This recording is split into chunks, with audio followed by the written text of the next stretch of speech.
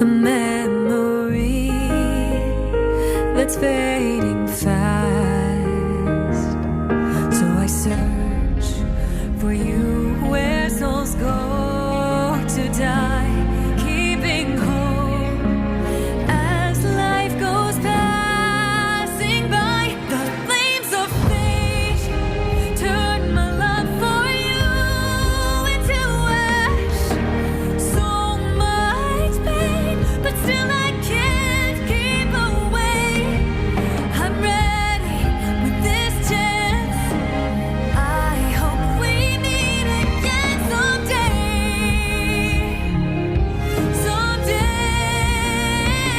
the flames of fate, torching love at the galaxy's gate. Our souls change in a marvelous way. My heart waits and waits. I don't care if I'm insane. I know we'll meet again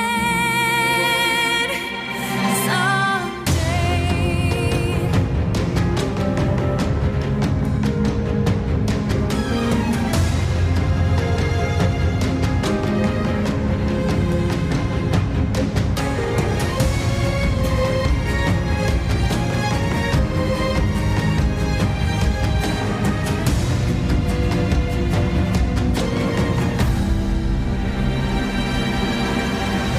The sky is frozen by apathy, desolation, fear and catastrophe. But I won't stop hunting with BLADEPOINTs.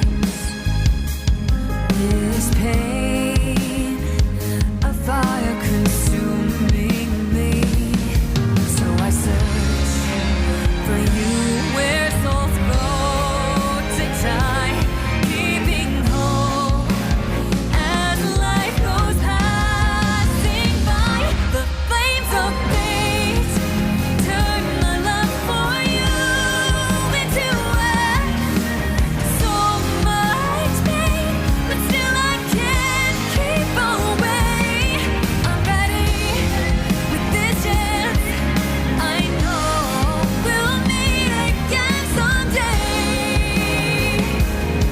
Someday, the flames of fate, torching love at the galaxy's gate. Our souls change in a marvelous way. My heart waits and waits. I don't care if I'm insane. We'll meet in NARAKA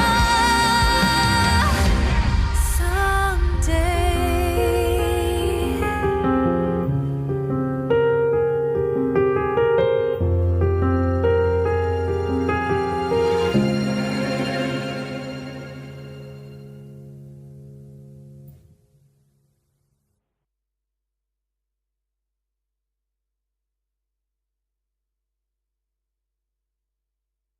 我是蓝小璐，我是浙江泰顺人，是写属民歌、写属分手的专心人。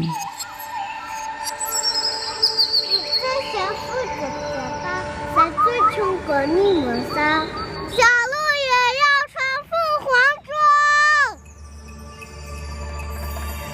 我細時隻就喜歡對着台山唱歌，喜歡做山林都跑啊跑。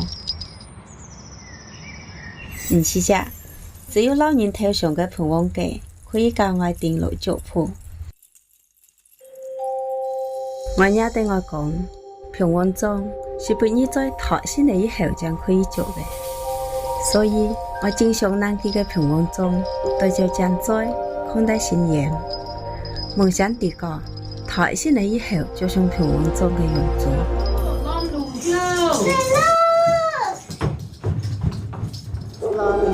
每一次一趕上周千，我都好衝着去攔路，就為了多睇幾人信仰頭上生好嘅佛子。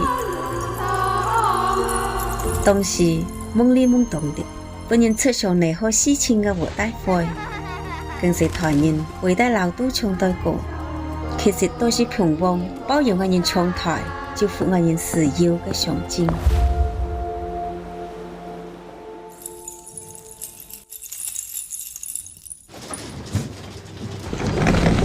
這條台線來，就像是太太外班嘅時候是新樂樣子。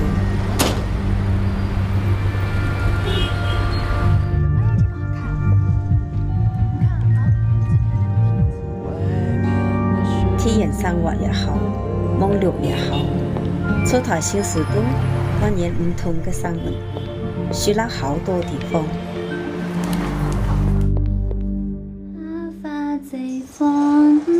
妈，你干嘛老给我带这个呀？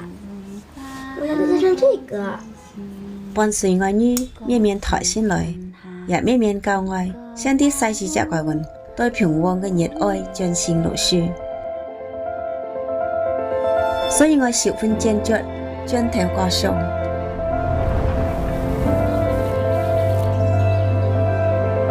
我啲歌一次當作出發。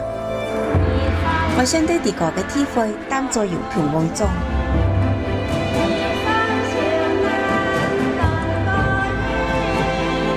山下嘅歌啊，唱了一輩子。現在我在舞台上唱出啲歌嘅故事，啲民俗嘅進行都上了革新嘅色彩。革新衣裳唔只是俾你在相處嘅標誌。佢是俾我人勇氣，讓我人無拘無束做啲個嘅披風弄開角。愛來自山下，我是熱愛嘅勇氣弄勇上，我是憧憬平旺嘅傳道中嘅一個。愛也是平旺，愛是書記，愛心無懼。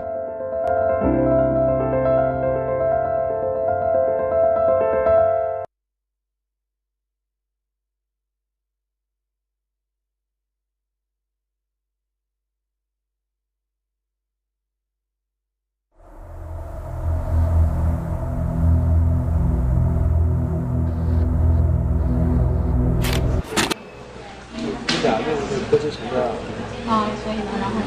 没事，你看这个03年36个国的是吧？07年注册58年，那这个哪一年？这个51年，概况80。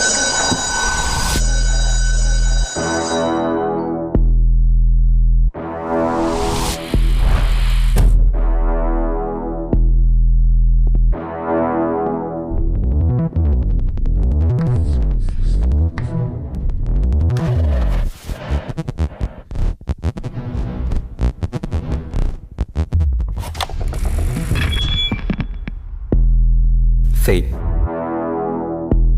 What is fate? It's about shattering the cycle, altering the rules of the game.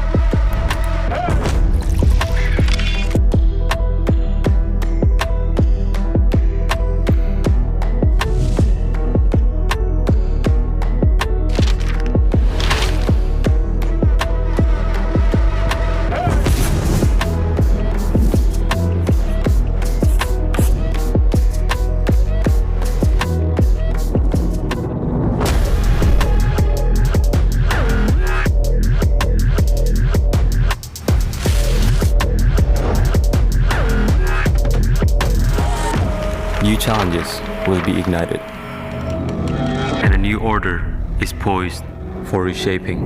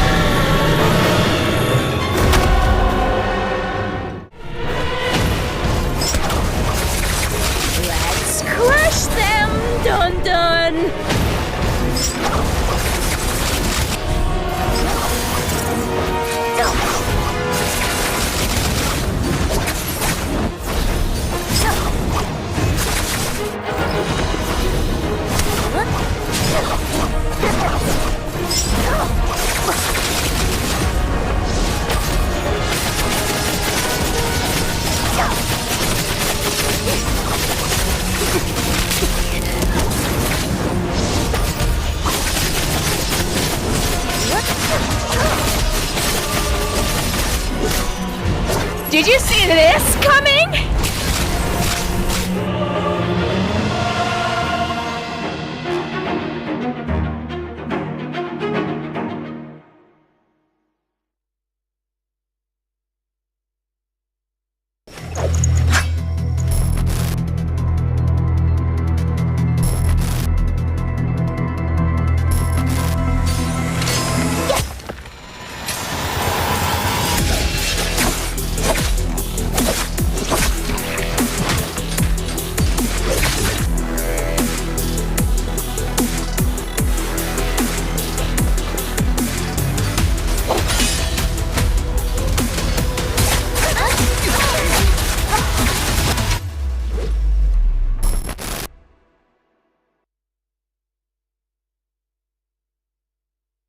我是蓝小璐，我是浙江泰顺人，是下属民歌、下属分享的专心人。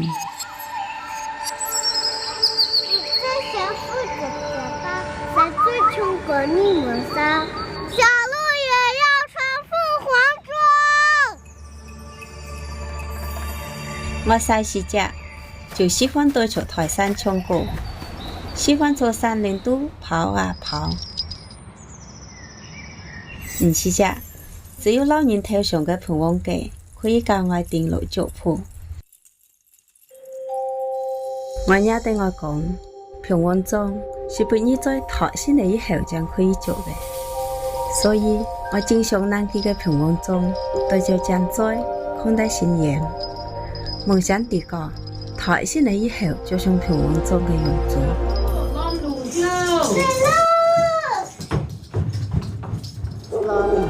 每一次一趕上早前，我都好衝着去攔路，就為了多睇幾人信仰頭上生好嘅佛子。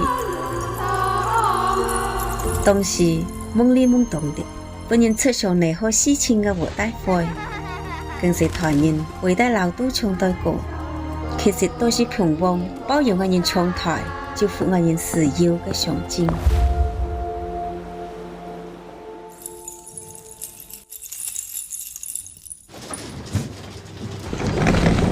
這條台先來，就像是太太外班嘅時候是先落樣子。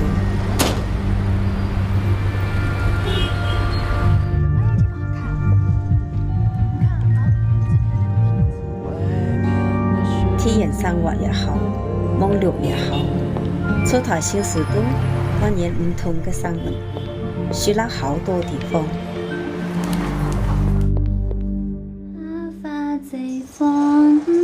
妈，你干嘛？老给我戴这个呀？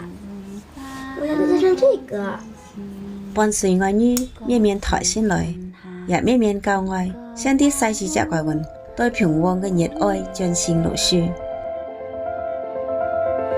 所以我十分堅決將頭歌上。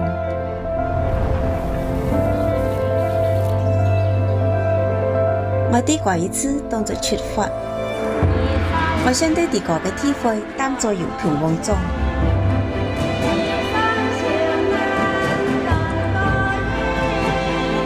山下嘅歌啊，唱了一輩子。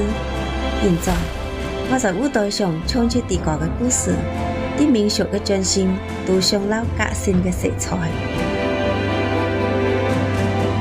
革新衣裳唔只是俾你在相處嘅標誌。而是俾我人勇氣，讓我人無拘無束做啲個嘅披風弄開角。愛來自山下，我是熱愛嘅勇氣弄勇上，我是憧憬平王嘅傳道中嘅一個。愛也是平王，愛是書記，愛心無懼。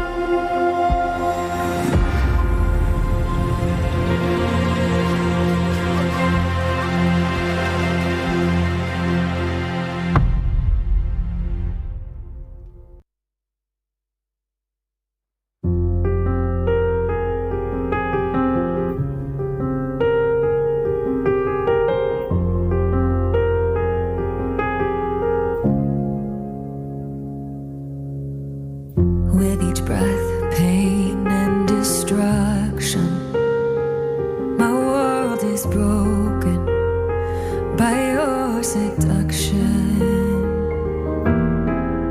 Your touch, a whisper from the past, a memory that's fading fast. So I search for you where souls go to die, keeping hope as life goes passing by. The flames of fate turn my love for you into ash. So much pain, but still I can't keep away. I'm ready with this chance. I hope we meet again someday. Someday, the flames of fate, torching love at the galaxy's gate. Our souls change in a marvelous way. My heart waits and waits. I don't care if I'm insane. I know we'll meet again someday.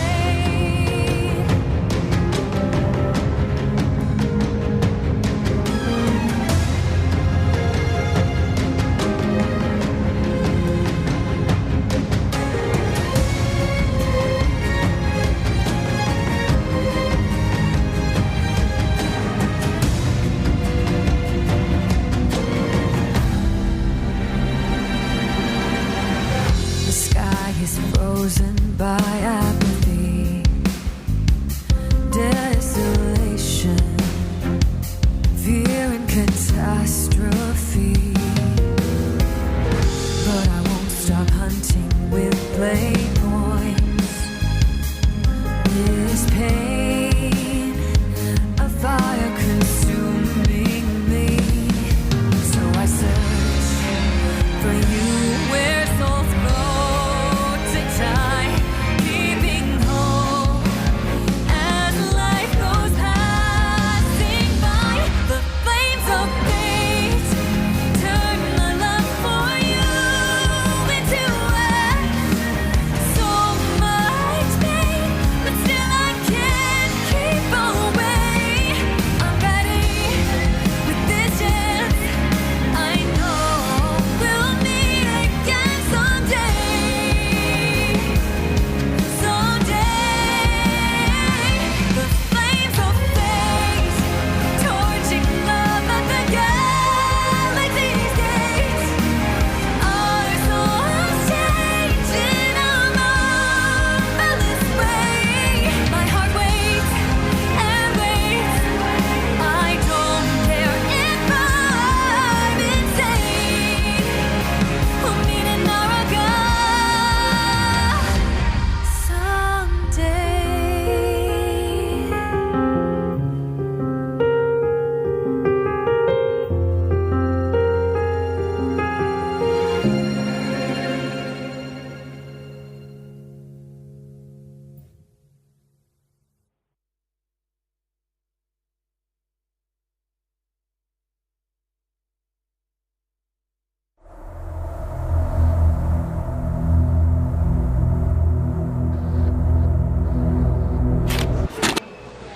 你俩任务各自成长。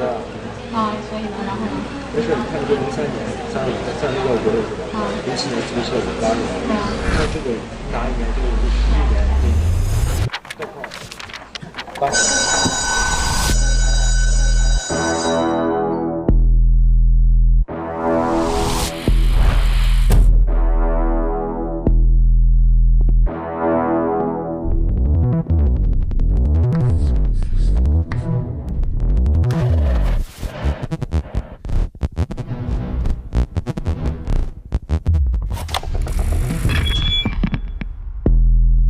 Fate. What is fate? It's about shattering the cycle, altering the rules of the game.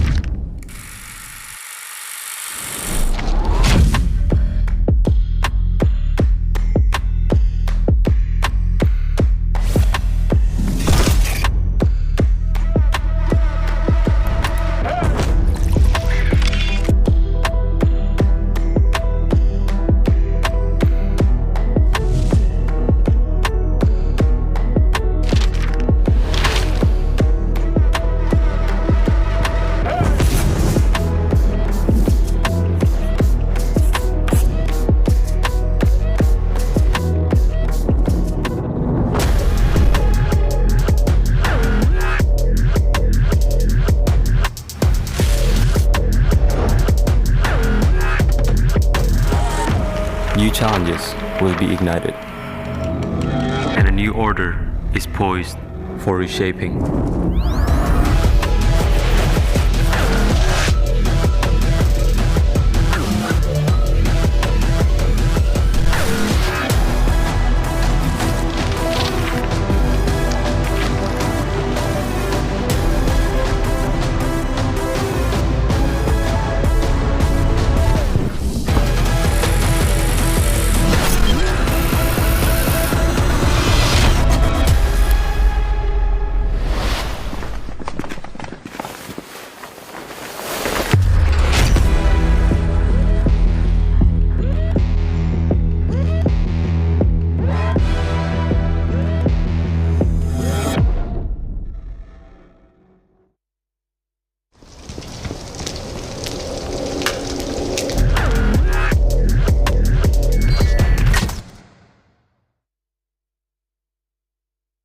如何成为一名永劫高手？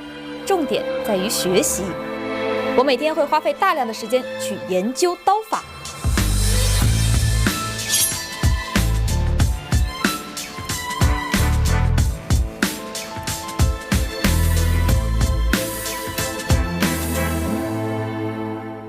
刀不是这样用的，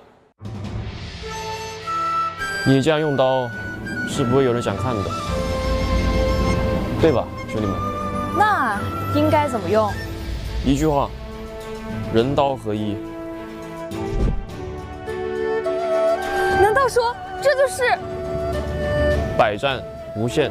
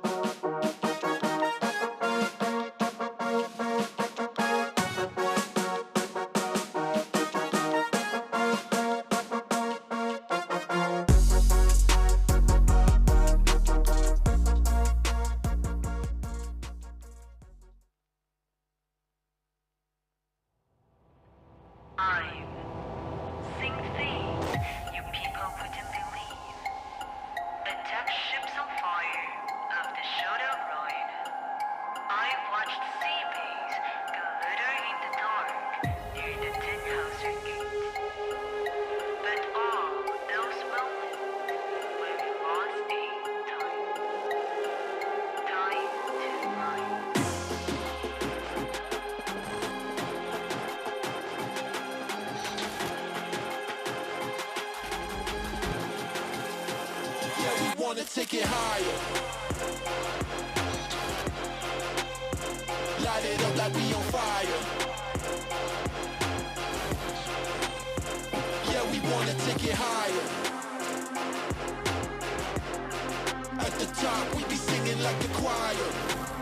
Yeah, we building the empire. We the chosen, we the kings, we the leaders in the ring. They can't tell us not a thing. Yeah, we running the game, we can win.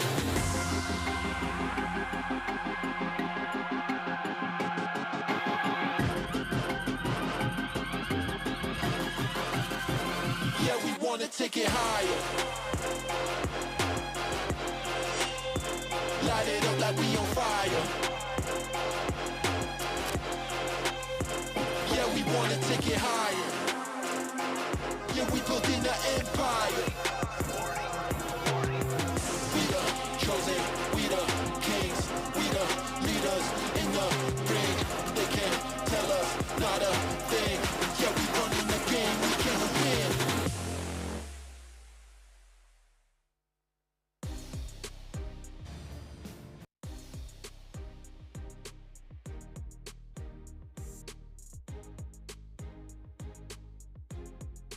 Oh. Ladies and gentlemen, welcome to NARAKA Pro League. I am Raven PLZ, and I am joined by the great creatives. Today, we have solos ready for you. I'm super excited for today, creatives. Who are you looking forward to seeing today, brother? Today, for day number 3, I got my eyes on Star now. We had a new player come into the league. Star came into the mix, I believe last week, and he had, you know, we had this conversation before. I told you I was gonna keep my eye on him, and you know, he had a bad day 1 and 2 when he first came into the league, but last week for his day 1 of his game, he had a crazy amount of points. He made 29.7, so that's a big improvement coming out from 1 week to another, starting all the way from the bottom, making it to that top 10 now, going into your second day. That's a really good day for Star.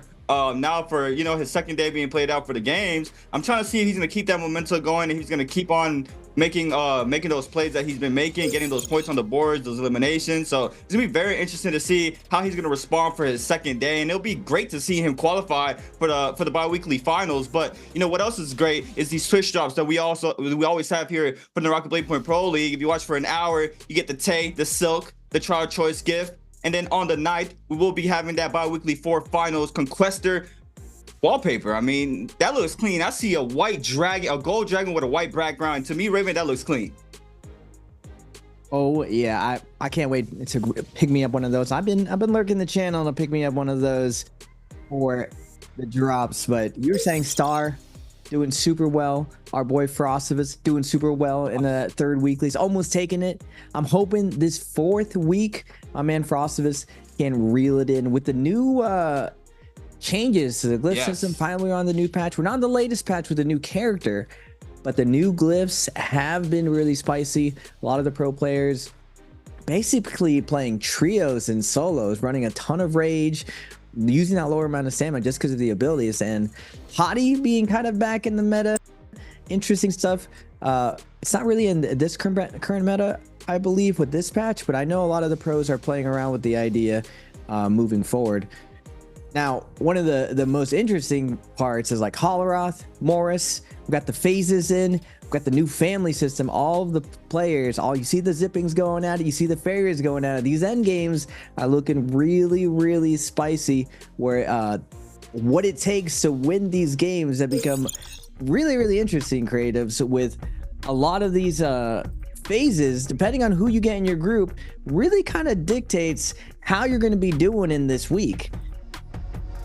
Yeah, and we saw that last week as well. It was a small end circle for our game number 1. We had a 3-player end circle. We had 2 fairies and a Zaping, and it was Frostivus, our lone Zaping there for that end circles. And you know, a lot of people in the chat were saying Frostivus getting teamed on, but it's the 2 fairies against the Zaping. You know, that's exactly what Raven was just talking about. Once you see that lone hero, if you are not wearing the same thing I'm wearing, you are going to get focused. And we saw it there in a lot more compressed way, you know, a lot more slower way. But this has been happening for a very long time. And in the bigger end circles, you see the same type of characters playing around each other, trying to get out the oppositions out slowly but surely whenever they can. But you know, whatever happens in the end circle happens whenever the zone completely closes. But that game one was it was a good showcasing and, you know, a good teaching moment for a lot of people that, you know, are confused about that. But, you know, Raven has been talking about that for a very long time, and, you know, that game one was a very perfect example to, you know, explain it there for the people watching of how that works.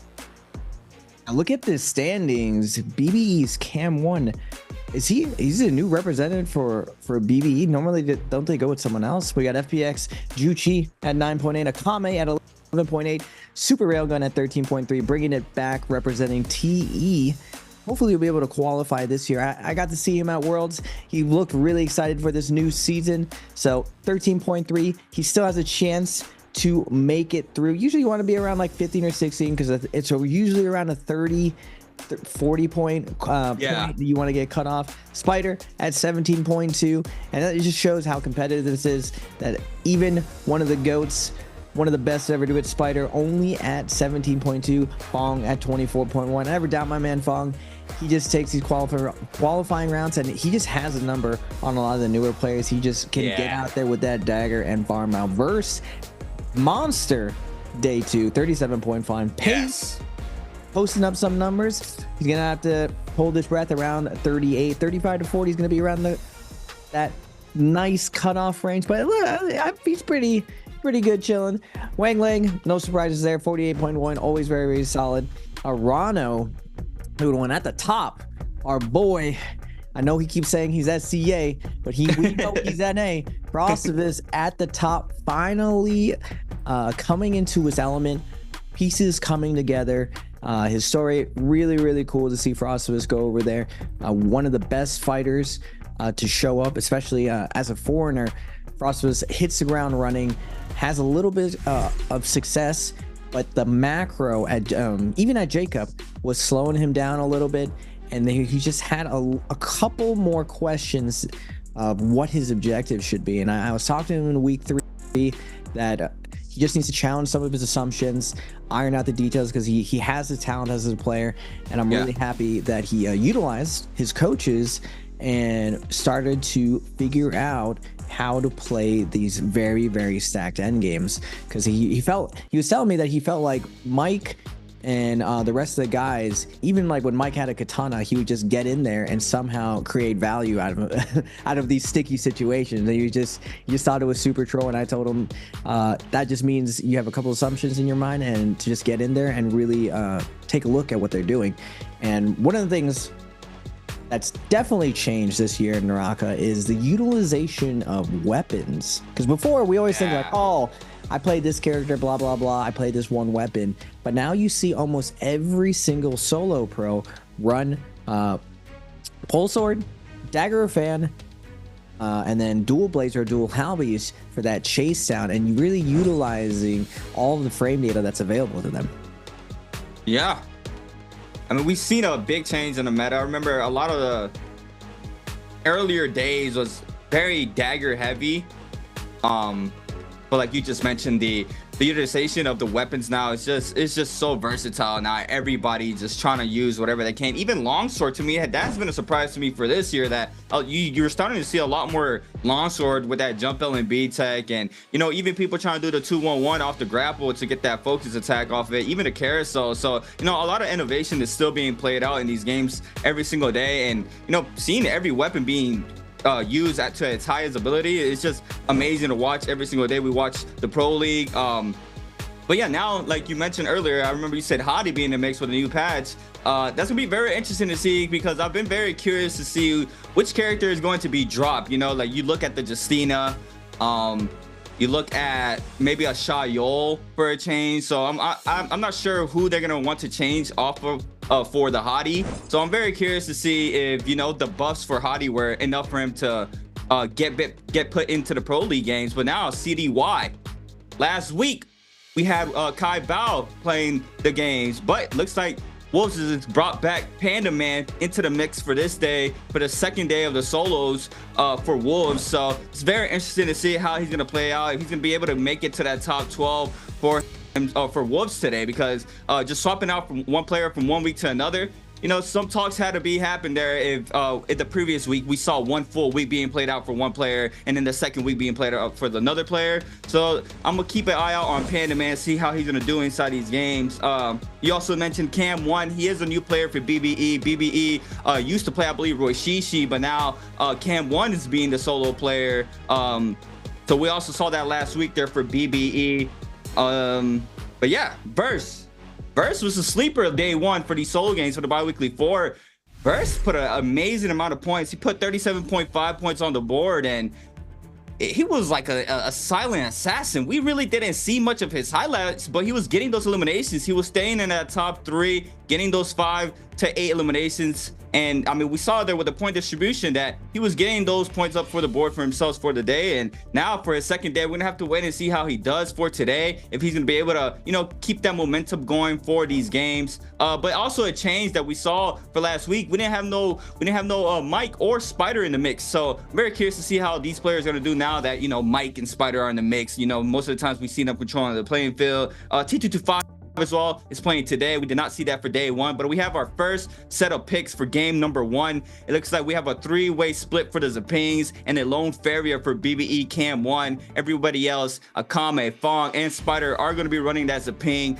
Farriers coming out for the full Group B. JDG's Verse, JJ, Star, KLA's T225, OUG's Mike, all playing that Farrier for their game number 1. And this is where we start getting our little versatility of heroes being played out. We got Juchi on Tessa, SRL Gun on Justina, GG Sean Akos, and we have a Shayo for Wolves' Panda, aka CDY.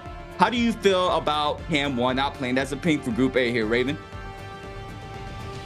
I was about to bring that up, Creatives, that now it tips the favor into the Farriers going into that end game. Normally you get a 4-4 split, and that middle game is very, very dicey. Usually Farriers have a tough time winning off spawn because Zipping is a lot stronger off spawn because of her F ability to give her heals, reduce damage. She's able to sustain when you don't really have heals off spawn and chase you down. And then transitioning that mid game, now inside Yang, Farrier definitely has the advantage of taking it down and winning.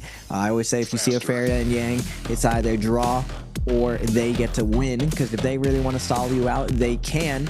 Now, Zipping can technically do the same, and both of you come out. Now, in that middle game, when you're outside of Yang, Zipping has the advantage because she can lay siege to the Farriers, and I call it the white flag. If a Farrier ults, if a Justina ults, and it's a multi-way fight, that is the white flag. That person is going to get focused down, and you see the swarm of Zippings go around. Now, with Cam choosing to go Farrier, that means we're going to be a little bit more Farrier stacked.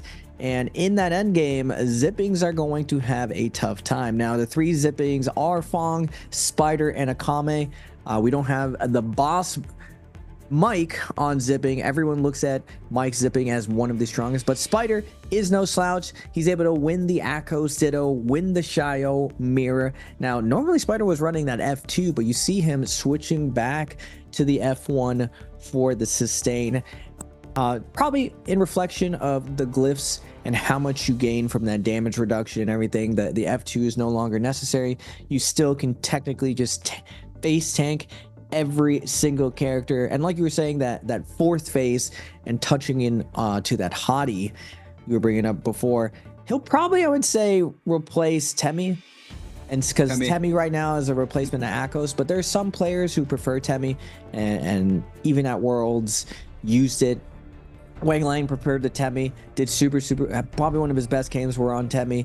But the good part about Hottie is that he is playable on Holoroth because of how wide it is. His disengage is good enough that you're able to do that sustain, able to win inside Yang, do decent on the outside so you don't get swarmed by Zippings, especially on the latest patch. When that eventually hits the actual Pro League, he's going to have burn damage as well.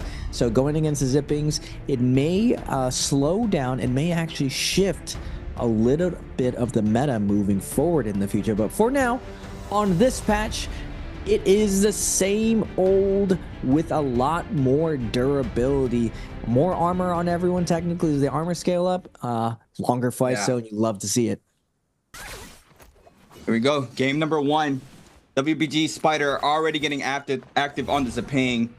trying to see if he can find a quick elimination off drop against JDG's verse. Looks like he is going to still try to create some space. Oh, JDG's might as well land in near here, but he is going to back up for the time being. JDG's verse does give WBG Spider some love taps here and there. Tries to go for the pair. Nbpl there for JD's verse. Trying to see if he can find an elimination onto WBG Spider. Looks like WBG Spider is going to try to create the space for now. This is a matter of time and we see them get fully committed to this fight. None of these players have a full inventory so far. This is off drop. WBG Spider with 17.2 points on the board. JDG's verse with a massive day one. Nbpl here for WBG Spider. Let's loose the army focus. F called in for the opposing Feria. Still trying to overhold. RMB, LB there on the ground for verse. Now the neutral game for both of these players around this corner is very situational here, very scary for one another. Verse looks like he is going to retreat. WBG Spider taking a full reset. S-Roga picking an elimination onto a common to kill feed. Now that's going to be a massive paradigm from WBG Spider. He's going to pick up a lot of damage onto Verse. Verse going to go ahead and swap to that Great Sword now. Stormform there to avoid some of these hits. Uppercut does not connect. Now the chase is on and Verse is nearly being taken out here. Quarter of that white health already gone as well. WBG Spider looking to see if he can find the opening onto Verse. But Verse doing a really good job staying mobile. Nice counter grapple to the jump LB there for the extra damage. He's gonna go ahead and invest that F and a focus RB there from Spider to pick up his first elimination of game number one. And that's a beautiful showing there for Spider. Yeah, JDG's verse, just no parry from him at all. As we're gonna just tune into GG Shaw. Starting out the day, welcoming the new blood. BBE's Cam is gonna get taken down. Now we got FPX Juchi. Both of them with white armor, with JJH's Star trying to recover on the Feria. 4 people here. CDY is looking for the hunt and has a purple pole sword off spawn. Shaw coming in hot with the scale rush in the parry. Star is going to get taken down, but still there's tons of action to be seen. Shaw able to get the parry. CDY closing the distance. Seeing what's going on with Shaw, but Shaw letting CDY know we're chilling, big boy. We're coming in hot. CDY trying to get out of here. Half hit points. He's going to be able to pop all. Shaw matching it. Double tap dodge out. B2's going to come out. But the Tiger is going to take down CDY. Big changes going on. Akos being able to go through that shield. FPX Juchi trying to fade away. Throws the focus attack. Going to eat a purple attack from Shaw. Now with the Tiger against the rocks. Shaw looking to close this out. Juchi with the nunchucks. Swerving. Trying to get out of here. Pretending he's retreating, tosses out the ultimate, but Shaw just perfectly hold dodges through. And now Shaw with the F gets a tech chase, half charge, cleans it up, and Shaw having a big off spawn on the Akos. Now back to Spider versus Mike, the 2 rivals going at it. Mike with the half charge takes his turn back with the big focus attack. Is he gonna get the wake up? Spider popping to V1, Mike popping to V3, ults are out. Spider wants the action, comes back in. Mike pops the combo break. Now we're gonna take that reset, slow it down. Round 2. 2 of the best to ever do it in solos. Most people look at these two neck to neck. Who is better, Spider or Mike? Depends which camp you're going on. Mike on the Feria. Spider on the zipping. We're going to round 2. Nice get rush coming down from Mike. Switching back to the dual blades. Now Spider with the 2-charge release. Uses the F-trap. Catches Mike lacking. Hits him with the 1, 2, 3. We're going to the heaven. Into the staff swap. Now Mike against the rocks. Getting 100-0 to WBG's. Spider getting the best of them, baby.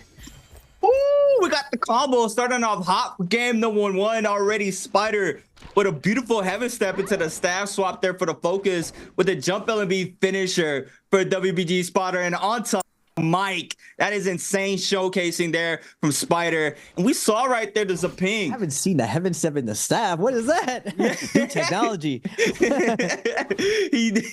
That was insane. That was clean. And the sustain there from Zaping.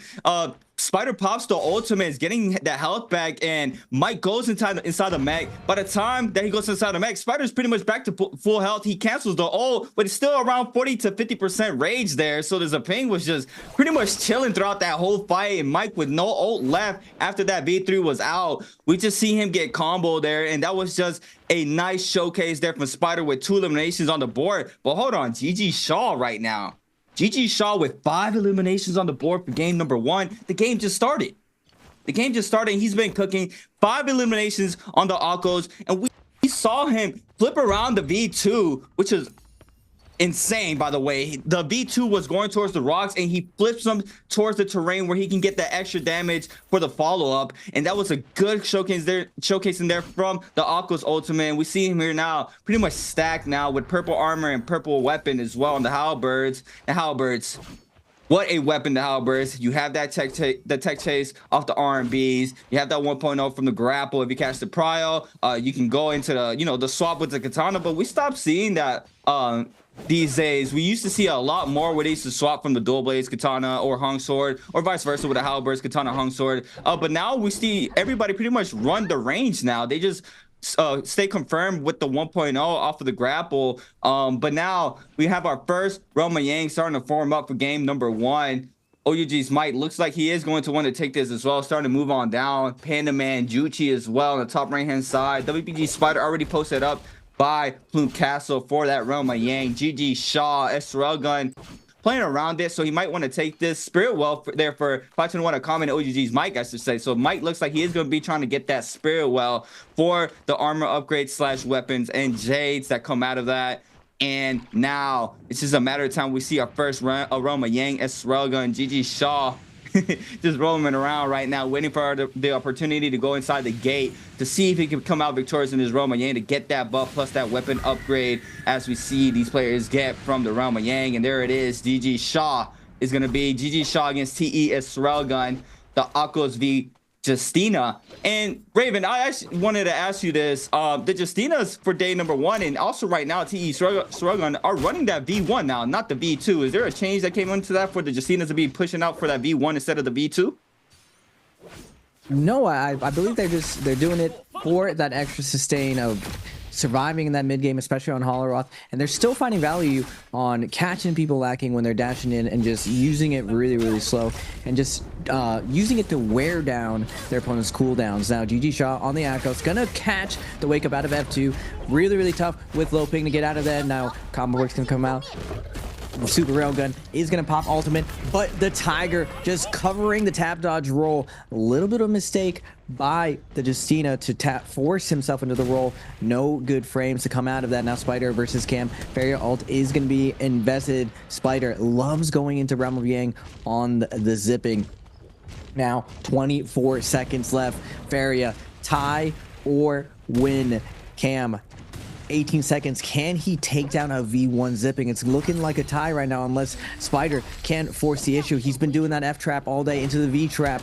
Looks for it, but Cam isn't going to take it. He's going to pop the combo break and he's looking for the stall. Both of these two are going to be taken down for the Yang depletion. Spider scratching the back of his head. Just what is this? We're not even attempting to win. What is this, my man? Great job by the Feria to stall it out though.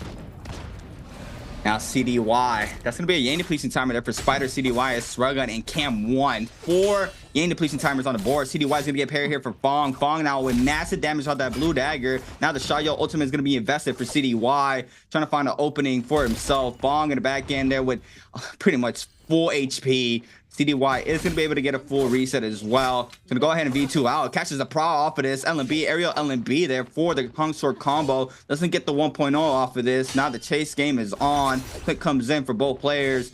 CDY still trying to find a Soul Bloom for himself, and Fong with 1 elimination on the board. GG Shaw now with 6. WB Spider with 2. Esrogan with 1. That's the kill distribution currently here for these games. What was this Kai Ba or CDY, I should say? Panda Man on the Shayo. Hasn't been able to find anything so far. GG Shaw moving on in. Fong now putting up a lot of damage onto CDY. Catches the prior off the F. And look at GG Shaw with a massive R&B bunk there with the spear. Big damage there onto CDY. And GG Shaw now is not going to let anybody rest, but it's going to be Fong with the pistol shot there to pick up the elimination on the board. And GG Shaw just in a complete tear right now, going for whoever's on his show. He sees a big mix up here. We got 4 players scrap off right now. Mike with a 2-on-1 in the back end and a massive R&B bunk. Spider just very low. The juggle off the V3. It's gonna be Mike picking the elimination onto Spider. Now GG Shaw in the mix. Tessa into ultimate is going to enchant GG Shaw. Fong still getting active as well. Juchi in the top side there with the cannon. Burial Oak now for OUG's Mike. Knife freeze there from the Firefly.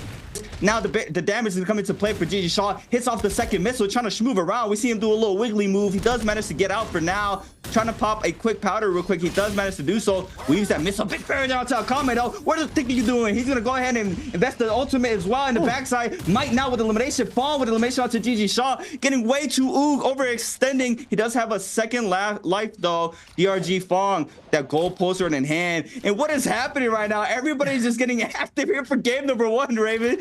The Yang depletion just creating so much action, and you see Fong. That's what I was saying. The pole sword, the weapon selection just coming in huge. Fong just works smarter, not harder. Just comes in with the arm beats and just stealing kills right now. Mike taking down his rival Spider, but Mike gets taken down himself. He does have that Vermilion buff, so he's gonna be able to come back. Now Akame, the zippings are out. They're swarming around, but Fong, the boss, zipping with the gold pole sword, laying down chops, chopping down that wood, taking names up to 5 kills now. Shaw as well up to 6 kills, still staying active. Now Shaw has to be careful right now.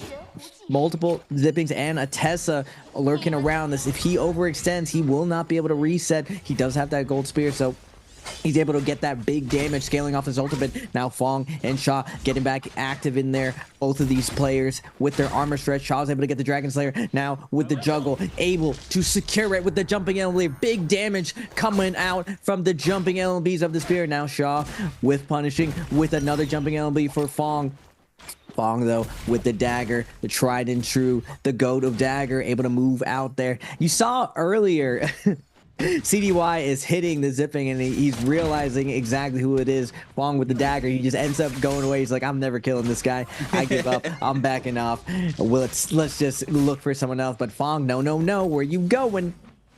Just like 225, we haven't seen him active yet in the kill field at 0, but it is the first game of the day. It takes a little bit of warm up to get the blood going, get the gears flowing. Now versus 225. Plume Castle being pushed out of the zone slowly. Most of these players scaling up significantly. And right before that Yang, we had 12 people. After the Yang, half the lobby is now dead, C8. Yeah. Top 7. I was looking at that. Top 7, second zone already before the second realm. These players are just getting active there by the ice area of Halaroth. Now we have our second realm of Yang. OUG's Mike trying to take it this time around with the gold staff, not going for the spirit well. Juchi as well on the Tessa. Tries to pop the F there to avoid Mike going in, but Mike still manages to go in. Kill Ace T225 does manage to go in and the other side against FPXZQ.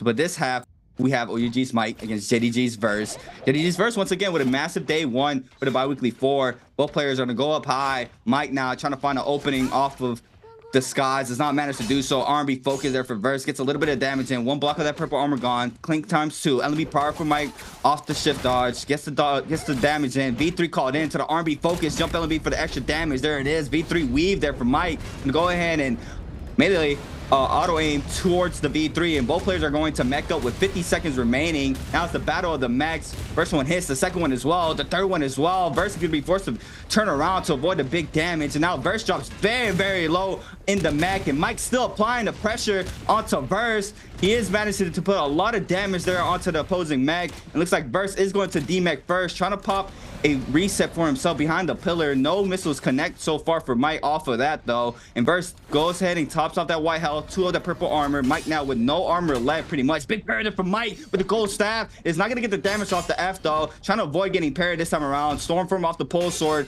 Both players trying to find an opening. LMB does not connect off of that. Gets the prod this time around. So the jump LMB misses though with the landage of the pillar. And Verse overholding the lunge connects there from Mike, and the damage is there. And Mike coming out victorious in his realm of Yang. And now it looks like FPSZQ as well is going to take out T225 in the other realm of Yang. And Mike is just spectacular with the reads, sitting there confidently knowing he's not going to get released on, waiting patiently for that pulse or dash out. He's just trapping in there with the half charge, and the LMB is looking for it over and over. Finally gets it, and after he gets it, knows exactly how his opponent's going to adjust for it. You're definitely going to go for the 1 charge parry now. Overholds that and gets the Dragon Slayer. Now Mike coming out of it with the gold dagger, gonna get the LMB, crouching LMB, doing this big poke damage, stripping Juchi of all of his armor already. Now to the races. Tessa against the ropes, looks for the overhold, cancels and catches Mike but Mike, Bob, weave, tap dodge, hold dodge, dodging that Tesla ult. Now with the scale rush, looking for it, soul breaking out, trying to catch Juichi, but Juichi not interested in taking this fight, is going to be weaving out, trying to get this armor reset, but Mike with the Tiger buff wants this action, wants to take him down. Half charge shoot, not able to land right now. Juichi doing a good job of kiting OUG's Mike, J-Cup winner, but Mike will not be denied. He's on top of him, staying with him really close with these scale rushes, but Juichi with those dual blades able to create a lot of space. Now dagger and fan, not the best weapon to chase you down, and you see Mike switch to the longsword for that reason. The half charge lice just lunging you forward with the longsword. The second he catches up, back to the gold dagger for that bigger damage, for that better neutral, but now we're stuck onto the tower. Juichi is going to be able to fade the pressure of OUG's Mike. Can he weather the storm though for the next 11 minutes? Now going over the Plume Castle, we've got 4 people. JJH's Star, JDG's Verse, T225 still trying to get his first kill on the board. Everyone's switching out the pole swords with staffs, looking for that weapon swap. We're looking for those scale rush bursts with the R&B flanks, trying to get that hit, and not able to get it. But I saw someone go flying off. The GG Shaw, the Akos trying to get the reset here, eating too many pole swords to the back of the dome. Now Verse hunting him down with that pole sword. Not the best for that tech chasing. Knows that the Akos is against the ropes, but the good thing for Shaw is, since he had such a monster start, up to 7 kills. It doesn't even matter if he dies at this point. He's already accomplished his goal. Phase 3. Off meta pick, gets up to 7 kills. He has to be feeling himself at this point in the game. Yes, 7 eliminations off drop is a big amount of eliminations already. Once that multiplier hits as well, if he can make it to that top 3, he's going to be having a big game 1, as he already is having. JDG's Verse, though. Well, that's KLA's T225. Still trying to find a Soul Bloom here with a minute 36. Trying to see if they can stay inside game number 1. GG Shaw on the backside, not trying to aggress anybody right now. He's going to full grapple out, but JDG's Verse is full committing. And KLA's T225 is trying to cut the angle as well. Both players chasing down GG Shaw, the lone Akos with no ult right now. And GG Shaw is going to have to try to retreat as far as he can. Has the staff, though, to continue being mobile. Has Merciless as well for the staff. So go ahead and run into OUG's Mike and Juichi as well. A lot of these players are going to start being in the same area once again. And it feels like everybody's just scrapping right now. Parry connector for JDG's Verse. Tries to spin back the Merciless, but he is going to be flying down the cliff right there. He's going to go ahead and swap on over to the onslaught. Look at the quick movement there with the shadow step. He gone. We see him going quickly there off the LMB focus dodge from the Hongsword. GG Shaw now trying to create this space. Nice slide uppercut there from T225. LMB, R&B in the corner. That's big damage. V3 called in to try to get more damage in. GG Shaw now might be in big trouble. And it's going to be JDG's Verse with elimination there. And GG Shaw not happy about that one. He is going to get full focus. And now the players are getting caught up in this tower by Mike and Fawn moving on in as well. Lots of these players are going to try to stay in here. JJA Star now eating up some damage there from OUG's Mike. DRG's Fong with the gold pole sword, putting up a lot of damage onto Verse, losing all that armor. And Fong now might want to commit onto this. Verse does manage to get out for now. Juchi as well is starting to move on in. And it's a top 5 for zone 4 right now. GG Shaw gets eliminated with 7. DRG's Fong with 5. JDG's Verse with 1. OUG's Mike with 4 though. Still picking up a lot of eliminations still. Still has potential to get more on the board as well. It looks like he's going to drop very low. DRG's Fong has his eyes onto Mike. R&B focus there off the goal ban for Mike. Trying to see if he can get the elimination here onto DRG's Fong. Fong is going to be... He's going to force out Mike to pop that ultimate. He is going to use the mech to try to retreat for now. Trying to pop a reset of the health and armor for himself. It looks like the pressure now is going on to Mike for Verse and Fong. There it is. Poster swallow hits everywhere. Both shots. Tesla weaved there for OUG's Mike there to avoid getting enchanted. And he is going to manage to top off that health as well. The Tesla enchantment connects onto Fong, but no damage onto him. He is going to stay safe for now. Looks like Mike can go ahead and pick up a little bit more resources from the bodies that dropped earlier. JJ Star moving into the party as well, and it's just a full way scrap off right now. These players are all in the same area. DRG's Fong being a big nuisance there with that gold pole sword, putting up a lot of damage on the board, and we see it there 1-2. JJ Star forced to pop that F to avoid the damage. The buttstock hit there does connect. LMB product for Star. Verse moving on, and Juchi as well. Everybody just hears the scrap offs unfolding and moving instantly. Looks like Fong though is going to go ahead and get more damage onto Verse. The pole sword Scale Rush takes out 2 of that purple armor quickly off of one hit. Now it's gonna get counter off of that with a purple one. He is gonna get hit ×2 off of that, and Fong now is gonna be forced to swap to that dagger to get the movement game on for himself. He is gonna be able to get to safety for now, and all these players are just getting active right now, Raven. Yeah, this tower just has so many levels. There's no way you're catching anyone with a dagger here, but the second you go and commit, the second you're trying to get that last hit, the scale rush with the pole sword, just absolutely devastating. Almost just like 2/3 of a focus attack just with the actual scale rush, and it true combos into the R&B. And if you ever catch someone lacking trying to jump onto the wall in front of you, you catch him with that LMB, this just leads straight into a focus attack. Now JJH Star with the Merciless, able to get a little bit of damage on the Fong, but wisely Fong slowing this down, knows that he can possibly win this game, ladder up and get some placement, but unfortunately for him, 3 Farias are left. Juichi, the only one who isn't a Faria. Both of these two characters will be focused out by these Farias. If you don't look like us, you're not one of us, but this tower is refuge for them. The inside of the tower, the multiple layers of the platform, all the icicles are out right now. Everyone hit their head or knocked them down at some point, so no one's going to be getting staggered right now. At the top though, Mike, you see when Mike dodges, my man has such a little stamina. He's using so much rage even on the Farias looking like, but Mike known to really limit tests when it comes to running these rage builds, because he knows how important it is to have his ultimate up, to win and stay active in these mid games, especially going to these end games where right now Mike's vulnerable since he's only at 70% ultimate, but because he's running a little bit more rage, he's able to get there a little bit faster. And it comes down to the way Mike likes to play in playstyle. He doesn't really waste one dodge to scout out his opponents when he's fighting them. He usually will immediately commit, force you to a decision, and then he notes how you react to that situation. He has a really good feel of how you play in the middle of the fight and how you're going to play those last hit situations. Now going and transitioning to this last bit of the end game, I call this the 80% moonbait. It takes up 80% of the circle. Juichi's in the bush trying to chill out, sends out the Tessa, but the Farias poking him out, already surrounding him.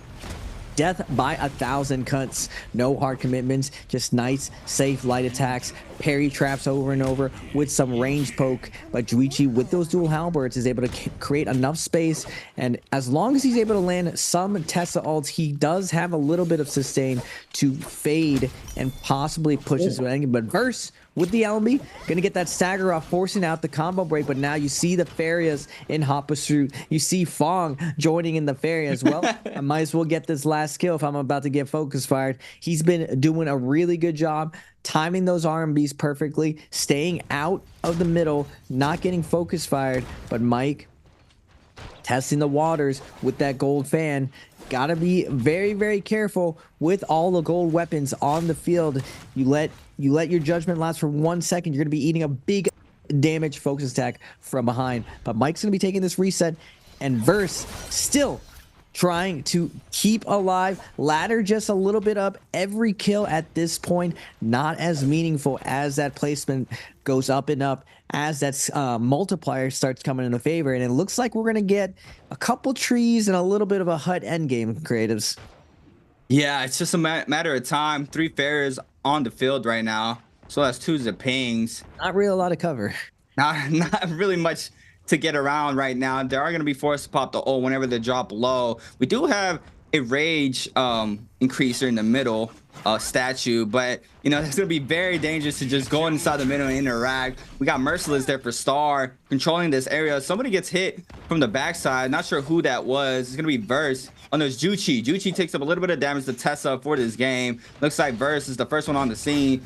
Juichi trying to stay up right now, but the pressure is going towards his way. A lot of these players are starting to move on in towards the Tesla. Aerial R&B there for falling onto Verse, and we see him do this time and time again. And Merciless connects there. Tesla enchantment in time. Both players for the storm. V3 called in. Verse does not manage to go in. Star's gonna put the elimination onto JDG's Verse. Now Star's gonna put in some damage onto Fong off the enchantment. And we got the scrap balls unfolding in the backside. Mike onto Juichi this time around, trying to pick up the elimination, and the fan R&B focus there for Mike to pick up the elimination onto Juichi. Now it's a 1v1v1. Big barrier from Mike onto Fong, and that's big damage as well. Fong now is going to force to try to back up. He does get cut off the uppercut. Merciless in the back end, try to get the damage in as well. Fong is going to go ahead and try to take a reset. Does not manage to do so. The pressure's still there. Merciless clinks in the back end. Star has his eyes onto Fong as well, so the pressure is going to continue towards Fong inside the zone once again. It looks like he is going to try to weave around this. He's going to be forced to pop this ultimate. Does manage to do so. Throws on the F as well for a little bit more health. OUG's Mike now is going to get hit off the 3 charge there from the pulse sword. Get some damage in. Big parry there from Fong onto Verse, and he is going to get onto Star, I should say. He's going to eat up some of that damage. Star now is going to try to stay onto him as well, and Star now right next to him. Mike though with the controller and the most health out of all of them right now, I believe. Fong though pretty much closing that gap with the health as well with the gold armor. It's pretty much neck and neck right now. JJ8 Star can go ahead and still get aggressive. OUG's Mike just waiting this out. Star with the Merciless can be able to apply a lot of the pressure, and there it is once again, the Merciless right off of the hut. Some damage inside the zone, and Mike now with Scare Rush does not connect off of this. Star though just letting these Merciless loose over and over again. Fong trying to stay up, and he has been staying up for a very long time off the sustain. He's gonna weave the Blistering Edge this time around, still trying to stay active and mobile off this hut, but it's about to get closed pretty soon. Top 3 for game number 1. Scare Rush does connect there for Mike. And now both of these Farriers have their eyes onto Zaping. And this is exactly what happened day 2 for last week as well. JJ8 Star now moving on in. R&B Focus does not connect onto Fong. OUG's Mike now waiting this out. Merciless connects onto 2. F called in for Mike to avoid that damage. Fong throws on the F as well. Staying up. He's doing a really good job. Make sure this zone completely closes. Big barrier for Fong. Reads it. Big damage as well off the purple pulse sword. Star now is going to go ahead and let loose the R&B Focus. Butt stock hit does connect. Mike though is going to take a full reset here. V3 called in for one of the Farriers. That's going to be Star making on up. Fong though trying to play the high ground off of the grapples, does manage to do so now, avoiding all of Mike's grapples right now. Mike's gonna be forced to pop that ultimate. Fong invests the ultimate in disguise as well. Second missile misses, does connect this time around, I should say. Mike and Star trying to apply the pressure onto the Zaping, and we see the damage just coming into play. Fong just puts his hands on. He said, I can't even do this, I'm done. And it's gonna be JJ8 Star, the last one standing, but I believe it's gonna be Mike with the win, or probably Fong with eliminations going towards his way for the MVP of game number 1. And what a showcase here for game number 1, Raven. Fong actually lifts his hands knowing that he's sealed the deal and he's survived the onslaught of the Farriers. Really stellar play from Fong to survive versus Mike. Wow. And the Merciless. Merciless, really tough to deal with, especially because of its infinite overhold. Essentially, you can double charge it, sit there and wait. He's able to play them perfectly against each other, even though they were trying to eliminate him first, just for that reason, that Zipping does beat out Faria in the heal off situation. Now Faria really good in multi-way fights, able to get that last hit by shooting those cannon shots, picking up those last hits to secure even more kills going into that end game. But Fong already secured a ton of those kills in that mid game with that gold pole sword and the sap on his heavy weapon, on his pole sword. He's able to predict perfectly. You saw him against the ropes, about to get taken out, but he finds a big parry onto the Merciless and turns it onto Mike, relieving the pressure, and he plays that last little bit of terrain perfectly, able to fade out that pressure and stay alive. But you see Mike with the satisfaction on the Faria, still doing his thing, picking up those kills, picking up the MVP. OUG's Mike on the Faria. Still, Mike's really known for his Akos, but when I was over there at Jacob, his comfort pick was definitely Faria, and if you got to play on the CN server, all those guys love that Faria. She's just so versatile when it comes to the defense, comes to the offense, and we saw Mike's prowess in that mid game inside the realm of the Yang. He's just a step ahead of everyone, just one step ahead inside the pocket, trapping your disengages and knowing exactly how you're going to react. And even with less stamina, we see such precision in Mike's decision making, and it's no surprises to me that starting out day 1, Mike still dominating the competition. Yes, that is an insane game there for Mike. What else is insane is the answer for treasure. We got questions for everybody at home, and in order to win a random gift here for the spring split, the question is going to be, how many kills did CDGG Shaw get in game 1? And we've been expressing this throughout the whole game, how many eliminations he had on the board. And we also mentioned that he was pretty much safe by the time if he gets eliminated at that time, which he did. But now with the question on the board, how many kills did CDGG Shaw get in game number 1? It's going to be A, 5, B, 6, C, 7, or D, 8 for the answers. Make sure you guys are waiting for the countdown in the Twitch chat for in order to win the random gift. And if you're on YouTube watching the stream, hop on over to Twitch to try to get a free random gift in the chat. But wow, what a game one it's been. We saw a lot of aggression from the players for game number 1 in the ice area. A lot of these players were getting active, even in Ballista Tower as well, where you know, GG Shaw get eliminated. A lot of these players started moving on in, and we saw time and time again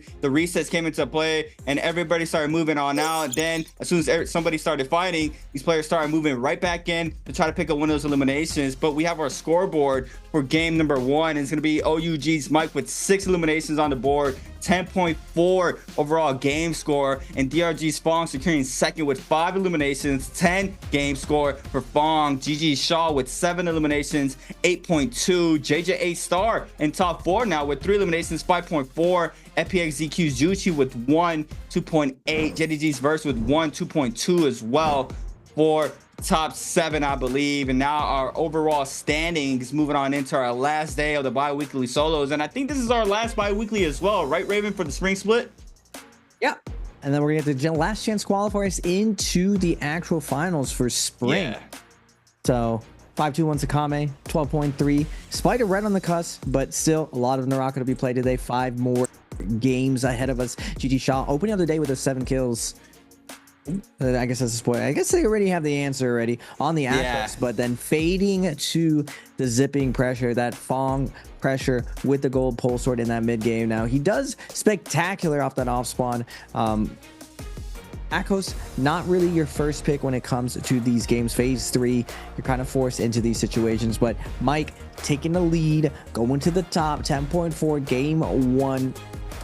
Rostovus in second at 59. He's already played his 2 games. Same thing with Rano. Same thing with Wang Lang. Those 3 probably secure to make it to the finals. Now Verse today in here had a 37.5. Day 2, really spectacular day. Can he have the same success with a hard lobby ahead of him? T225, WBG's Spider and Mike, as well as Shaw, all in this lobby. Starting out with the first game, Holoroth always starting out with those daytime starting slow normally, but today we started out with pure violence, non-stop action, everyone just getting in. I was like, I saw the 12 people alive first Yang, I was like, nice, everyone's playing solid, trying to get in there. And then after second, just the gold weapons, the fierce hunting, oh my gosh. And then the clip from Spider over here, heaven step into the staff R&B, into the rocks, just good stuff coming out with that zipping. I don't need offense, I am offense. WBG Spider with the big kill onto Mike, putting him in the Taj, baby. Yeah, that was insane. Our last and final moments there with the fairy is up. Mike does manage to take that MVP for game number 1. And now, you know, I was looking for the combos day 1 for these players, and I didn't really see much.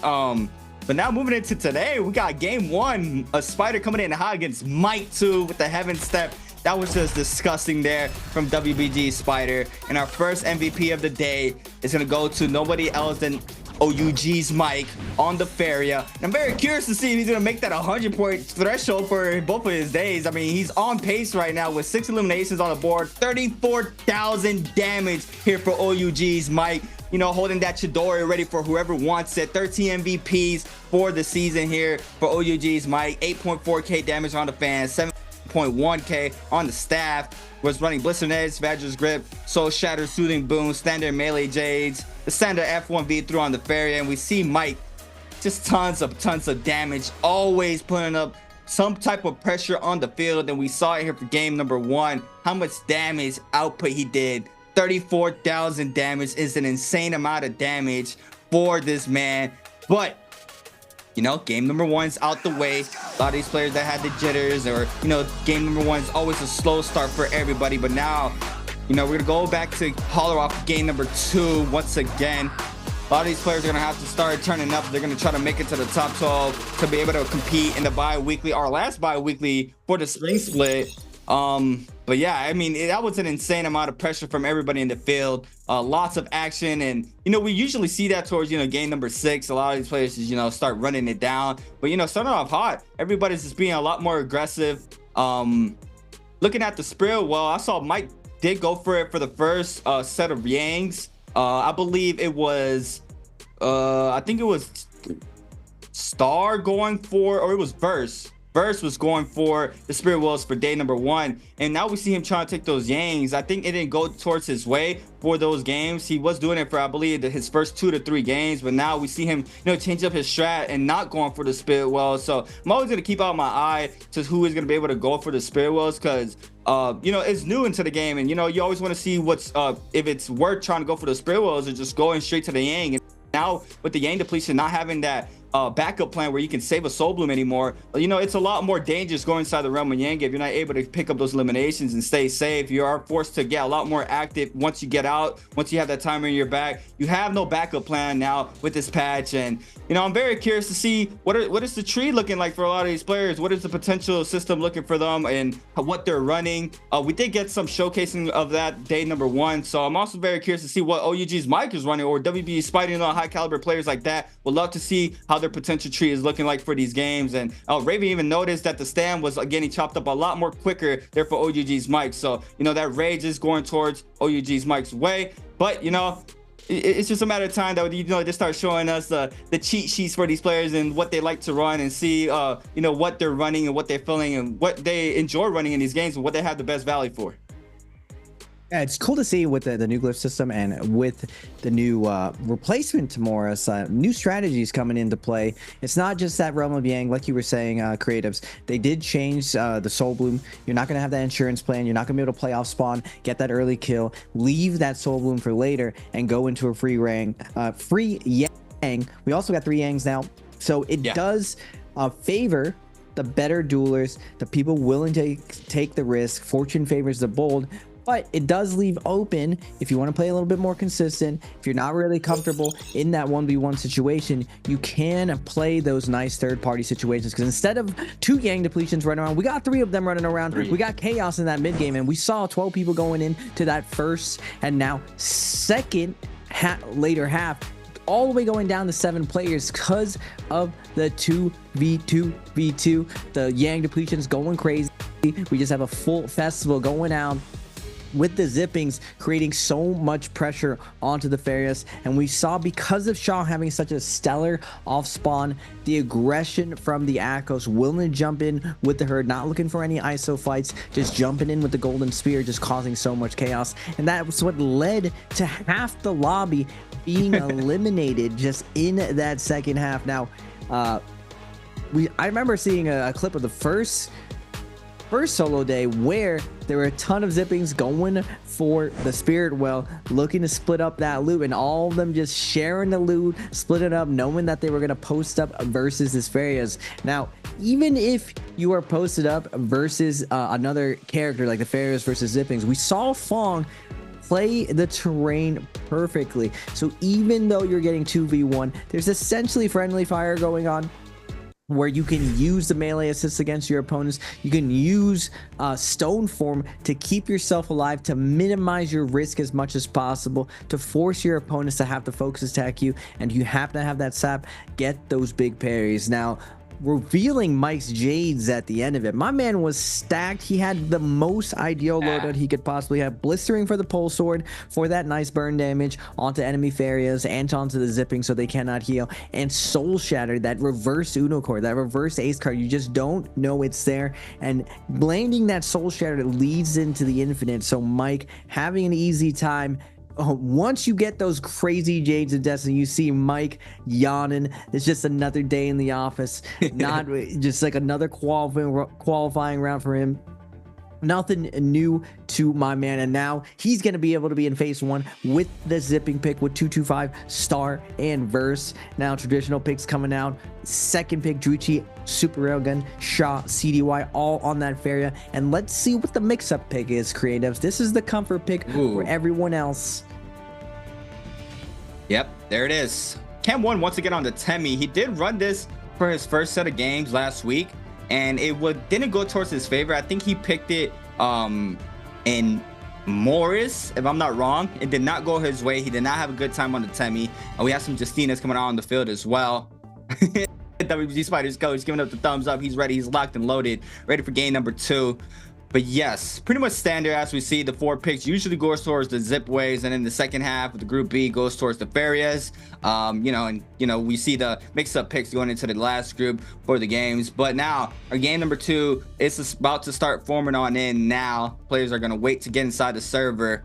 We saw OUG's Mike with a massive game 1 for himself, 10 plus points there for his overall game score. Bong now showing up. I mean, that's the thing with Fawn. We see him probably like one day having a slow, normal day, and then whenever it's time for him to qualify, he's just on it. He just picks up those eliminations and just gets those points up on the boards for himself every single time. We always see him, casually qualifying. Fawn, as always, second place for game number 1. Cam 1, new player into the solos for BBE. Still trying to find his fitting. He's gonna have some work to do here, moving on into these last and final games. Showing up, Star looking a lot more better than he did for his first week. Now we have our overall look.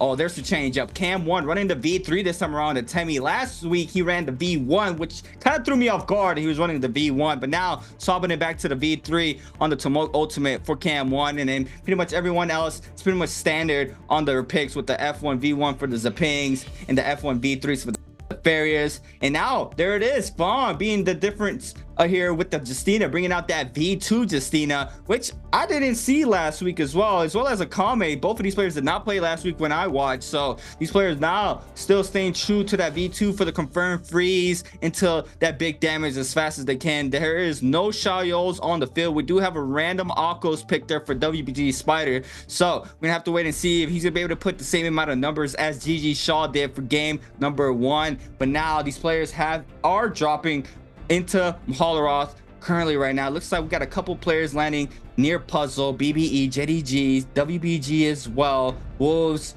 GG landing near the trenches. OUG's Mike, FPXZQ, KLA as well on the left hand side of the map near Matab, I believe. These players are pretty much in a straight line left to right for the land spots for this game number 2. About to get into the next and following game of the day, and this is where you want to start getting more start to get more comfortable with your game now for the second game of the day. We got KLA and FPXZQ on the bottom left hand side right below mid-tab. That's like Medicor Air Arena on the bottom left hand side of the map. Game number 2 on its way. 3 players landing near the roller. OUG's Mike, F2 521 Akame, and JDG's Verse all by the roller. OUG's Mike gets a quick blue armor off spawn. I believe nobody else has an armor, and looks like OUG's Mike is already starting to move on in. Finds blue halberds as well. He is going to go ahead and swap onto that. Looks like he is going to continue to get some more resources. Common armor for 521 Akame. Purple fan, though, for the weapon there for 521 Akame. JDG's Burst does get a blue weapon in the backside. Trying to cast a prio. JDG's 521 Akame be forced to pop this F. OUG's Mike catches a prio off of this into the 1.0 from the halberds. He lands on the ledge there. Does not get the confirmed damage, but this time around, once again, 1-2 doesn't get the confirmed focus. JDG's Burst now moving on in. He is going to take the kill there from OUG's Mike. F calling in from Mike. Doesn't get the prio. Prio goes to JDG's Burst. LNB on the ground. RB focus gets the damage there with the fall down. Now a click comes in for both players. OUG's Mike is going to get the damage off the LNB focus. Spins back to LNB to try to swap the terrain around. OUG's Mike now is going to get buried here from Burst. Burst now with a big damage. Crush LNB. RB there onto Mike. And Mike now with a quick armor swap onto Burst. It's not catch the prior RB focus there for Burst. Onto Mike. Back to back as well. Pop comes in off the Zapingo. LNB Pro does connect. LNB Pro off of it as well. Burst now going to be forced to pop that Zapingo ultimate. That's going to start ticking now. Trying to overhold.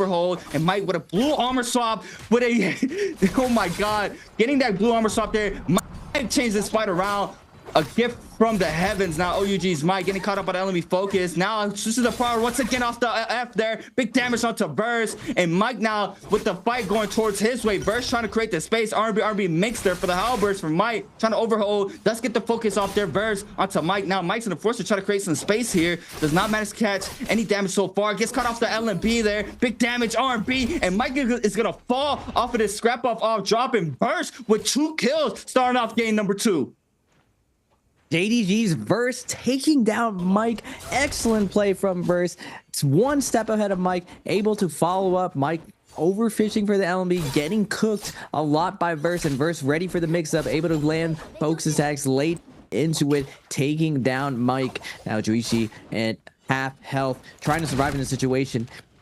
Cam looking for the soul break, weaving in and out, now finally sending it, but Juichi gonna go into the fairy mech, gonna get this second reset. Round 2 FPXs, Juichi versus BBE's. Cam, cannon shots coming out, Temi F gonna be hit. Ooh, nice mid-air shot, nice juggle onto the ground. Now Juichi has the advantage, looking for a little bit of peppermint, but that Temi has the ult in the chamber, but he's gonna get juggled right now. Is he gonna be able to Temi ult right now? Versus everybody's gonna come in. Nice Temi ult to disengage here, but he is down to half health, finding a little bit of sliver, but he gets his heal canceled as he falls down, able to get one heal off. Now Juichi coming out, looking for the kill, willing to go on here, has a res to his name. Now Cam was winning this, now losing this. Verse coming in hot off his kill with Mike, not able to get the kill. Juichi actually gets the last hit, and now Verse, bloodlust in his eyes, taking his kill taken from him. Now he wants to get this kill onto Juichi. Nice light attacks, not letting Juichi get out of here. Weapon swap into the wall, into the focus attack, and Juichi is gonna get taken down by Verse.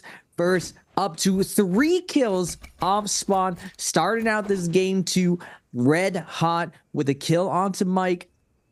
Looking good to keep this going. Now 225, a little bit quiet for game 1 and 2. Usually really red hot, but it looks like he's just kind of coasting, taking it easy, picking his spots, maybe just testing out some new landing spots, not really forcing the issue, getting very active. Now on zipping, I don't know if I agree so much with that strategy, because just with zipping, your biggest asset is taking these fights off spawn, but Juichi with his respawn, unfortunately, when they're running into WBG's Spider on the Akos. Spider gets a tower with these blue dual halbies and dual blades, looking to weapon swap into these. F1's going to be invested, looking for the scale rush, does get it, try to deny the mech, doesn't want Juichi to go in there, but Juichi does retreat into the mech, seeing the trap from Spider. Nice job from Spider to ice off any possible of this cannon pressure. Now we're going into round 2, Juichi versus a Spider. It looks like Juichi is going to be backing off right now,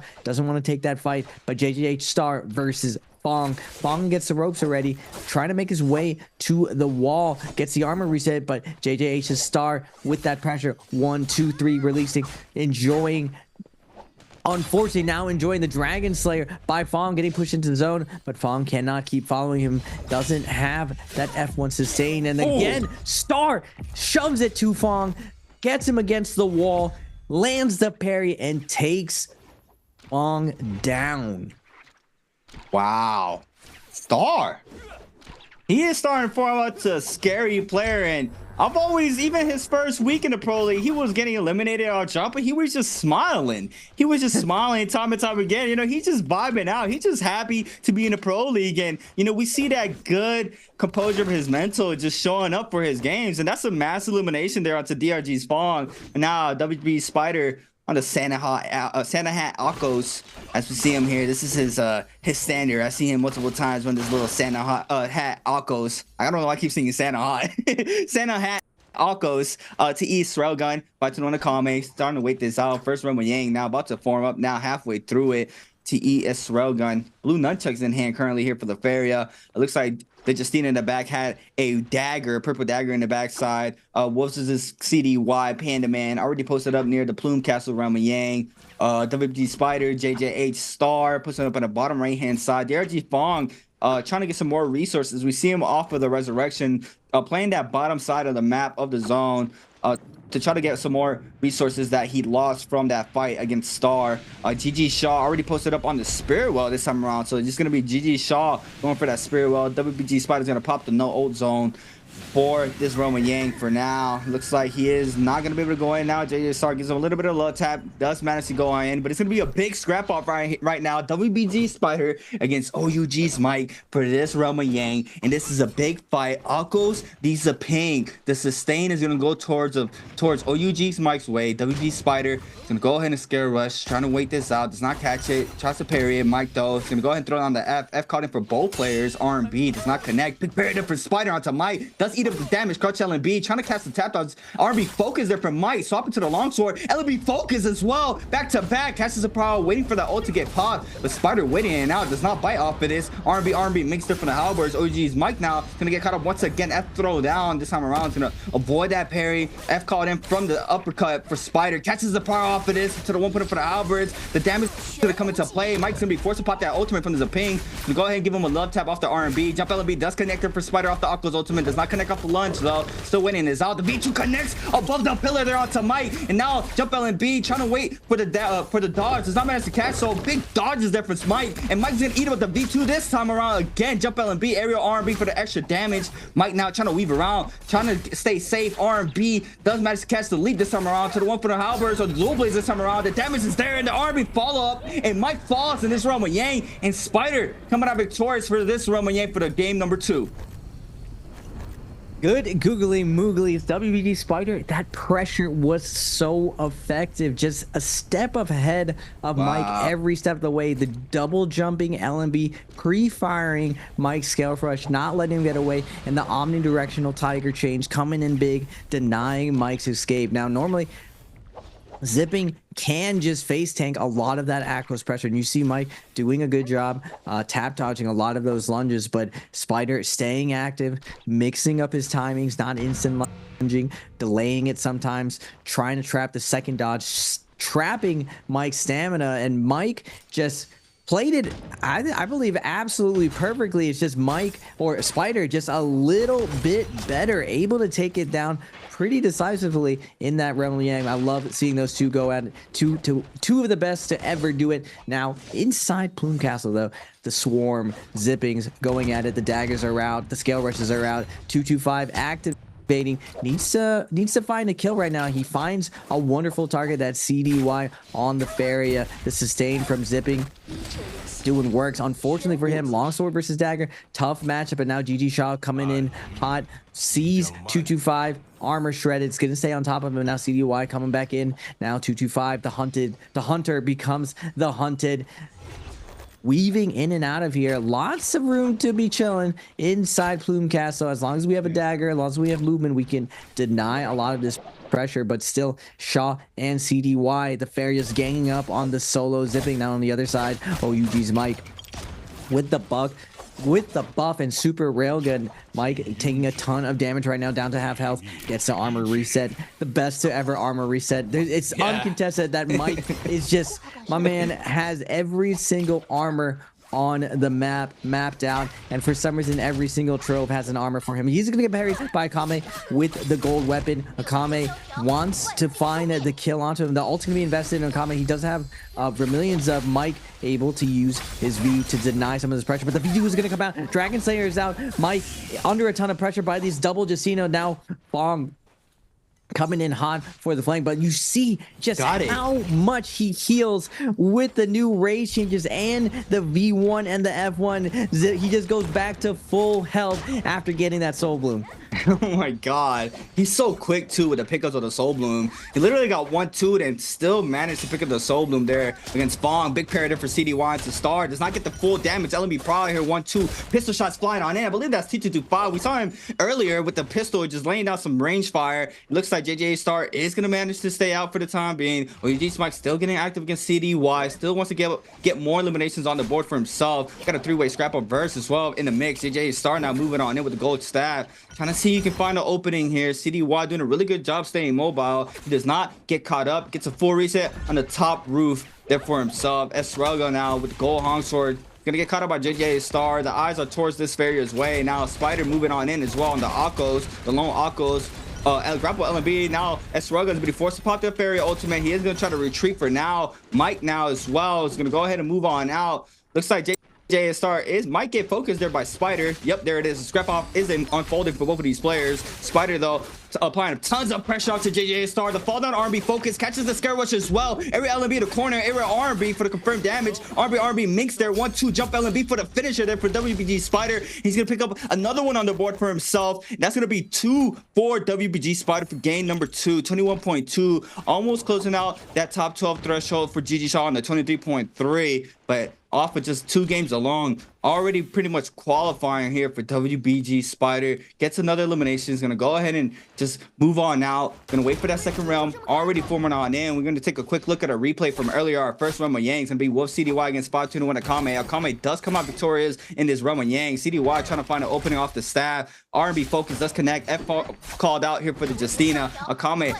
does catch it. He's going to be forced to pop the ultimate here. Now he's V3 there for CDY to avoid getting frozen. He is going to try to lay down some pressure. The freeze connects there for Akame. 1-2 off of this into the pistol shot finisher, musket shot finisher there for Akame. Look at the scrap balls unfolding outside of Yang. Vermilion Birdmite gets out. Everybody's getting active. CDY goes in and OUG's Mike. And this is our second Roma Yang of game number 2.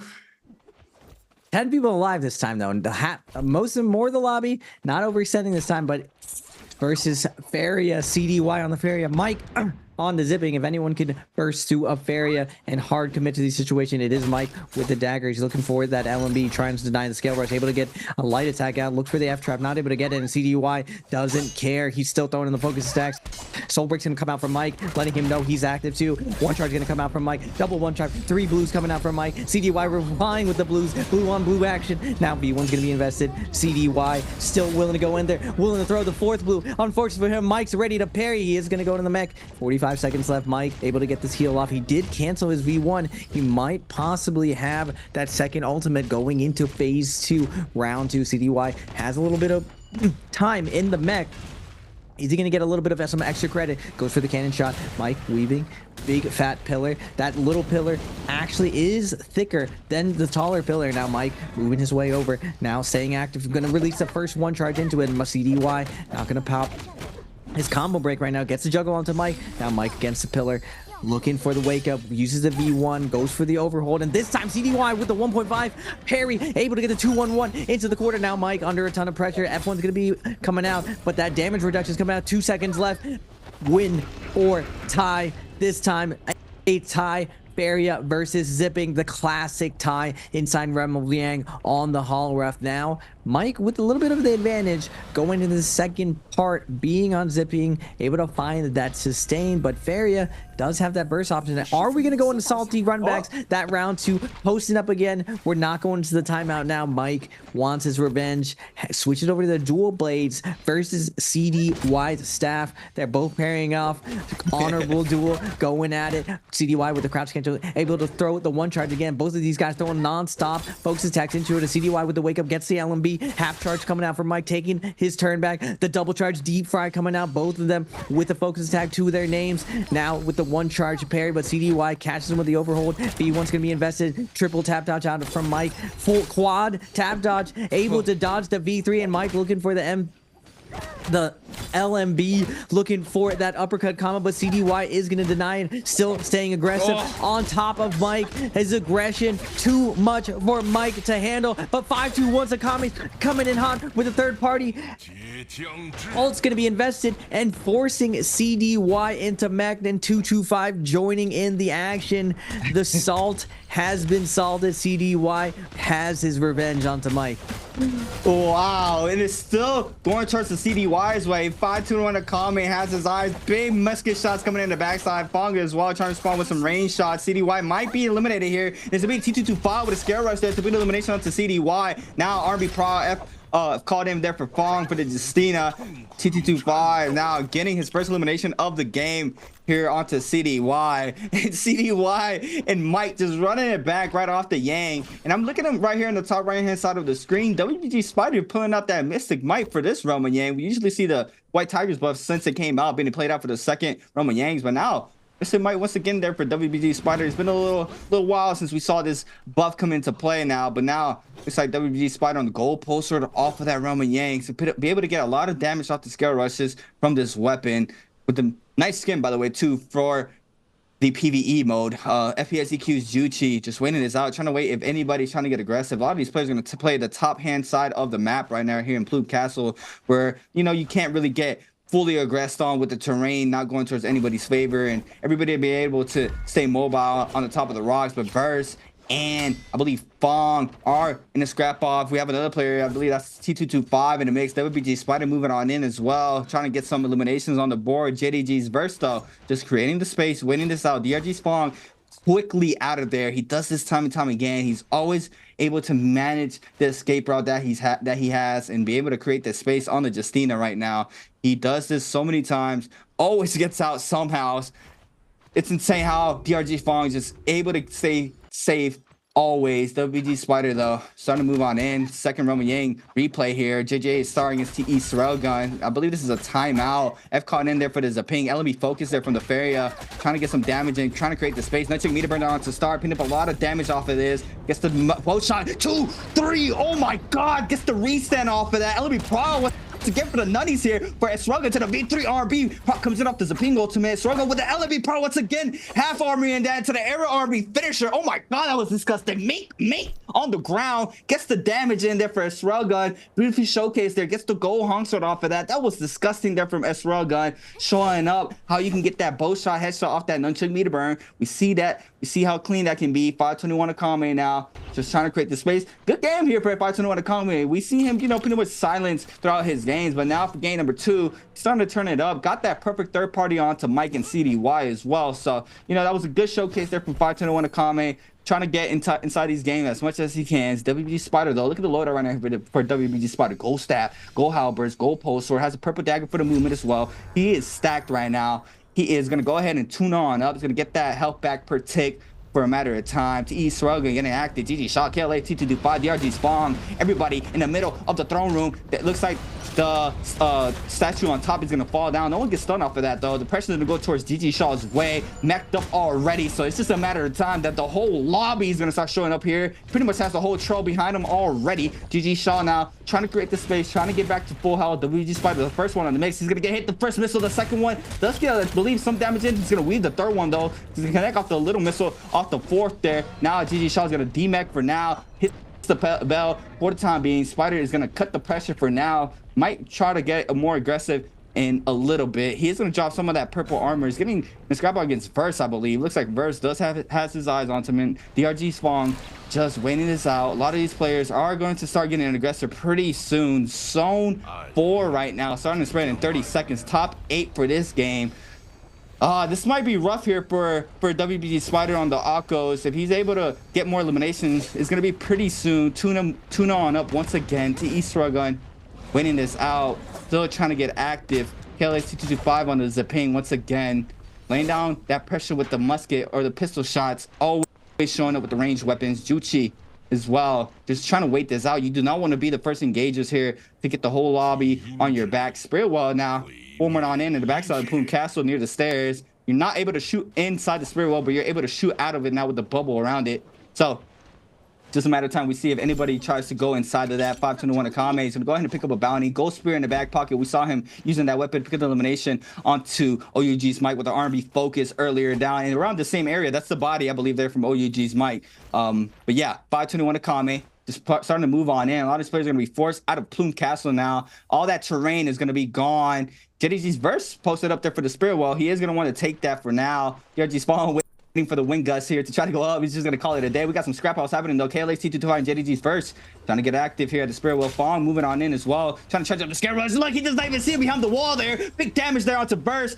Pretty much 2 blocks of that purple armor gone. Trying to respond once again off of this. Going to be able to get the comment, the purple armor swap off of the Spirit Well though. So Verse going to stay safe for now. Might want to try to refill it. Looks like KLA T225 gets a call as well. Fong in a mix. Just full attack jaded out and melee resist here for Verse. Pretty much no crazy J's here for Verse. T225. These opinions are handshaking right now. They're just right next to each other, trying to lay down some pressure across the map. Ooh, big post shot connects there onto T225. Just waiting this out. And we see Verse even light attacking just to wait this out for now. Players are going to wait for the next zone to spread. And this is looking very scary here if you're not a Farrier's opinion here, Raven. Yeah, and you see the non-zipping inferiors actually post up knowing that they are all they have left and looking good into this end game. Transitioning here, there's not a lot of actions going on, but because everyone is so afraid of that pole sword third party, everyone's so efficient with the third parties right now that no one wants to hard commit, overexpose themselves, because the second you get hit, everyone starts lighting you up. And you're seeing Spider unluckily getting hit by one of the Moonbaits, and then the lobby, all the shots coming out. Will he be able to get his health back? He does have advanced heal, so he is going to get more value for every heal that he casts, but everyone poking at him, getting launched back away. Scale Rush is coming in now. WBG Spider with the pole sword trying to make his way out of here. He's gonna have to pop ultimate, using the tiger for movement to get out of this circle. Verse now under a ton of pressure on the zipping. Spider trying to get a little bit of help with the siphon from the tiger, but the Moonbanes have been coming out, and 225 is going to pick up that kill with the last hit, but the Moonbane, the paid actor, taking down WBG Spider, and now 225 on the zipping, looking to grab some loot, but Juchi says, this is my kill. I want some of this loot. Now DRG's Fong picking up the scraps of the breaded corpse of WBG's Spider, barbecued from that Moonbane. 225 with that Cavalry Bloom, holding up the high ground with Burst, able to ice off this pressure. Now everyone posting up now, 7 people alive for Spider. Right as I was saying, that the level of ferocity in these end games where everyone is so efficient with their pistol shots, with their transition from pole sword to dagger, and when you're just not a character that's able to reset and have a lot of sustain, the second you get committed by any type of poke, you will be taken down by these families of classes right now. Super Railgun is going to get taken down to half health. Shaw activating right now. Super Railgun's going to use the mech to get this full heal off, but JDG's Verse is going to be pressuring him now. Shaw in the corner. This is a Feria home turf. The zippings are intruding on the Feria home turf. Now Fong looking for the kill right now. Pokes out Super Railgun, realizes he's not that low, doesn't want to overcommit on the Justina. Justina with V2, not a lot of sustain. You really want to catch someone when they're low HP. Hit and run is the name of the game. Same thing with 521's Akame poking around, seeing if anyone gets low. DRG and 521's jumping onto a target over there. The two zippings, 225 and Verse probing for some weakness. Super Railgun though, holding his turf, trying to get out of there. Same thing with Shaw with the dagger, throwing out focus attacks, just trying to keep their health up. 7 people alive, 3 minutes left. We're going to this end game, C8. Yeah, we're gonna get a stacky end game right now. Players are trying to see if they can get anybody low. It's just pokage from everybody right now. GG Shaw forced to pop that Feria ultimate though, trying to get some pressure onto Juchi. Juchi eats up a lot of damage there from Fawn, throws down the V3 as well.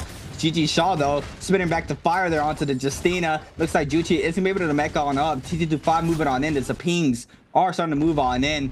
You see them trying to apply the pressure onto the mechs.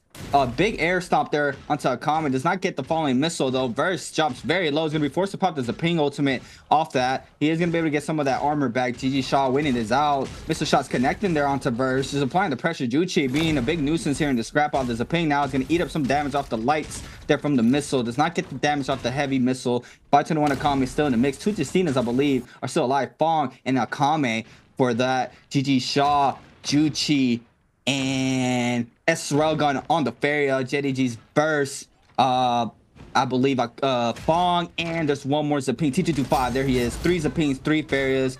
We got elimination coming into play there for S Railgun onto Verse. Verse is gonna fall. That's gonna be a Zaping down. Now Ferias might be taking over this time around. T225 still trying to apply the pressure, just staying on top of the mech here. He is going to be able to get some damage in as well off the Cavalry Bloom. F caught in there for a Railgun, holding it out, trying to clink off of this. It does manage to do so. Cavalry Bloom is going to come into play. The RG spawn moving on in. GG Shaw eat up some damage on the bottom hand side. FPS EQ's Juchi now. It's going to swap on over to the gold halberds off the Feria. Blue armor swap there for Juchi to stay up. Now Akame with a gold pulse sword might be trying to fish for these scare rushes pretty soon. GG Shaw now trying to stay up on the Feria. Blue fan this time around to stay mobile. Got some damage coming to play there for Fong. Trying to see if he can get some damage in. Justina staying together. We see him on the top hand side of this end circle, just staying up. Juchi, T225, the only ping in that middle ground. GG Shaw on the bottom left hand side as well. Bison on the com moving on in. Juchi is gonna get hit off this massive RB focus there from T225. Jump LNB in the corner. He's gonna be eliminated as well. And T225 with a massive elimination there. We got massive scare rushes coming into play there from, I believe that was Fong with that pole sword. And we see him doing this game number 1 as well.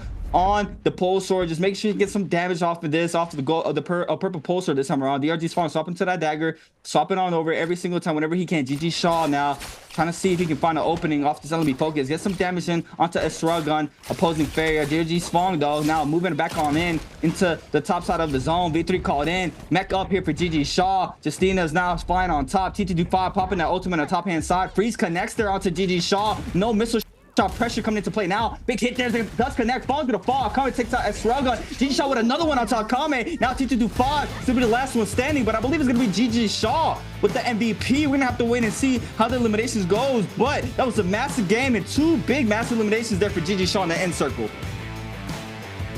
Crazy end game there, C8. Everyone playing spectacular. We saw the 3 different groups going at it. Justina's doing their best to salvage that situation. Now, normally when you think of Justina, not really super stellar at playing that sustain, but because she does a great job of freezing Faria and she's able to get those kills while Faria is in mech. So even though on Faria you can delay your mech to that last second, if you get frozen by a V2 Justina, she can shoot you and finish you off even while you're in that mech. Now, Fong doing a really good job of sustaining the pressure. Unfortunately for Mr. Spider, getting taken down a little bit sooner, but we're seeing satisfaction out of T225, knowing that he's not really going full power right now. He's kind of on cruise control, trying to just get to the last bi-weekly finals, not really pressing the issue, but still, even when 225 isn't fully engaged, he is still able to MVP these rounds and take down these games. Now, looking at that end game, the ledge just causing so much grief for everyone, and you see Fong play that ledge perfectly. The scale rush with the pole sword was creating so much value for him. And it's just why you have to run pole sword in these end games. And all of these pros, doesn't matter if it's blue, doesn't matter if it's purple, you want it to be gold, is running this gold pole sword and just scale rushing repeatedly, using that stone form to deny a lot of the pressure and find the openings that they're looking for. Now, you can still be vulnerable to that 80% Moonbane. They did add it, I believe, around the 2nd bi-weekly. It does cause a lot of action, so no one's just sitting there holding their pacing. And we saw, interestingly enough, a very conservative game coming out from everyone. But first, we're going to be having a question for you guys. Spring Split random gifts are dropping for the Twitch trap. Which player used Akazu in game 2? Was it A, OUG's Mike, B, JJH Star, C, KLA's T225, or D, WBG's Spider? And a hat. We can give a hint right now. My man was taken down by a paid actor, Moonbane. That hot breath just absolutely barbecuing. He was looking stacked, looking like he can make it work, but unfortunately, instantly focus fired. We are just talking about that 80% Moonbane CA. What do you think about the 80% Moonbane? Do you think it's good from a viewership standpoint? Because me personally, I like it just because it forces people to move. I wish we had moving zones as well, though.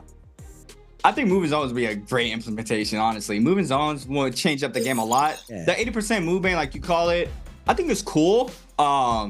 You know, it is mad grief. You know, as a competitor, it's grief. Yes, for sure. If you're playing in that, you're like, all right, come on. Like, I got to stay in the edge of the zone right now. And I have to wait up. And then if I'm next to, like, you know, two Zapines, I'm a fair, I might get jumped. So, you know, I got to move around the whole outer circle to try to move on in, or take my chances and go straight through it. You know, it's a 50-50 at that point. But I like, for a viewer's perspective, I think is, you know, it's funny when someone gets taken out by a Bane. We saw, you know, the answer was Spider getting taken out by the Bane. If you guys weren't aware, he did play Akos. So Spider was the one that got eliminated off of that. So I mean, to me, it's hilarious. I mean, I believe the first week that we had that Moonbane, we saw like 4 players fall to it in a massive scrap off where everybody was just not used to it. They were just getting active around that 80% move bang, like Raven calls it. And you know, it's funny if you're watching, but you know, if you're playing it, you're probably like, all right, what is this? Like, please get me out of here. Like, what is happening? How much more seconds? But we're gonna take a quick look at the standings overall for these games right now. Top 12 Action with 28.1 falls down. GG Shaw with 28.5, JLS AS with 31.2, JJA Star with 37.1, KLA 225 38.2, J-Team's Pace with 38.4 for our 7 through 12, T225 with 8.2 currently off of 2 games, but a good day one, 30 points on the board for his day number 1. Now we're gonna move on to the top of the pyramid pretty soon, and there it is. We start from the bottom. DRG Spong with 39.5, JDG's Verse with 44.6, XCG's Wall Leon 48.1. Probably gonna get overthrown there by Verse pretty soon. EWG Arano 50.8, Elias's Frostovitz with 59.1, and OUG's Mike with 61.6. Still off of that, you know, not too great game number 2, gets eliminated there by Akame. But needless to say, already on top, the man himself, OUG's Mike. We are going to take a quick replay, look for the scrap offs for game number 2. Verse, this was a big fight against Mike off drop. The area LMB to the follow-up R&B there for the elimination. JDG's Verse, this was a massive scrap off here for Verse on Jujutsu. Massive tech chases there. Big parry there for JJA Star on Tafon. Takes him out there inside the zone. Scare Wish elimination there for T225 against, I believe, CDY. There goes the Moonbane hit there onto Spider. T225 there with the pistol shot for the finisher. JDG's Burst getting caught up there off the missile from the Feria. This is a massive R&B focus off of Gold Staff. Jump LMB, 1-2 finisher. GG Shaw here in the last and final moments of game number 2 with some eliminations on the board here after getting frozen. He does get eliminated, and T225 is going to be our MVP for game number 2. And now this time around, we have a Zaping on top for the MVP. And it's going to be no other than KLA T225 with 19,000 damage, 3 eliminations, his 6th MVP of the season, had 7k damage off the pistol alone. Then the follow-upper was a staff with 5.6k, was running Stamina Strike, Cavalry Bloom, Whirling Slash, Wave Roll, Standard, Melee, and Attack Jades here for KLA's T225. And just showing how much pressure he was applying off of just range shots alone. We see him with 7,000 damage. What a showcase here for KLA 2225. Yeah, the pistol damage is absolutely insane. At Jacob, if you look at the statistics, 70% of the range damage, at least in solos, was from that pistol damage. It's one of the few weapons in the game that's practically hit scan, and it's practically a shotgun. Yeah, and you're seeing 225 using it perfectly in that end game, able to poke people out and get them lobbied. And we saw it in Plume Castle, just how cautious everyone was playing and just how disciplined everyone was playing. Usually you see that gameplay during game 1, but we saw it this game along. Everyone's tightening it up. The action is getting heated up, but we're going to be taking a short break, ladies and gentlemen. We will be right back.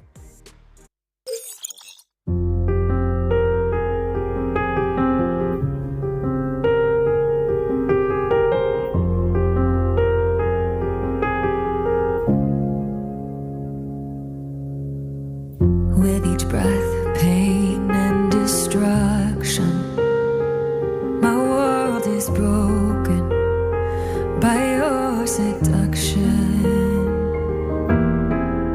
Your touch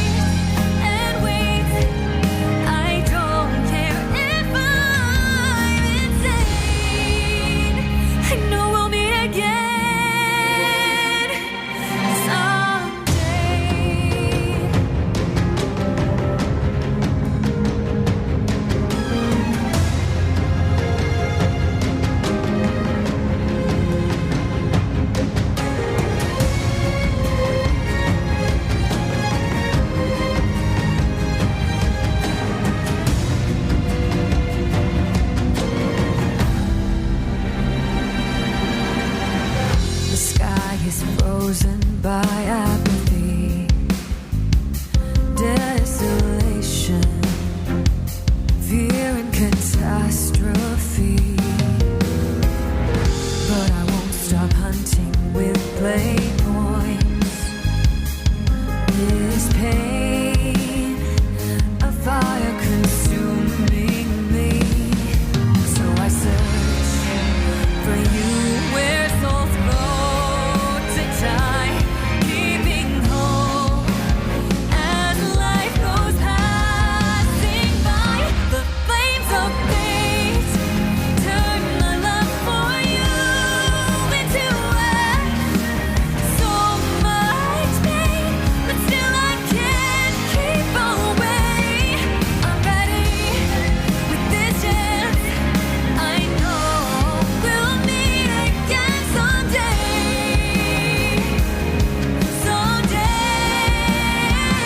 The flames of fate, torching love at the galaxy's gates.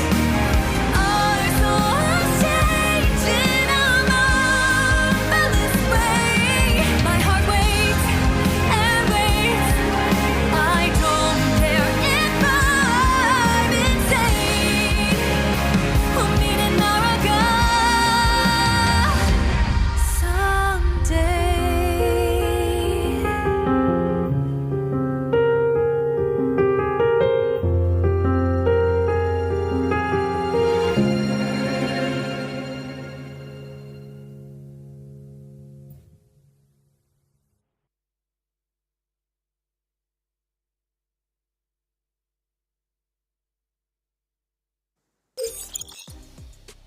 Welcome back, everybody, to the 2024 Spring Split NARAKA BLADEPOINT Pro League bi-weekly 4 solos. My name is Creatives, and I'm here with Raven PLC, the man himself. We just watched 2 games being played out here for our last bi-weekly day for solos. We got 4 more to go. Last Holleroth game in store for us right now. We got some big eliminations coming to port. Game number 1, we had a massive heaven step there from Spider onto Mike. That was insane. To the staff swap, we got crazy end circle just now for game number 2. 7-player end game. Crazy stuff unfolding here for the Pro League. And now moving into game number 3, we got our group C now with our first picks, and we see now that the first picks for the groups, usually going towards that's the ping, second groups on that favor, pretty much standard on Holleroth. And we got a couple different picks coming into play here for the last groups on the Justinas.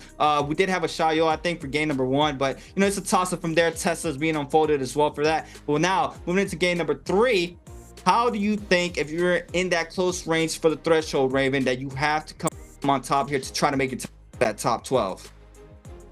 Unfortunately for a lot of players, that you have to go Yang at this point in the meta, especially with match point. No matter what, even if you're getting to finals and you're kind of just cruising your way there, no matter what, you're gonna have to start getting used to MVPing, and you need to have those snowball rounds. Now you can technically play for kills heavily by going Akos, being on Justina. If you're phase 3, you don't technically have to go to Yang for those situations. You can play those Yang depletion situations, but it's very difficult, and it may be even a little inconsistent in that. But Fong has been innovating, finding ways to find kills right there.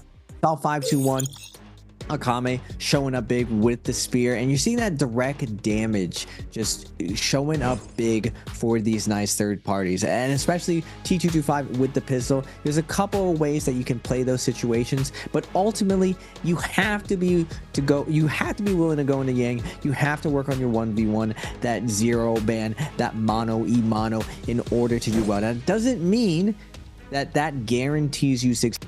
You still have to play that multi-way fight perfectly. You still need to know a lot of terrain situations in those end games, and you still need to navigate those correctly. We saw Fong play beautifully in that game 1 with very little terrain to his name versus really bad odds. The Merciless bearing down on him. We got Mike poking at him consistently. Mike with the really safe scale rushes onto him.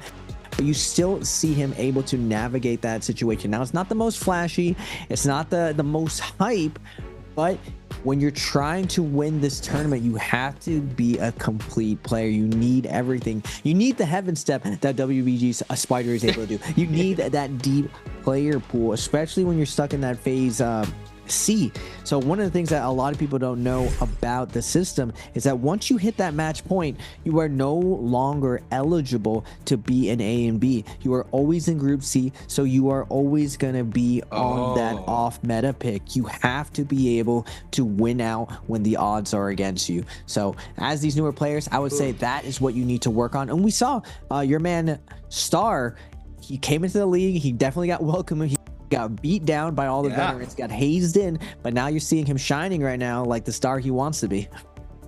Yeah, and we don't really see that a lot. We see players come into the pro league and, you know, they're not able to adjust as quickly as, you know, Star. Another good example is going to be Frostivus. Frostivus very quickly adjusting to this play style here in the pro league, and we see him time and time again. I believe he has not missed one bi-weekly final. The man himself has been competing. Yeah, it's insane. He's always in that top 12, and he is just getting better and better fighting these players. He was already a demon here in NA and in SCA, and now in the pro league, he's just perfecting that craft, you know, competing against the best of the best. And we see him, he was in first place, but onto these games now just dropped down to second with OUG's Mike overthrowing him. But still, just the amount of eliminations and points that Frostivus is getting, you know, it's just a big showcase for him being very new to the scene. And, you know, JJ Star as well now showing up, make sure that, you know, he's able to increase his craft and, you know, be to that high caliber player that he wants to be. And we see it now for this bi-weekly that he's starting to form up very, very well. His gameplay is getting a lot stronger. He is on the Aquas right now. They kind of just talked over the hero picks, but we're gonna get a quick overlook in just a second. But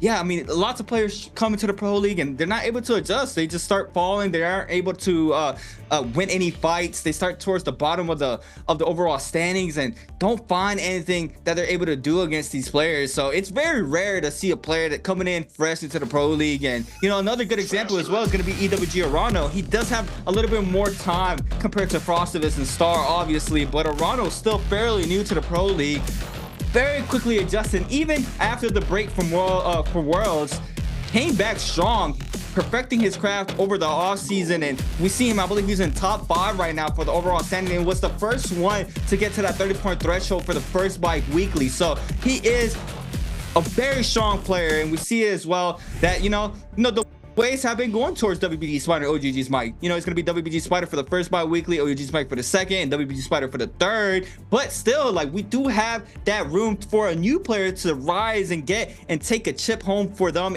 and their team. But this is an overall look for the heroes for this game. It's going to be Wolf CDY on the Zapine, JDG's Verse on the Justina, FPACQ's Juchi on the Zapine, GG Shaw, Justina, OUG's Mike as well, DRG Fong, WB Spider on the Feria, BBE Cam 1, and JJ8 Star on the Akos, KLA's T225 on the Justina, TE Swirlgun for the Zaping, and 521 Akame on the Feria for game number 3. Now, 2 split, 3 split, 4 split on the Justina. We got 4 Justinas, no Tessas on the Holorock, but they're going to save that for the Morris. And we got 2 Aquases for the off picks, and then the standards of ping barrier combos, as we see time and time again on the Holoroth. And very interesting now, you know, everybody, we got V1s called out. Pretty much everybody on the V1, I think. I saw 3 V1s. Not sure what the 4th is running for the Justina. But now our drop for game number 3, 1 player CDY landing in Plume Castle, DRG's Fong landing in Puzzle, a couple players landing on the left hand side of Plume Castle, FPSEQ 521,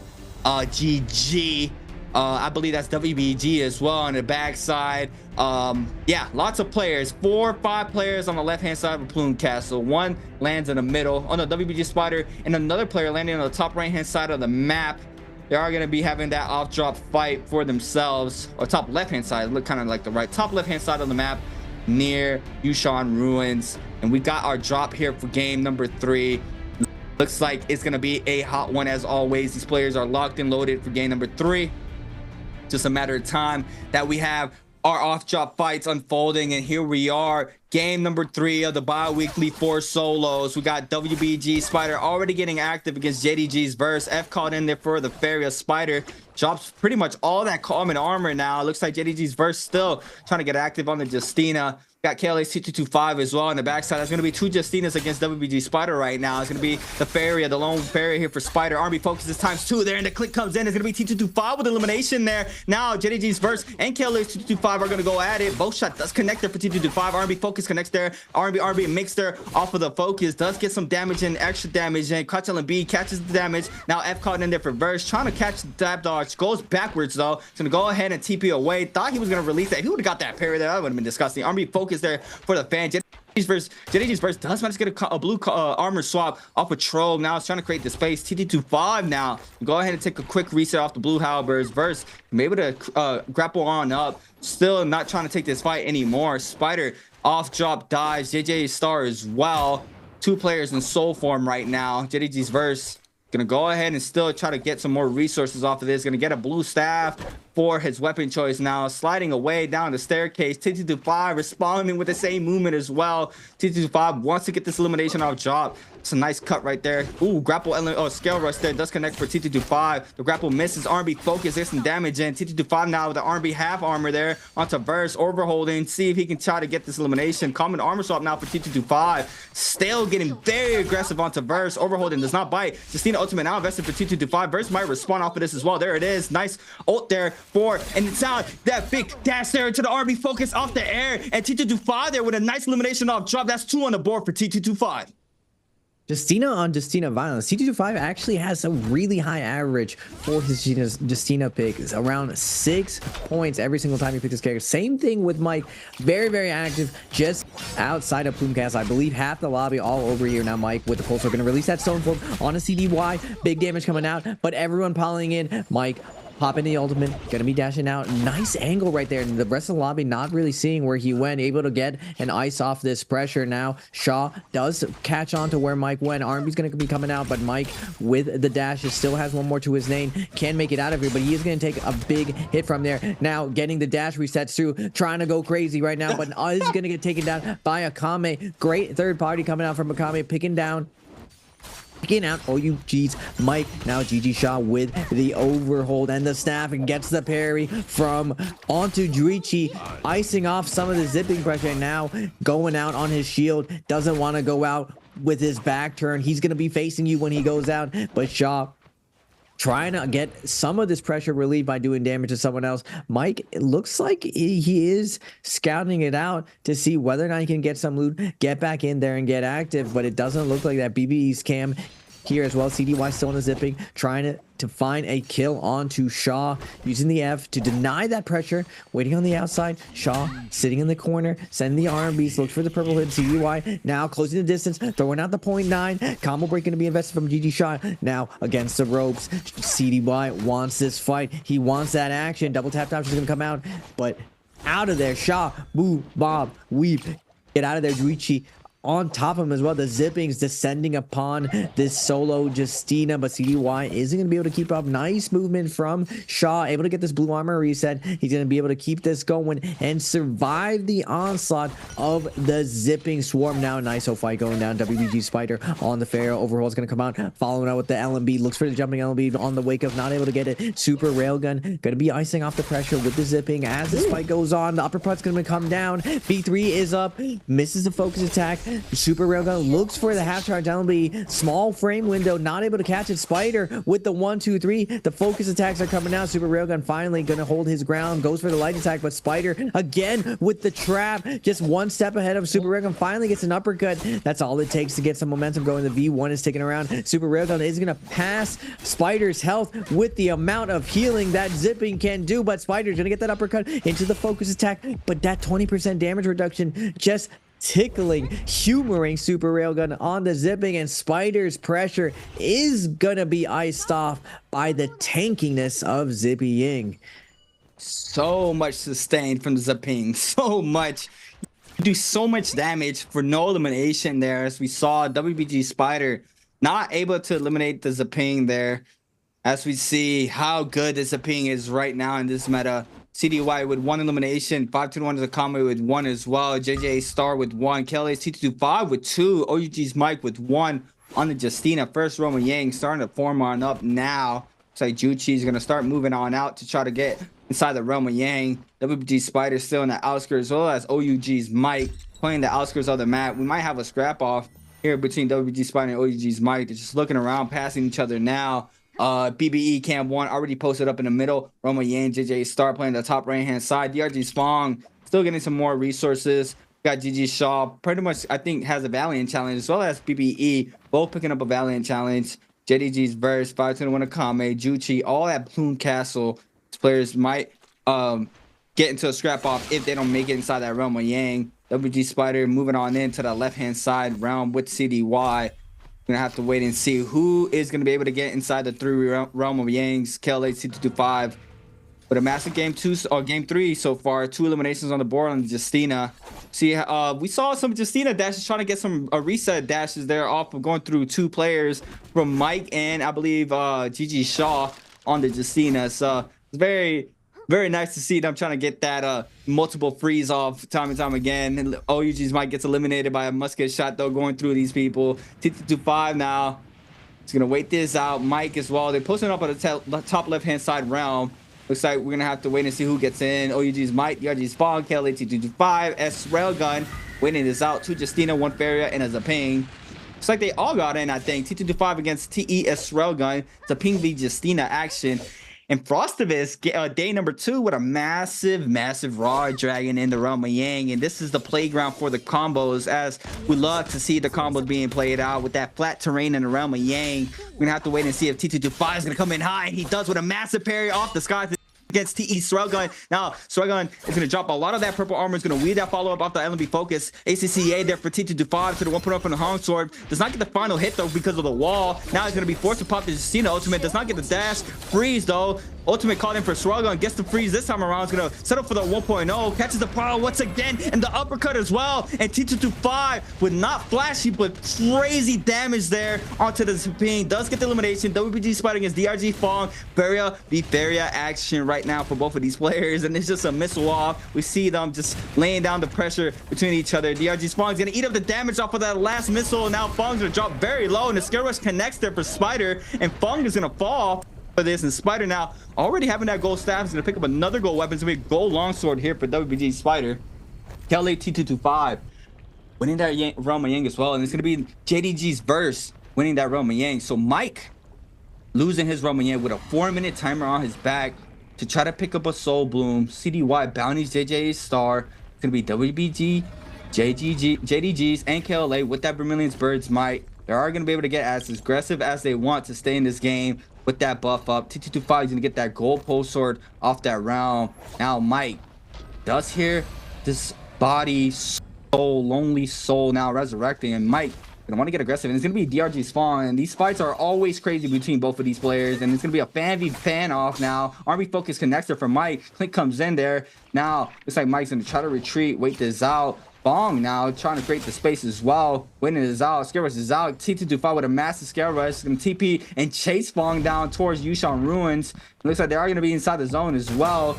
Mike with no call does manage to get the bow shot there, or the musket shot onto the belly to get the information. We see both of these players inside of here. Big freeze there for T225 to the blistering edge, and the follow-up as well. And T225 with a massive elimination, and Mike gets the Soul Bloom. No, he does not. And Mike now trying to get active. Justina v Justina. T225 overholding the blister edge. Gold poster is gonna be a lot of damage. Crush LB gets the freeze this time around. RB focus now holding up. Blistering edge clinks off of this. Mike now has to be very careful. He's gonna get hit off the blistering edge as well. And T225 with massive elimination. That's 5 on the board for T225, starting off here for game number 3.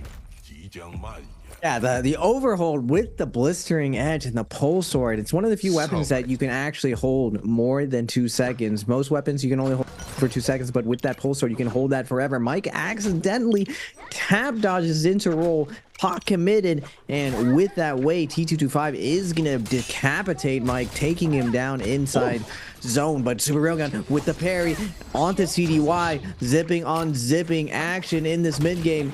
CDY has a lot of room to work with. Can he ice off this pressure? The V1's going to be ticking as it goes on. More and more heals going to his favor. Now, so much room to work with. F1's going to be up again. Double charge coming out from Super Railgun. Ends up throwing the 1.0.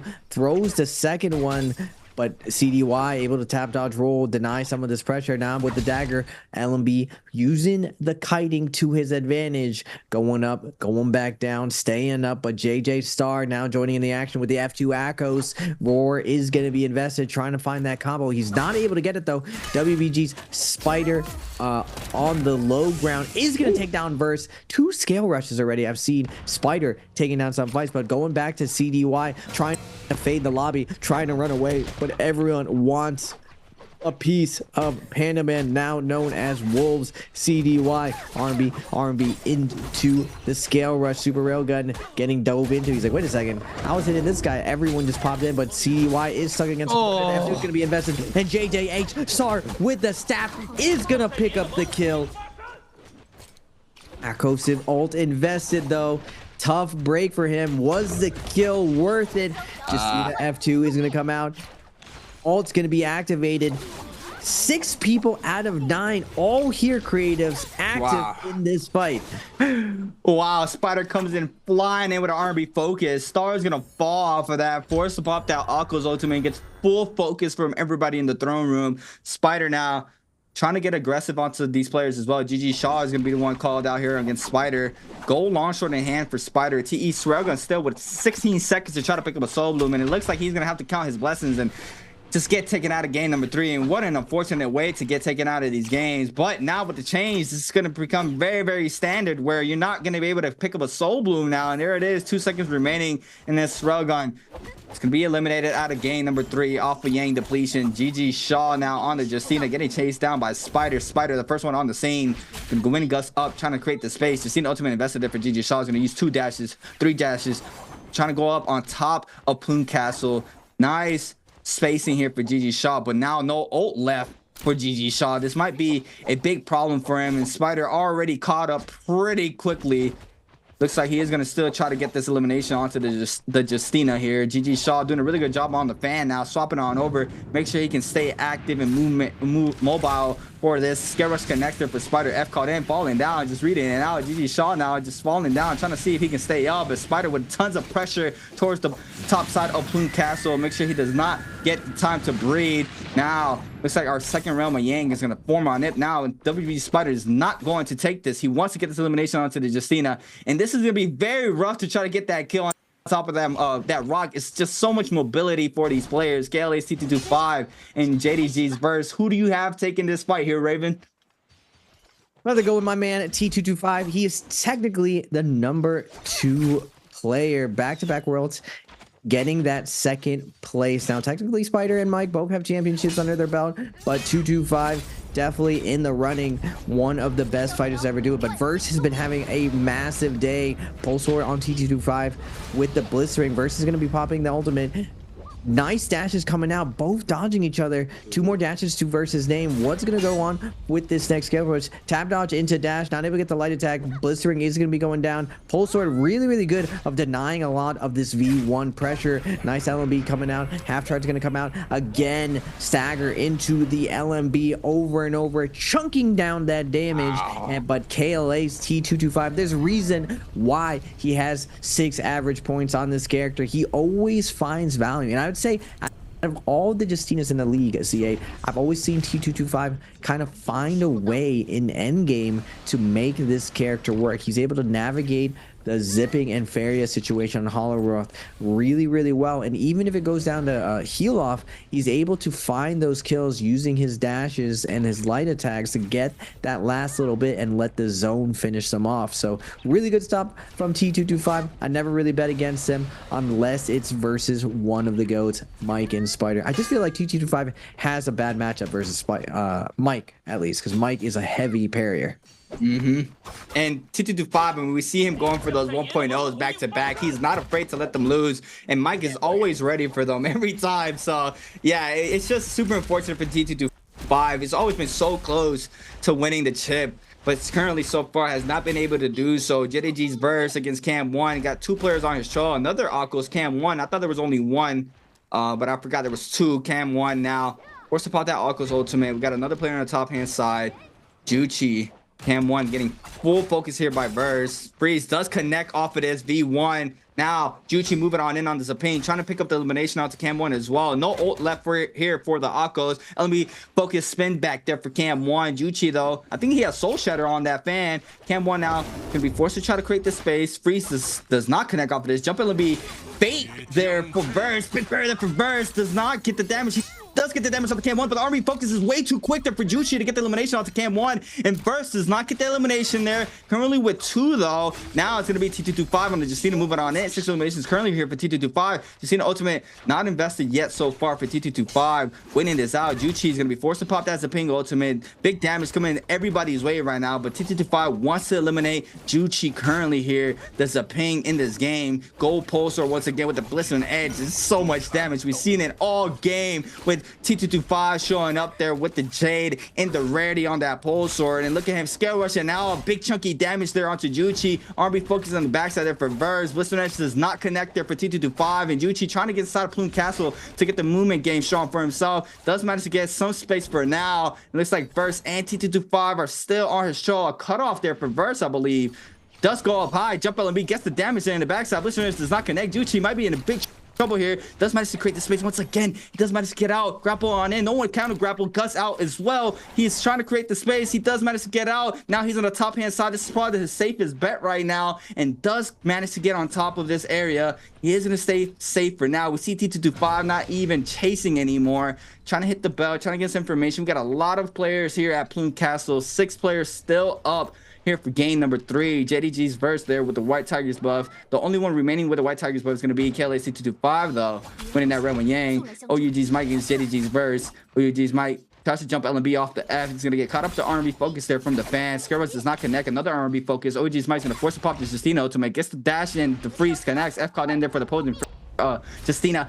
Gonna go ahead and invest the ultimate as well. No freeze off of this. Doesn't catch the prior as well. Trying to weave it around. No dodges left, I believe. Mike missing the second dash as well. One more dash left for OUG's Mike. JDG's Verse, though, trying to find an opening, and there it is. Does not manage to get the freeze, though. Holds blue. Now overholding. R&B focus there for the fan. Click comes in. Mike very weak. Does not catch the freeze again, and he does get eliminated. And JDG's Verse coming on top there against OUG's Mike, getting that gold staff off of that Realm of Yang. And it looks like the Justinas are up right now, Raven. Yeah, great job of JDG's Verse. Able to use the fan against the longsword. It's a tough break with the longsword versus fan.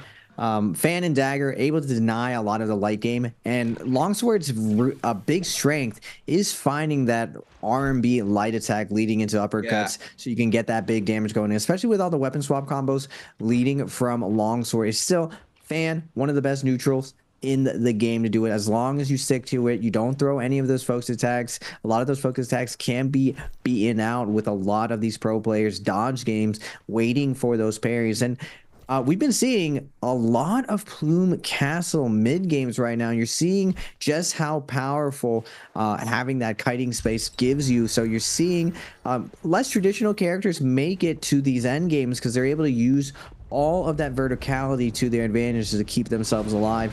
Not really want to pod commit, able to survive the Yang depletion situations. If they want to go in and compete for it, they can if they choose to do so. Some players opting out, willing to play out these end games. Now, like I said before, Justina actually does a decent job in the last hit scenario against these Pharaohs in the end game. When someone gets to get taken low, it's kind of like having a Viper in the lobby where these Justinas will activate, hoping to snowball by picking up that kill. And it's still very, very hard to close out that Justina kill just because she's able to save a lot of that rage after she gets the kill and able to fade back out and stabilize, keeping herself alive, transitioning to those end games. So they got their works cut out for them because we got a Juggernaut building up. We got a juiced up Spider, gold armor, gold staff. He's gonna be hitting for 1 billion going into this end game. Same thing with Verse, though. A Justina with the gold staff, and now you see Spider activating, dropping down with the R&B. Jurichi now in a tough situation, trying to get out of there. Grapple Stacker's gonna come out, jumping LB, chunking away at him. Akame joining in the fray now.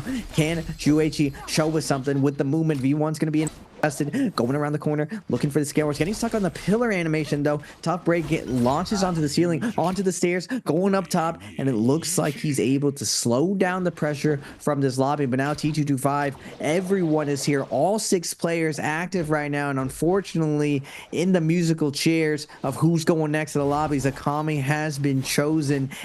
Everyone is looking for him, looking for that wounded Faria. R&B's going to be coming out for the Justinas, but Akame using the scale rush perfectly to get out of the situation. 225 does spot the weakness, so is going to be chasing him down with his Justina. Going for the cutoff, not able to do it, but he does hit the bell and see Akame splitting off. Now, technically, Akame still has that Faria with a second Spirit Wall coming out. There's going to be a nice armor reset chilling out. I don't imagine anyone's going to be taken down, because one of the nice things about the Morris change is that if you can sit in there and armor reset, even though you're not going to take it, there's for sure an armor reset in this position. Now, what that entails though is you're able to kind of overextend in this position, as long as you're a character with a nice combo break, or you're a zipping with just so much sustain. You can easily play an armor swap situation and push for a kill right now. But it looks like it's crazy that normally games start out really slow and then they speed up, but the game started super fast and now everyone's tightening up and playing these end games a lot more clean. We're seeing really competitive end games today, C8.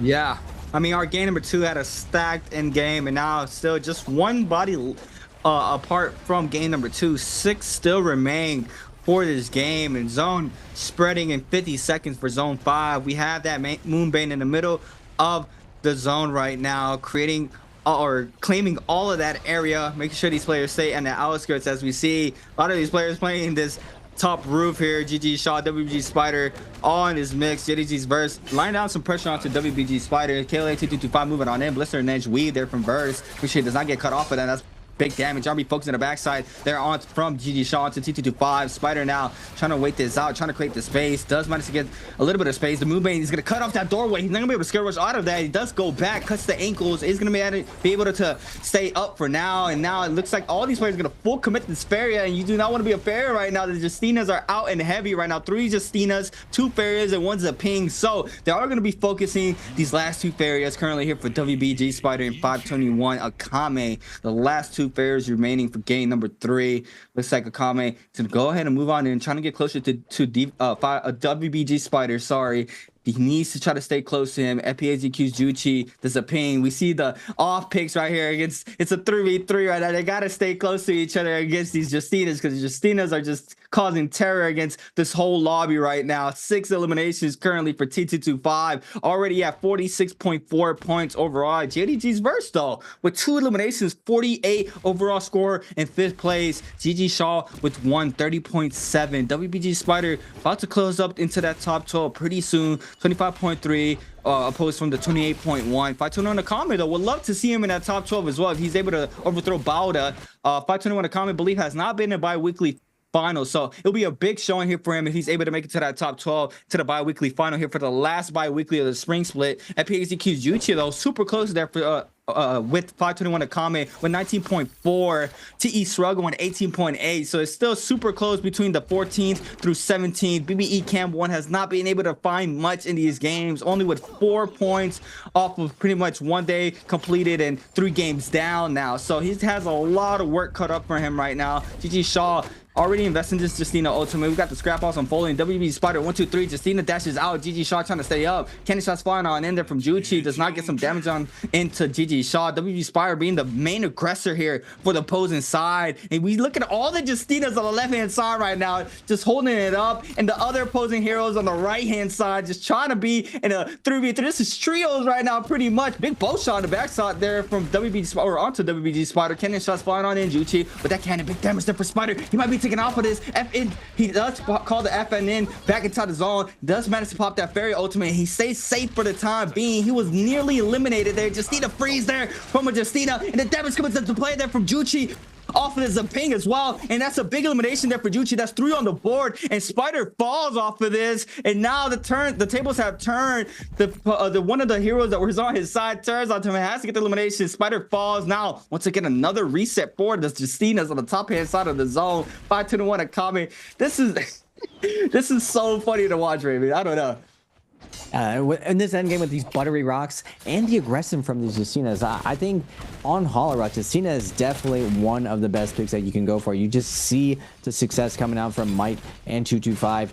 Just the versatility of Justina on Holorock really benefits here with these different terrain situations. But going into the last leg of this endgame, 5-2-1 Sakame, he wants to secure a spot, like you were saying, C8, in these finals. This is the perfect chance. He needs to play this endgame perfectly, but unfortunately for him, 225 is snowballing out of control. He's feeling himself. He's finally heated up. The dragon inside has awoken. Akame needs to pop some of these heals now. No armor to his name. Not gonna be able to pop a heal right now. And GG Shaw fighting for this kill on top of him. The horizontal is going to be released by Akame. He tries to make his way up onto the tree. Good thing for him. A little bit of rocks to work with. A little bit of terrain. Now Juichi with the pole sword doesn't want to release right now. Triple parry is going to come out from Shaw. And Shaw's going to turn it and take down Akame. We're down to 4 players. 3 Justinas and 1 zipping. Who's going to be going out first? It looks like Juichi on the zipping with the gold pole sword already knows what it is. The Justinas are out. They're posturing, looking out for someone who doesn't look like them, and it looks like there is a zipping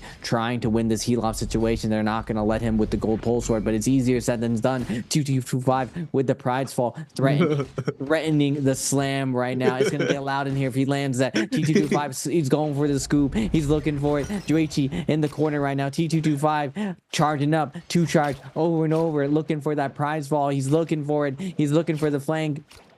Juichi threatening that parry though, looking really weird, and everyone's taking to the sky right now. Verse getting there first. Nice grapple cancels going over and over, but now 225 not gonna able to get it. He is gonna get it onto the Justina. Big heal gonna come down.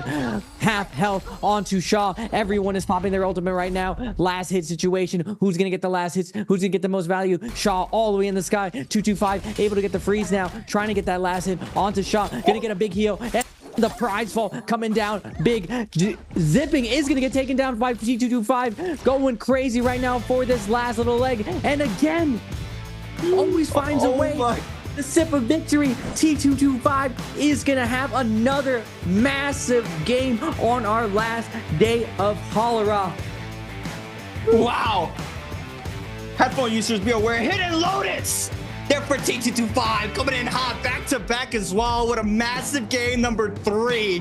Once again, T225 showing up on the off-pick Justinas. There were just way too many Justinas up there, and they were just taking control of the whole battlefield there towards that last and final moments of game number 3. As we saw there, T225 creating the space. He nearly catches the second prize fall off of that freeze. That would have been disgusting, but needless to say, T225 coming in high. We see him there with a smile, knowing that he had a massive game number 3, winning our game number 3 as well. MVP for the second time for tonight, already showing up. T225 is back, and like Raven said, the dragon has awoken. He's in these games now, and everybody else needs to be worried about this. They got to make sure they're able to control and tame this beast that T225 has unleashed now. And what a showcase there for T225. A massive game, another stack in game. We had those last and final moments, and it's always a pleasure to watch. And we see how crazy it gets once the circles unfold there, and it's just an insane showing. Wow. I don't know, right? We just saw the Justinas. They're just cutting everybody out. You was not a Justina. You're gonna get focused. WB Spider, the first one to be taken out there, opposed there from Juchi on the Zaping. But right after that, Juchi was just pretty quickly getting eliminated there off the Zaping. What a game 3! What a game 3! I don't know. What a game 3! Yeah, transitioning into the Morris games, we always see game 3 being a lot more aggressive than the other games. Like everyone's heating up, everyone's warming up, especially when you see T225. I think his comfort spot is definitely more of the rushdown characters. Like you always see him really pop off on the Cicada games. I didn't realize his Justina was nice that when I really thought about it, seeing his average points around 6, and same thing with Mike.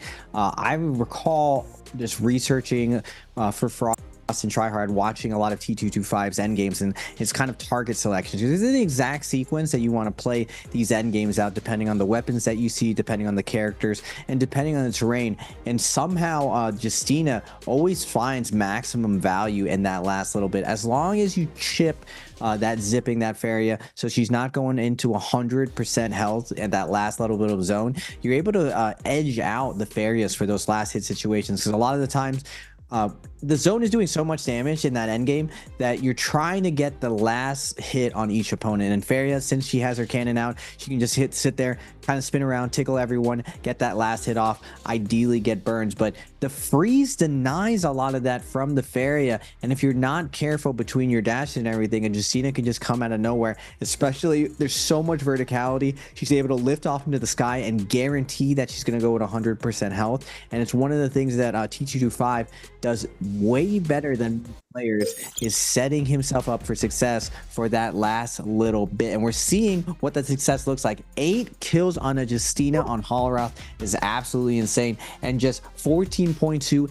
is a massive game. There's still people in the league to this day that's never had a 14.2 game. Verse in second place with 3 at 6.2, Juichi with 3, Shaw with 2, Spider with 2, Star with 2. Now Spider, he's in a little bit of dicey situation. He needs to keep getting some points, but I'm not worried for him. He's one of the players that, well, in that 14.2 club, he can have that massive game. Akame as well in that hunt, like you were saying earlier, Creatives. He wants to make this end game.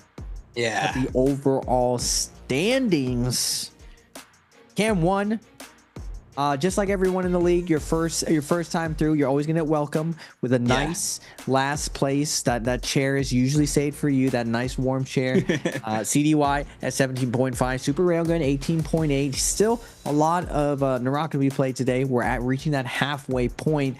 Akame still, all these guys still in the running. They're still stellar players. They can still dig really deep, and now they have their destiny in their hands. They still can find that big win, especially going to Morris with the Fireflies. GG shot 18.5, needs to secure his position, get a little bit higher to get past the threshold so no one can follow them.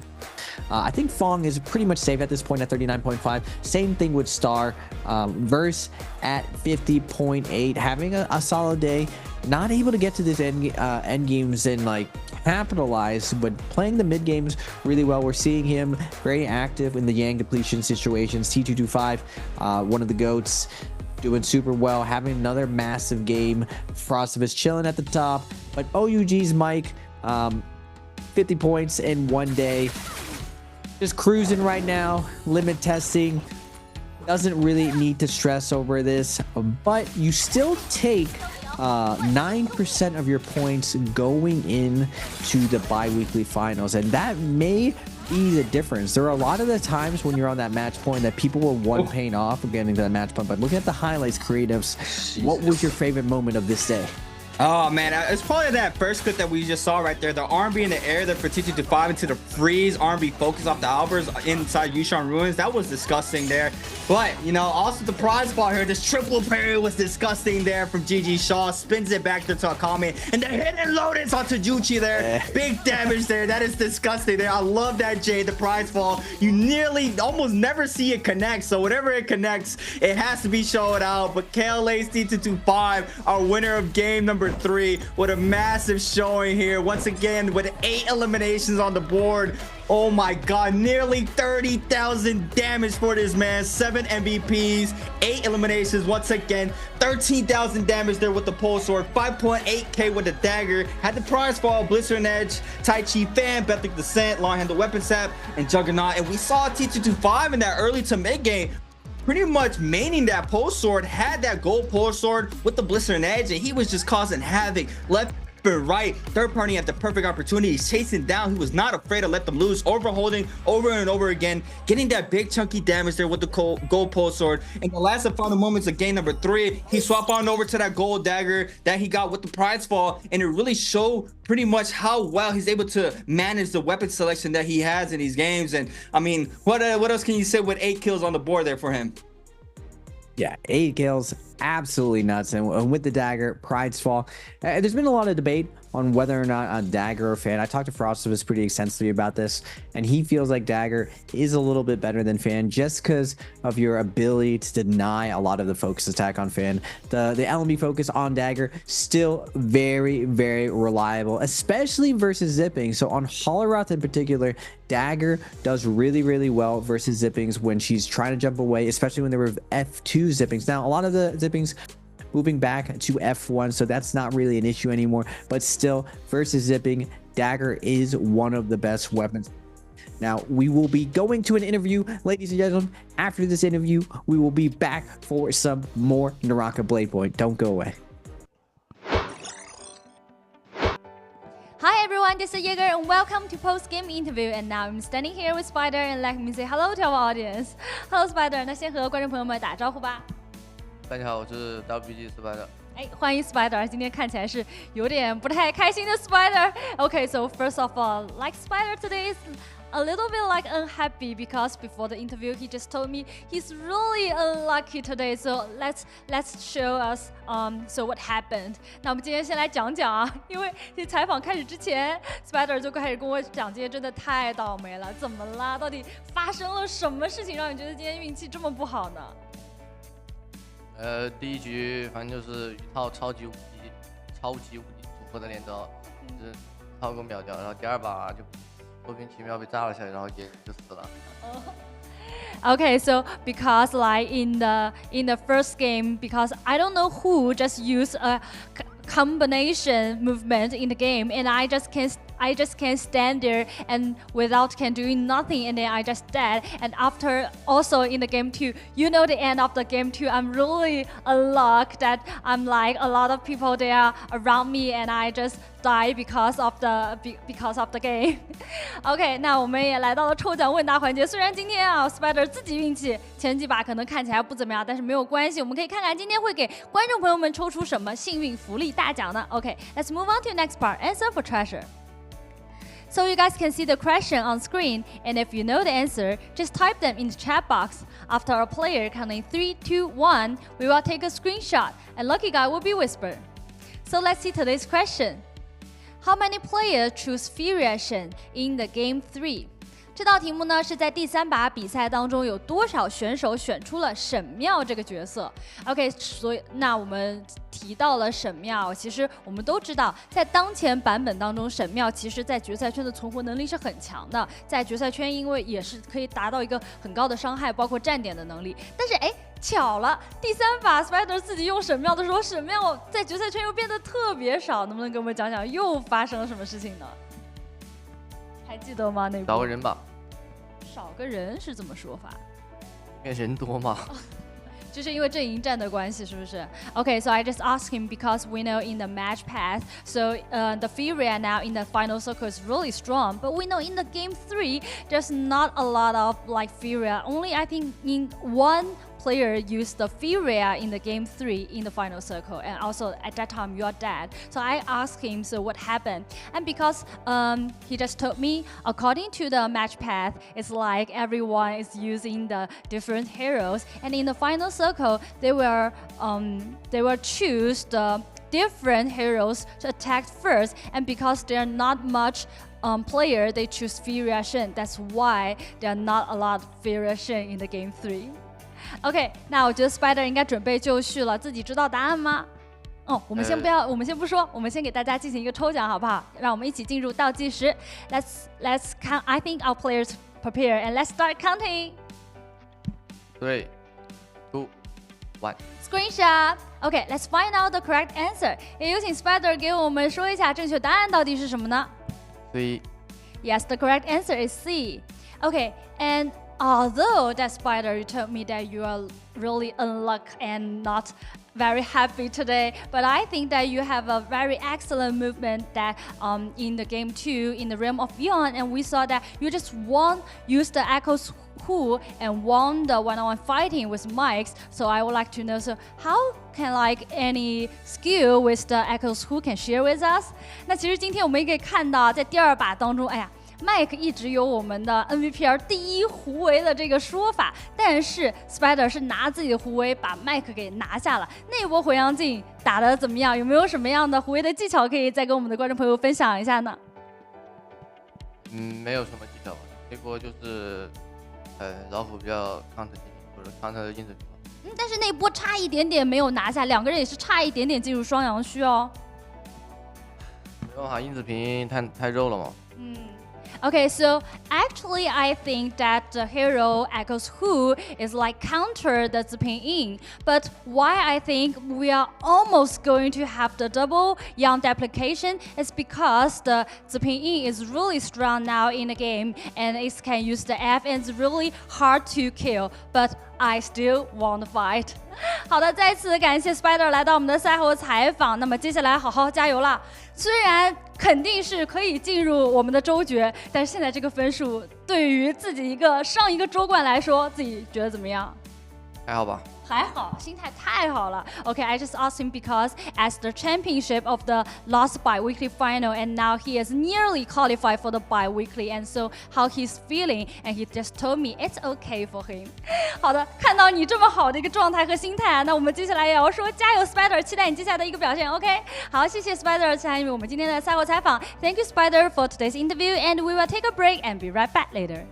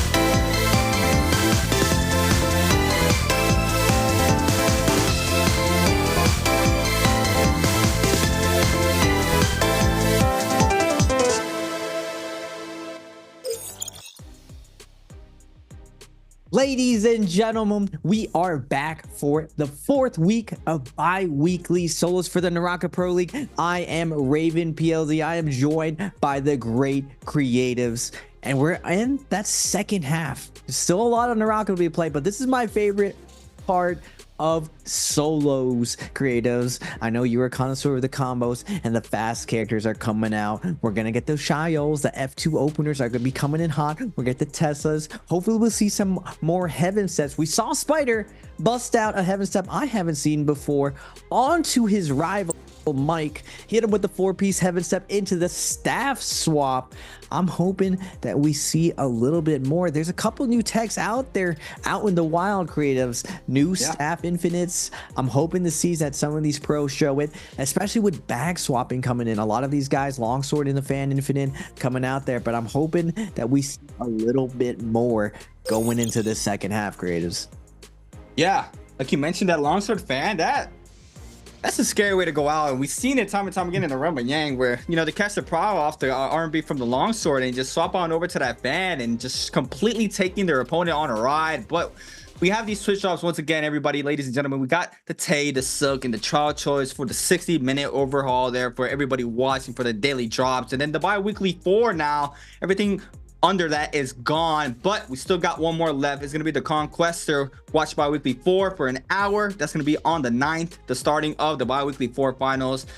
This is the last bi-weekly of the spring split. We're already pretty much moving on over to the summer split, which is insane. I feel like it just started, but now our last bi-weekly of the year for the spring split. And all these matches coming around pretty quickly. I mean, even in the other regions, we got the NAEU champions coming on that side as well. We got a lot of NARAKA everywhere right now. We got NARAKA in the Pro League, we got NARAKA in every other region. It's super exciting time here for NARAKA. And by the time that you say like anything, we're pretty much at Worlds again, and you know how massive Worlds is.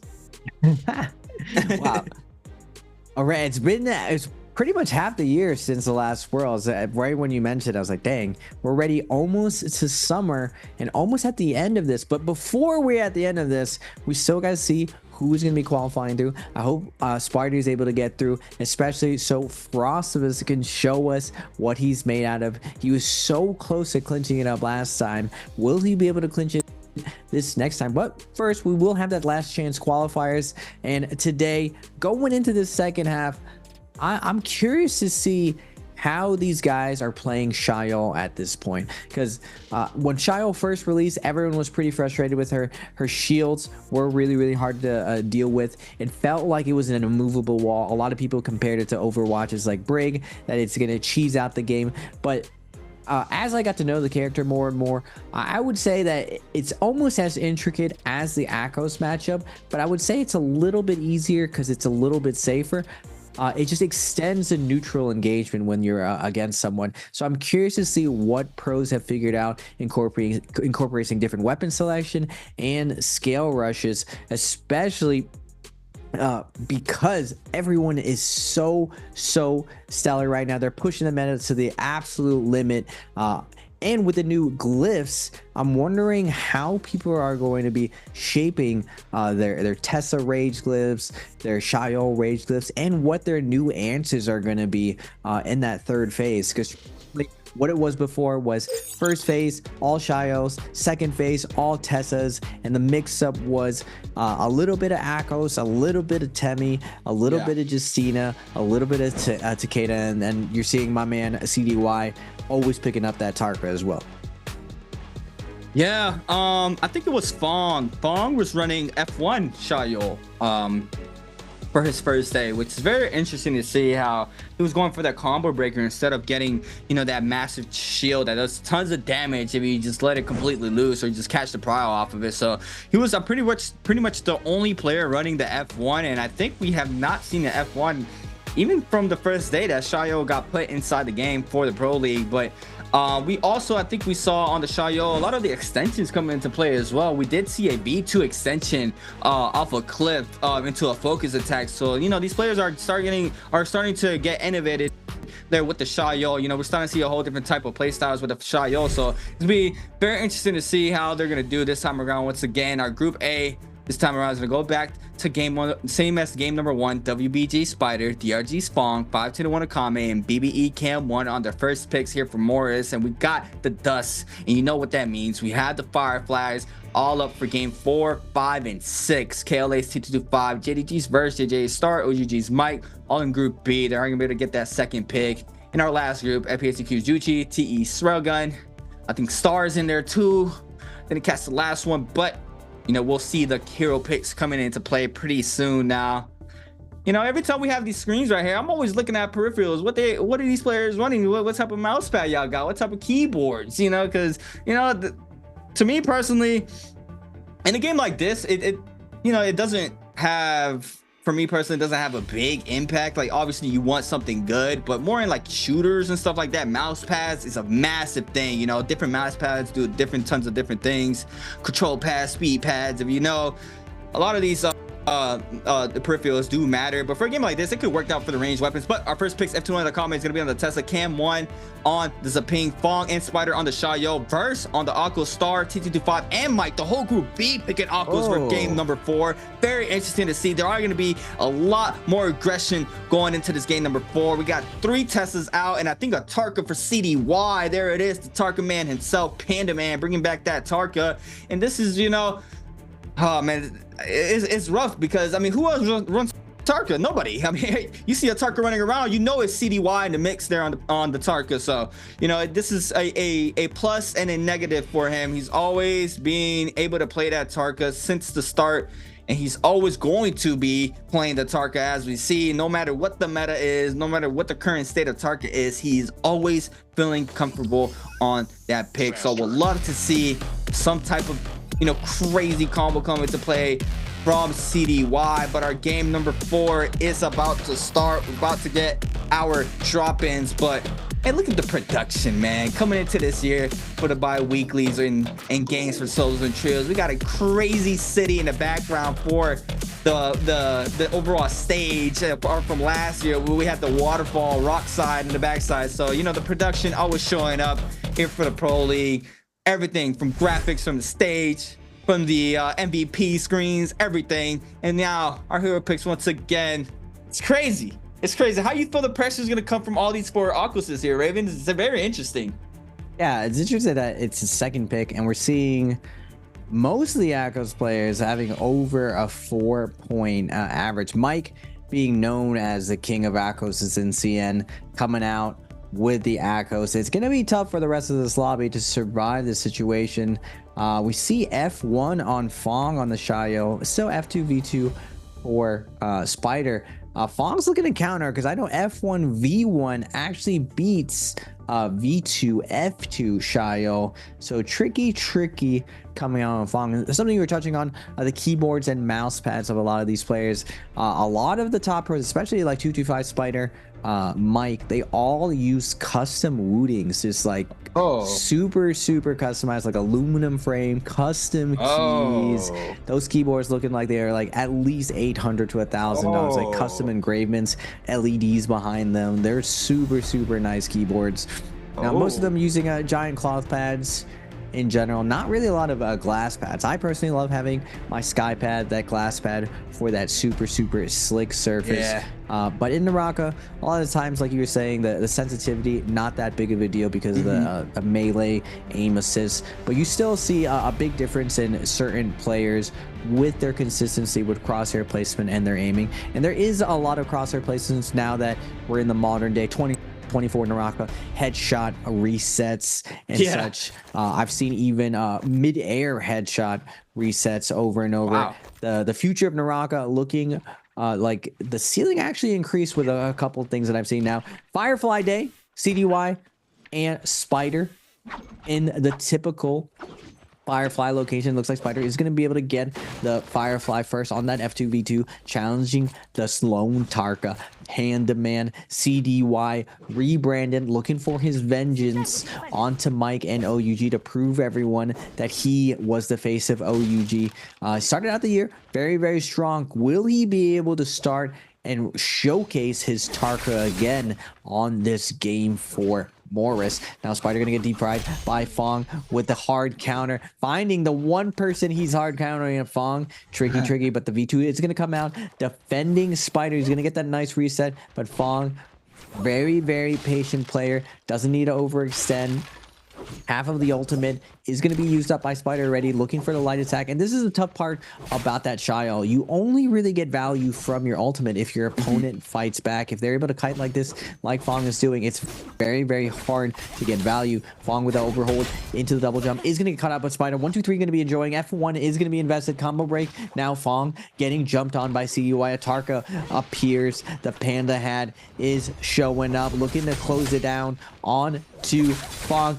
Spin attack coming out from Spider from the top down into the room. Everyone's here. Fong stuck in the corner, gonna be able to pop that V1. Just needs to get hit once to reveal the trickiness, and he is gonna get the counter onto Spider. Fong finds the one person that he hard counters and gets the kill. Now CDY is gonna be back off to live to fight another day. Wow, that is insane. No value there from Spider's ultimate. Imagine a Shaw Yo saved rage. That would be insane. That would be insane. Fog. There it is once again. And he caught up with an R&B product for CDY to the Hongsu swap. CDY trying to find his opening. Fong halfway through that race, trying to pick up that ultimate ready for him. CDY has that ultimate on live. So gonna go ahead and pop that Tarka ult. He's gonna start on moving on in, but Fong with the movement, creating that space that he needs to try to continue to stay mobile. CDY is not being able to catch up here onto Fong. Spins back the LNB focus there. Backs him up. CDY still trying to get active. 20% on that ult. About to run out. Nice scare rush there from Fong. Catches the power. F called in. People's Elbow does not connect. Overholding. Does get the damage in. F1 called in. And a follow-up R&B spam there for CDY. Taking out Fong. That's one on the board for the Panda Man himself. OUG's Mike against FP. ZQ's Juchi. Jump LNB. LNB Pro. F called in there for the Tessa. Mike on the Akos. Trying to see if he can find another or his first elimination of game number 4. Tessa ultimate does get invested there from Juchi. And go ahead and overhold. Akos ultimate now invested there from Mike. B2's on in. Does not get the full damage. Juchi to be able to create the space. Drops very low. JJ Star picks up a elimination in the kill feed against GG Shaw, I believe. Juchi now is trying to back on up. Looks like Mike is not going to connect off the V2. F called in there for the Tesla once again. And Mike with only 19%, I believe, or a couple seconds left on that ult. It's about to run out pretty soon. Does not get anything done off of that Tesla enchantment. He is going to run out of that ult now. Looks like Juchi does manage to live another day for the time being. It's going to be one elimination for Akame, one for Srogun. Jump LNB off the LNB. Test ultimate invested once again for Juchi. Let's go for the parry. Crutch LNB there for the dagger half armor. R&B test enchantment. R&B into the follow-up. LNB focus. Jump LNBs. No range weapon there for Juchi. Mike, though, still trying to get active. Cannon shot to not connect. One popped in there for Juchi for that white health. Mike's gonna go ahead and get a common armor swap. Winning is out. You know, I see him probably saying so. He mad right now. F1 called in, running that F1 Akos. Trying to see what's going on. Trying to see he can get this elimination right now. Juchi still creating the space, not giving in right now. Does get hit off the R&B bone. Reads the F. F called in once again. Jump LNB for the finisher. Doesn't get enough damage. Now Juchi once again using the log side here to stay up. And Mike has not been able to get this elimination yet. So far, Srogun picking elimination out to Cam 1 in the feed. Juchi now is finally going to get taken out there by Mike. And Mike wasting a lot of time on this elimination. Moving on into our next fights. We got a 3-way scrap off here, Raven. 3-way. 3-way. We got Spider, CDY, and Fong. Fong always lurking in the shadows, though. Always. Nice playing that hit and run play style. CDY on the Tarka. It's just the way you got to play versus Tarka. You don't want to be the one that he all in and invest in. Even though Panda Man is on the off meta pick, Tarka, he always gets value out of this Tarka. It's almost like people get lulled into this false sense of security, not seeing Tarka anyway, and they completely forget how to fight against this character. Now you see on the scoreboard, CDY 18.5, Super Railgun at 20.8, Akame at 20.9, Juichi at 21.4, and Spider at 25.3. The gatekeeper out Bauda's action, I believe, at 28.1. 28.1 is the magic number, but we got 5 potential players who can push in and pass that threshold, because it's going to be really, really competitive going into these next 3 games. And this first Realm of Yang is going to dictate if that bottom half of the lobby is going to be able to pick it up. Now, Spider, probably one of the favorites to keep it going and get ahead in this situation. CDY as well. He's always been very, very clutch, never really shies away from the moment, will always go Yang. So he's one of the veteran Yang players going in. But can the new players keep this up? When the pressure is on, can you perform? This is when the lights are the brightest. It's very easy when you have momentum to really load up and like kind of cruise control and get through. But when you're against the ropes, when it's down for that clutch moment, can you dig deep, stay focused, stay active, and bring yourself to manifest this destiny that you want, to get to this finals, to prove that you belong, to prove that you're one of the best in NARAKA. Now, it's very rare that you see newer players come in, and this season I feel like we have seen new talent do better than we've ever seen in the Pro League. That a lot of this skill level is finding out, and with the new additions comes new opportunities. And speaking of which, we got old school versus new school, Star versus Panaman. CDY, are we going to welcome Star to the Pro League? We got Akros versus Tarko, classic matchup. Souls break coming out, nice dodge coming out from Panaman. F's going to go for trapping. Scale rush going to be set up from Star. Panaman able to dodge it, but gets the claws, gets lunging against CDY, still holding his ultimate. Waits in the last second, eats all of that damage though, waiting for the last second. Nice trap against the corner, and we're going for a ride. The two-piece 3 and Star is gonna be welcome to the Pro League. This is CDY, aka Panaman, and he is to be respected and feared for his infinite. I wonder how many infinites Panaman has gotten at this point in his career. It's been a long time since we've seen that. Sad. Yeah, there should actually be a stat sheet to see how many infinites we had with Tarka. Burst sending the follow up there. GG shot with a massive parry there. Now Tesla ultimate is going to be invested. Is going to weave that. F called in to avoid an interaction. Burst now is going to get enchanted. GG shot with the damage off the 2.0 there from the Hung Sword. Tries to leap on out. Nice weaves there from GG Shaw. WBG Spider now moving on in. Burst gonna go ahead and get a blue armor swap. Spider's gonna wait this out. GG Shaw as well. These players are gonna continue the full focus onto this Akos V2 to create the space. The ult is gone now. Spider, the first one on the chase. Nice counter grapple there against JDG's burst, causing the F, and both players weave it there. RB spam off the dual blades. GG Shaw is gonna go ahead and top off that purple armor. Spider with a massive bow shot as well. Burst with two players on his shroud. The scare rush into the 1.0 from GG Shaw and the katana back to back as well. Trying to read this out. JDG's no armor swap in that hut. It's gonna go ahead and just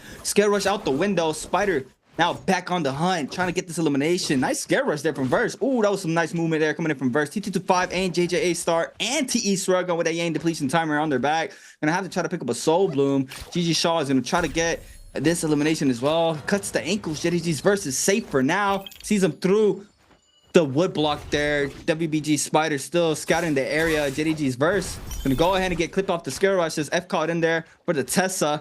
Verse though staying up for the time being. 44% on that ultimate. Stash open for Fong. Oh, I think that's the first one we see. Fong going into the cave, getting that change up there from Immortal War, going straight into the cave there. Try to get some it's a box that swans in there, correct? I think it's a yeah. It's a box, right? In each cave, it has a chance of a ton of weapons, money, but there's always a box. It just takes a really long time to open. Ooh.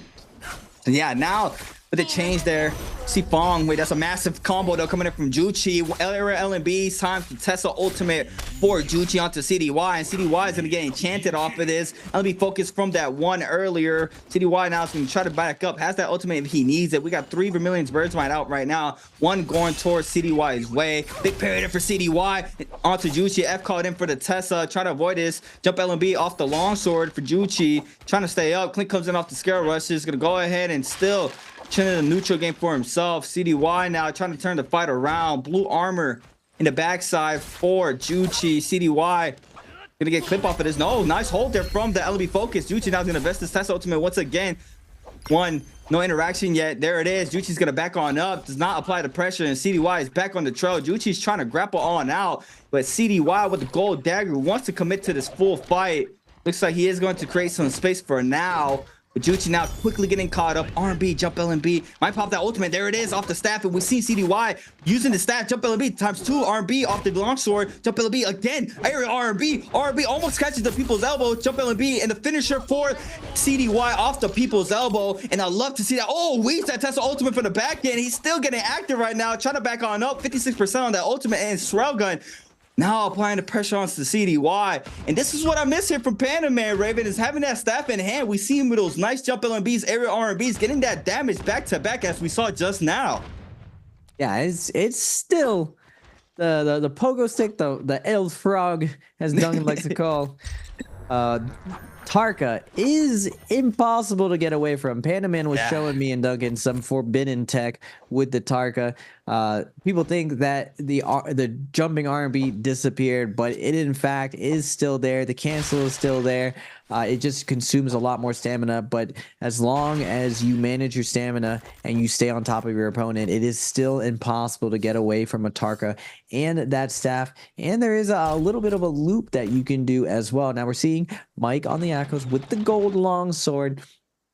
A force to be reckoned with. I want to see an OUG's Mike versus Pandaman inside around the round. But first, we're going to get DRG's Fong versus TE Super Railgun on the Tesla. Looking for the LMB's not able to get it. It's going to send the focus attack. Fong not able to get the parry option selection. V1 is going to be invested, dodging it perfectly, and Fong coming out with the scale rush, able to get some hits off. Super Railgun standing, throwing a lot of focus attacks right now. V2 going to be invested. Combo break going to be invested from Super Railgun, jumping into the sky, trying to neutralize a lot of this V2 pressure. Actually, it's V1 on Fong's, but Fong with the LMB is going to get the uppercut into the finisher, but Super Railgun looks like he survived the situation. And this is one of the really good parts about Tessa, is that not only is she really, really good at dueling still, but she is probably one of the best third-party bursting characters besides Zipping. Zipping's very defensive, but Tessa is very, very offensive. And if you come in with that third party, you will be having a ton of success. TE Super Railgun versus WBG Spider. Uppercut's going to be coming down, denying the scale rush. Combo break's already invested. But Spider is going to be taken for a ride. Is the F2 going to come out? It is. Nice V1 cancel from Super Railgun, denying the damage. And the V2 is going to come out from Spider. Now shield proc already in. Double charge going to be coming out. Plus the initial hit. Not going to get a ton of damage on there because of the multi-hit. Going to proc the shield of Spider. Spider down to no shields now. Now Super Railgun gets the half charge. On Spider going for a ride against the wall, against the ropes. But Spider with the V2s looking for it in. And Super Railgun non-stop boost onto our world champion. Hit him in on the head. Where's the parry, Spider? Wow, that was disgusting. Half armor to the crash cancel LMB Prio. That was nice from S Railgun, catching that off with the 3 shields going away. S Railgun now with gold fan off of this Realm of Yang. Beautiful showcase here for the Tesla. OUG's Mike wins his Realm of Yang. He's gonna get that upgrade as well. Now someone has a Yang depletion timer. It's gonna be Spider. Spider, there it is, against Fong. Fong and Spider going at it for the, I believe, second time this game. Shayo ultimate now invested.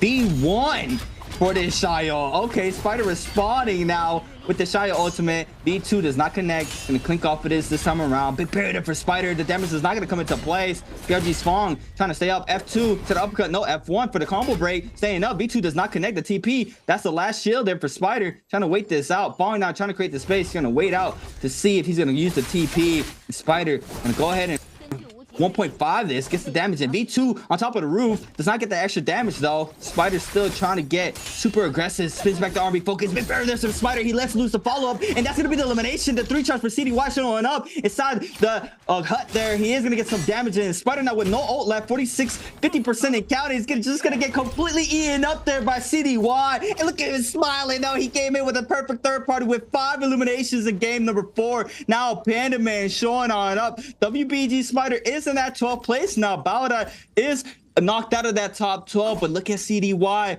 closing out that distance to S Railgun as well. These players are super close for that top 12. JL's with 31.2. It might be super close. It could be a 2-way takeover for this lobby right now. OUG's Mike gets a Kame. A Kame trying to stay up on the Tesla. Outgoes here for OUG's Mike. Might get focused here by Pandaman as well. Pandaman laying down some pressure off the range shot. By to the one to Kame, the first one on the scene. CDY trying to cut the ankles.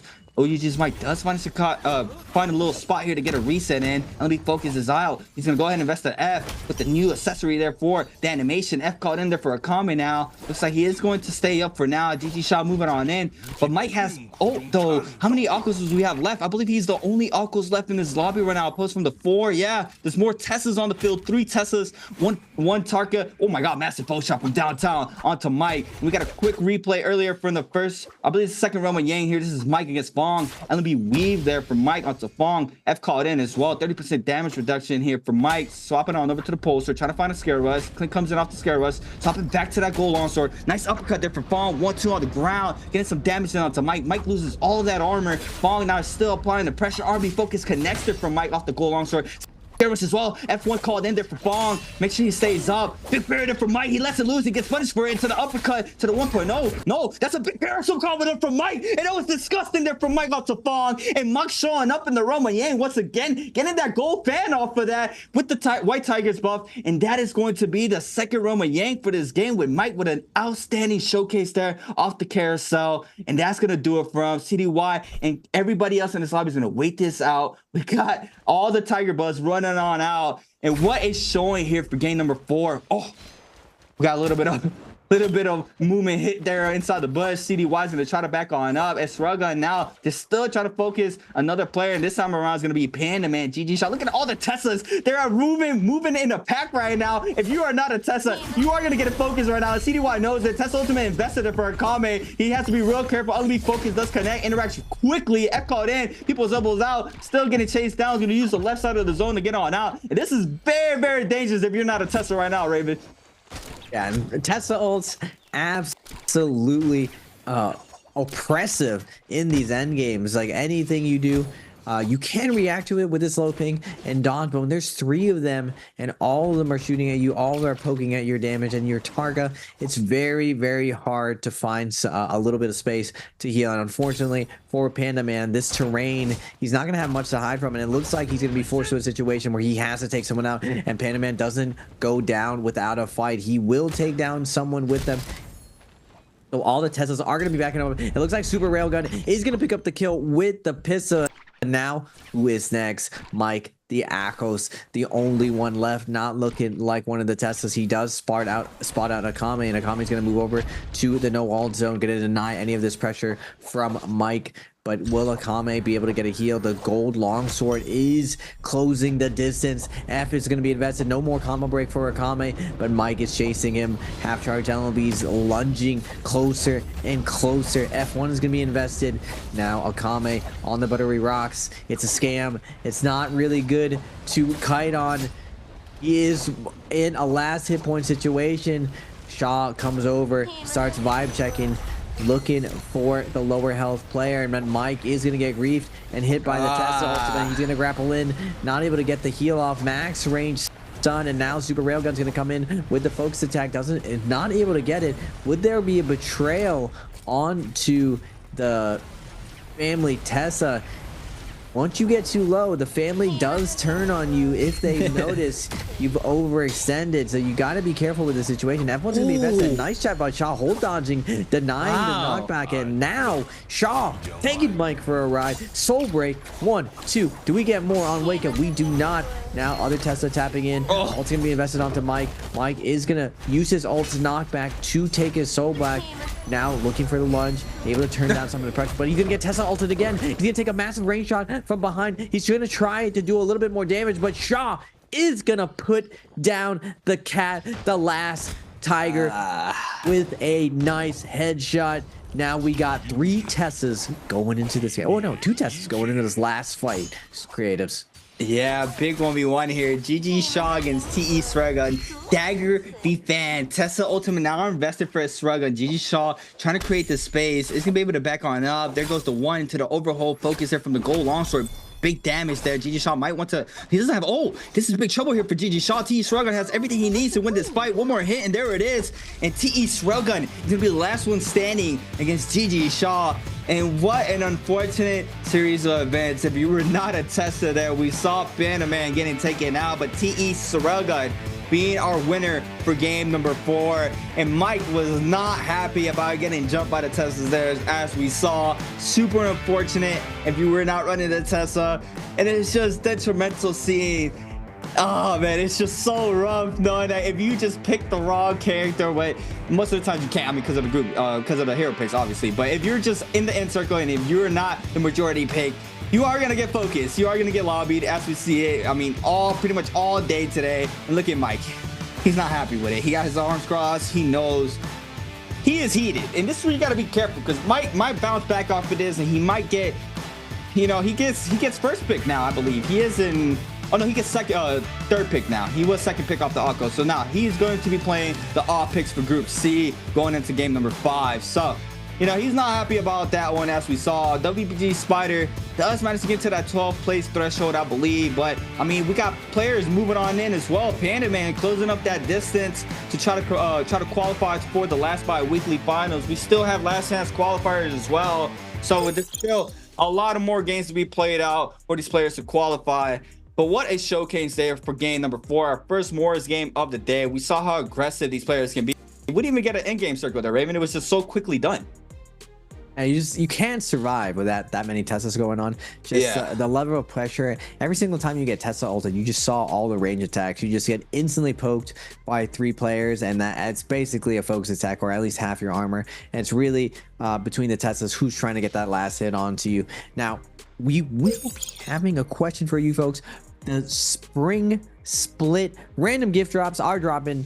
Which player killed DRG's Long in game 4? Was it A, WBG Spider, B, CDGG Shaw, or C, 521 Akame, or D, TE's Super Railgun? I'm actually not sure on this one. Who took down Mr. Fong? Usually Fong is able to fade a lot of the pressure in mid game using his dagger and fan movement to get there. I remember he was countering with the F1 Shio. Yeah. Shio not performing as well this time around on the first day. Morris. Now we'll see how this kind of keeps going. I'm very surprised that Akos is back as far as a very heavy pick over Tessa. We saw right there, Tessa was like phase 3 pick, and Tessa had such a great end game right there where she's able to dominate a lot of those situations. Akos, yeah, I feel like the Akos versus Tessa matchup, definitely, it's pretty close. Akos definitely has the advantage, but I wouldn't say it's overwhelmingly the advantage that you wouldn't go Tessa on the outside, just to see how the lobby plays out. Just the double ult and getting ult off spawn guarantees like so much pressure off spawn. And we saw like the limitations of Shayo, super good in the realm of Yang, but when Spider rushes the Fireflies, gets that V2, if your opponent never hits you, you don't really get a ton of the pressure that you would like. Now looking at the scoreboard of this last game, Super Railgun, my man, finally getting some momentum going with a nice 10 points. CDY climbing up the leaderboard as well with 7 points on his classic. Parka, OUG's Mike on the Akos. King Tiger at 6.7. Shaw with 2 kills at 4.8. Spider at 4.6, securing his qualification. Still has to make his way up there. A couple other players can still have big games, so he's not out of the woodwork yet. Akame with 1 kill. Overall standings though, that's tough. C8, BBE's Cam at 4. That's tough. That is very tough. I mean, not being able to find any fitting up from one day alone. 6 games, you got 2.5. Moving into 5 games now, 1.5. It's just super rough there for Cam 1. FPS EQ's Juchu with 21.9 as well. 521 Akame, 22.7. Can close up the gap. We see Spider with 29.9. So it is possible, but now JL's AES is just above barely by 31.2. GG Shaw with 37.4. JT's Pace with 38.4. JJA Star sitting comfortably with 40.8. Still has 2 more games to be played out. And DRG Fong, the veteran man himself with the dagger, 42.2 in that 7th place spot. So I'm guessing from 7th through I'll say 10th, you're safe right now. Purely safe to be able to qualify for that top 12. And now at the top of the pyramid, once again, we got XCG's Juan Leong now dropping to 6th place with 48.1. EWG Arano with 50.8. JDG's Verse with 51.3. Moving on up now on the leaderboard off of his day 2. KLA's T225 with 52.4. Massive day 1, pretty much almost matching that first day 1. Frostivis with 51.1. OUG's Mike still on top with 69.3. Had a crazy start off the day, has slowed down. Super unfortunate, as we just saw for game number 4. That you know, just getting full focus by the Teslas. But man, Frostivus, I would love to see Frostivus win a bi-weekly. That would be insane, seeing Frost take one home for himself this early on in his pro league career. CDY there picking up elimination. OUG's Mike weaving that F1 against T225. Big jump parry there from OUG's Mike onto T225 into the jump LMB finisher. Wolves is this CDY following up with that LMB onto Star. Star falls. WBG Spider clinks off of that, gets the elimination onto Verse and the Soul Bloom, I believe. F2 him out. Aqua's ultimate invested there from Mike, weaves it there to avoid it. Nice Xiaoyu ultimate there as well, trying to find an opening for this elimination, and with a grapple takes him out because of the zone. There it is. This was the answer for Treasure. It was Spider with the final hit, but CDY quickly moving on in to get that elimination there to the follow-up there. That's just super detrimental there for Spider. Big pistol shot there for S Railgun. Musket shots flying on in from the backside there from GG Shaw to Mike, and this was our last 1v1 where GG Shaw had no ultimate against CE Railgun, and S Railgun taking up our last kill of game number 4. And we see Mike not happy about that one right there. Spider as well, devastated, face palming. But what it showcased, oh, CDY with more aggression. He is angry. Treasure with the death slam.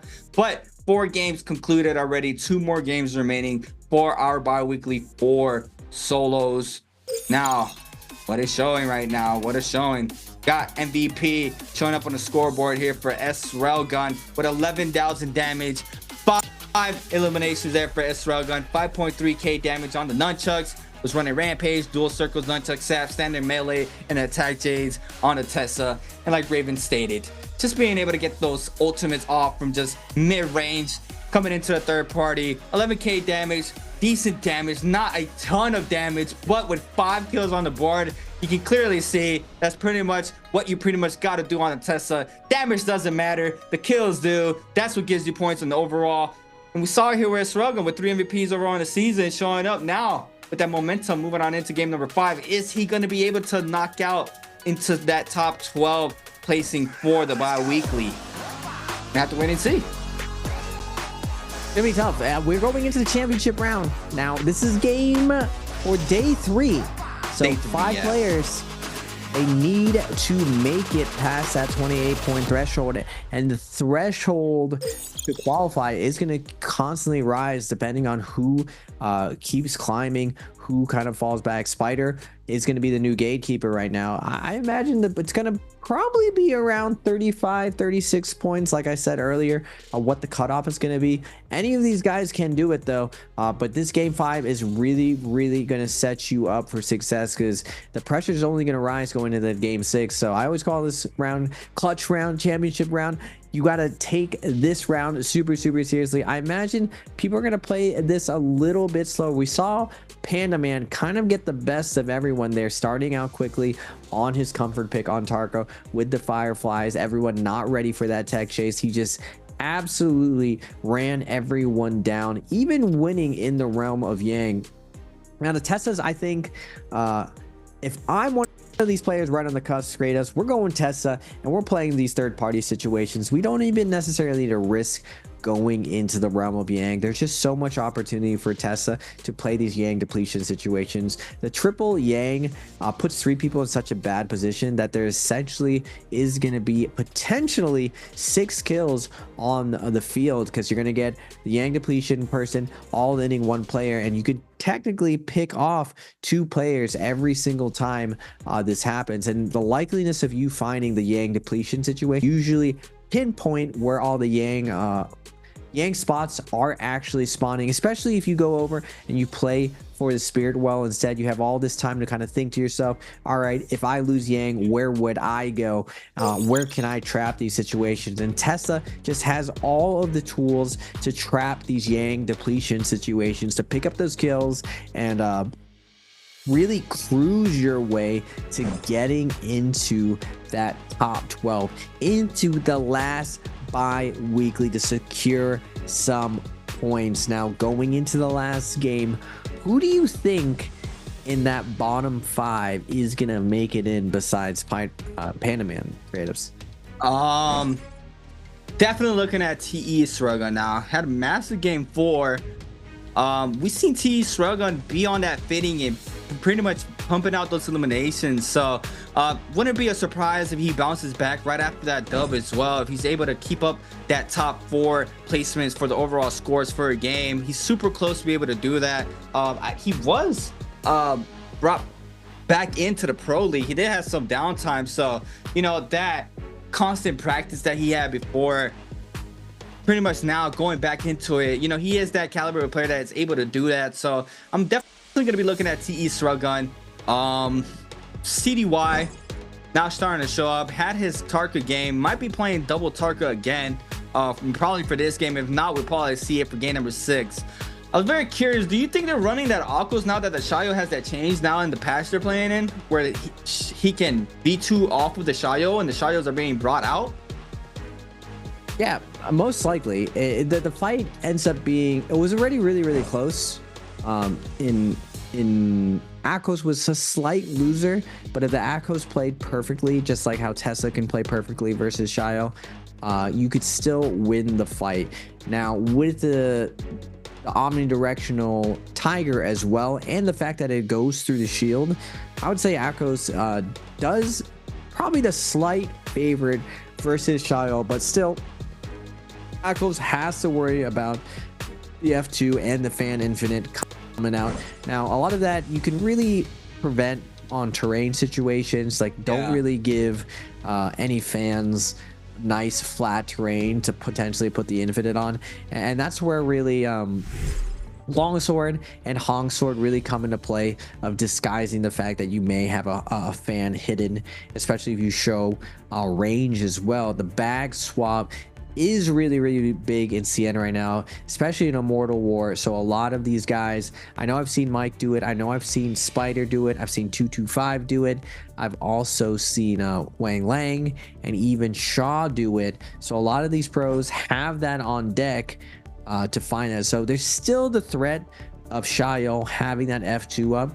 Now the problem is a lot of people don't really like the F2 because of how easy it is to land, but as long as you use a really fast weapon like longsword, dual blades, dual halberds, you can pretty much on reaction triple dodge and distance yourself from the F2 and without double jumping, because double jumping is definitely not the answer. You can instant cancel that F2.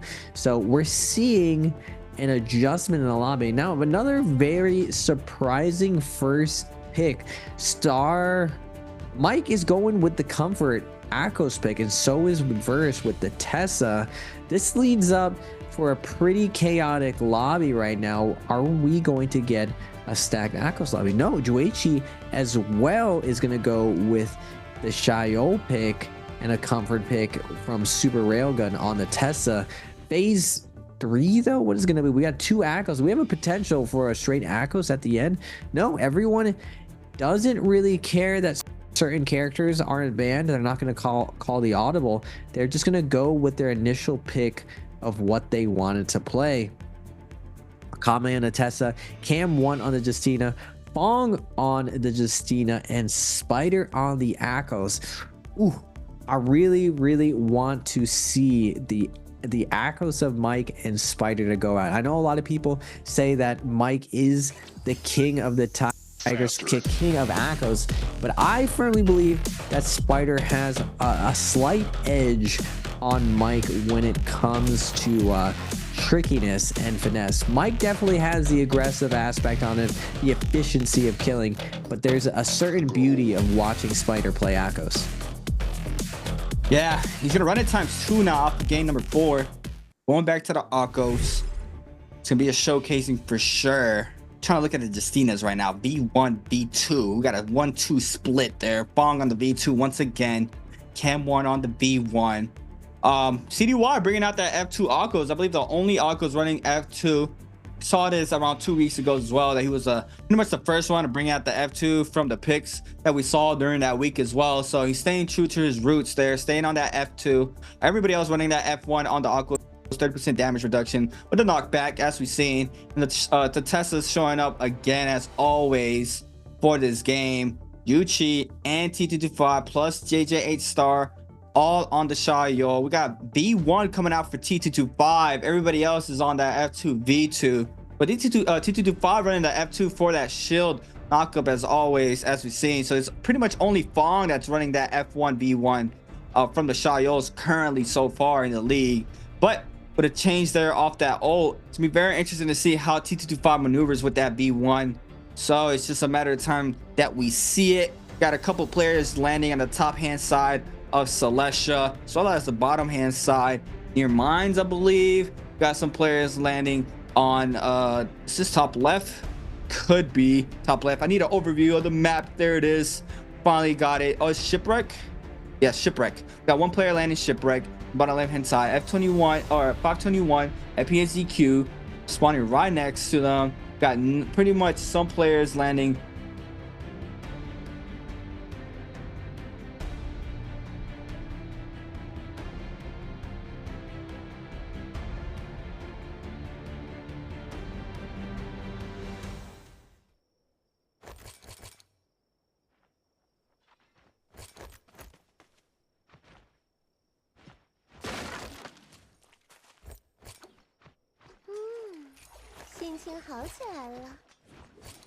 gonna be able to find some purple nunchucks and purple pulse sword, and we've seen a swap from Spider earlier on in the season with the nunchuck uppercut swap into the pulse sword. So Srugun might have that potential to do that as well if he needs to. OUG's might being the first one on the scene. GG Shaw picking elimination onto T225. JDG's verse onto Fong. Two players already fall into game number 5. It's Srugun getting active against OUG's Might. The massive R&B focus there to make Might take a step back and take a reset, as well as him. LNB focus there off the common staff. F1 called in to avoid that prile. Mike trying to stay up. R&B focus gets Clink off of this. Gonna spin it back. Does not let it loose though. It's gonna cancel it early there for Mike. And Mike's still coming in high. It's gonna be able to get the LNB Prowl once again. T Srugun with the LNB Prowl this time around with the nunchucks into the Tesla enchantment. Gets the ultimate off, and Mike trying to stay up. Mike getting enchanted pretty soon. Yeah, there it is. He is gonna get enchanted. So the nunchuck meter burn off of this. We got a third party showing on in, but it's gonna be TE Srugun. WBG Spider showing up to the party. F1 called in there for Spider. LNB in the corner. 1, 2, 3 gets proc there from the nunchuck. Lets it loose as well. Spider was not ready for that. LNB focus there for Srugun. WBG Spider now calling in that Aqua's ultimate. TE Srugun has that second ult online for himself. Now B2's out that nunchuck meter burn. And that's gonna be, oh, gets canceled because of the ledge there. Spider catches the power off of this. RB's back, does not catch the carousel. Super unfortunate. Leap does connect, but no, the ultimate is gonna be invested in the air RB finisher there for WBG Spider onto TE Srugun. Great pressure from WBG Spider there. The jumping LMB just covering every single option coming out from the stagger. I don't know what, with the amount of hit points left, I don't even think he can armor. He has to absorb the first hit and then immediately tap dodge to try to get away from the melee. He can only cross tap dodge there, but really good job from WBG Spider maintaining that tech chase. He's one of the best tech chasers NARAKA has ever seen. Cam with the parry onto Mike, white armor onto Mike. Has to be careful here. He does have ultimate on, but the purple pole sword catching the hit, and the freeze is going to come out. Another big slam. Mike has to be careful here. He is going to get chopped down by BBE's Cam 1. Big damage coming out from the purple pole sword off of spawn. Is that Mike's second life? Is he sent to the lobby quickly with that big chopping down R&B? Now JDG's versus 521 Sakame. B1's gonna be invested from the Tesla, looking for the tech chase. Not gonna get a verse. Just boom, we out of there. We already scale rush up. Akame having trouble finding verse to get that follow up. Not able to get it. And now verse, nice kiting coming out from him. Able to get a full reset here inside Celestia. Now JDG's verse looking to hunt, stay back active, get back in there, but it looks like he's happy to slow it down. No white heals to his name on the outside. Super rare got 11 people alive, and I believe Mike might have just gotten chopped down from BBE's Cam 1. Can Cam 1 redeem himself this game at 5 points? Can he climb and have a big game? Now GG Shaws with the Akos double pick on the Morris, looks for the Dragons. They're not able to get it. Double parry cutting him out from Cam 1. Will he go for the triple parry? One charge cancel into one charge release. Shaw tricky catches releasing, hand in the cookie jar, slam it. No releases for you. Shaw now keeping up the pressure, getting juggled by verse. 1 2 last hit, but the Tesla ult is going to be taken out. The stagger is over, and now Cam fighting his way back in, but just like Cam did to Mike, Shaw does to Cam, chopping him down with the pole sword. But Verse switching targets right now. Shaw slowly making his way with the leaps, trying to find the stagger, not able to get to it. Verse able to weave out of that situation. Jumping LB's coming down. He can't hold down Verse. Verse on the rooftop, trying to deny that terrain, able to ice off a ton of this Akos pressure, and now Shaw not getting any value left over here. BB Cam's one coming back in 1v1v1 for Shipwreck, going at it. Verse fading in, fading out, looking for the R&B, probing for what Shaw's cooking. Shaw doesn't have any more cooldowns to his name. He has to be careful right now. No armor.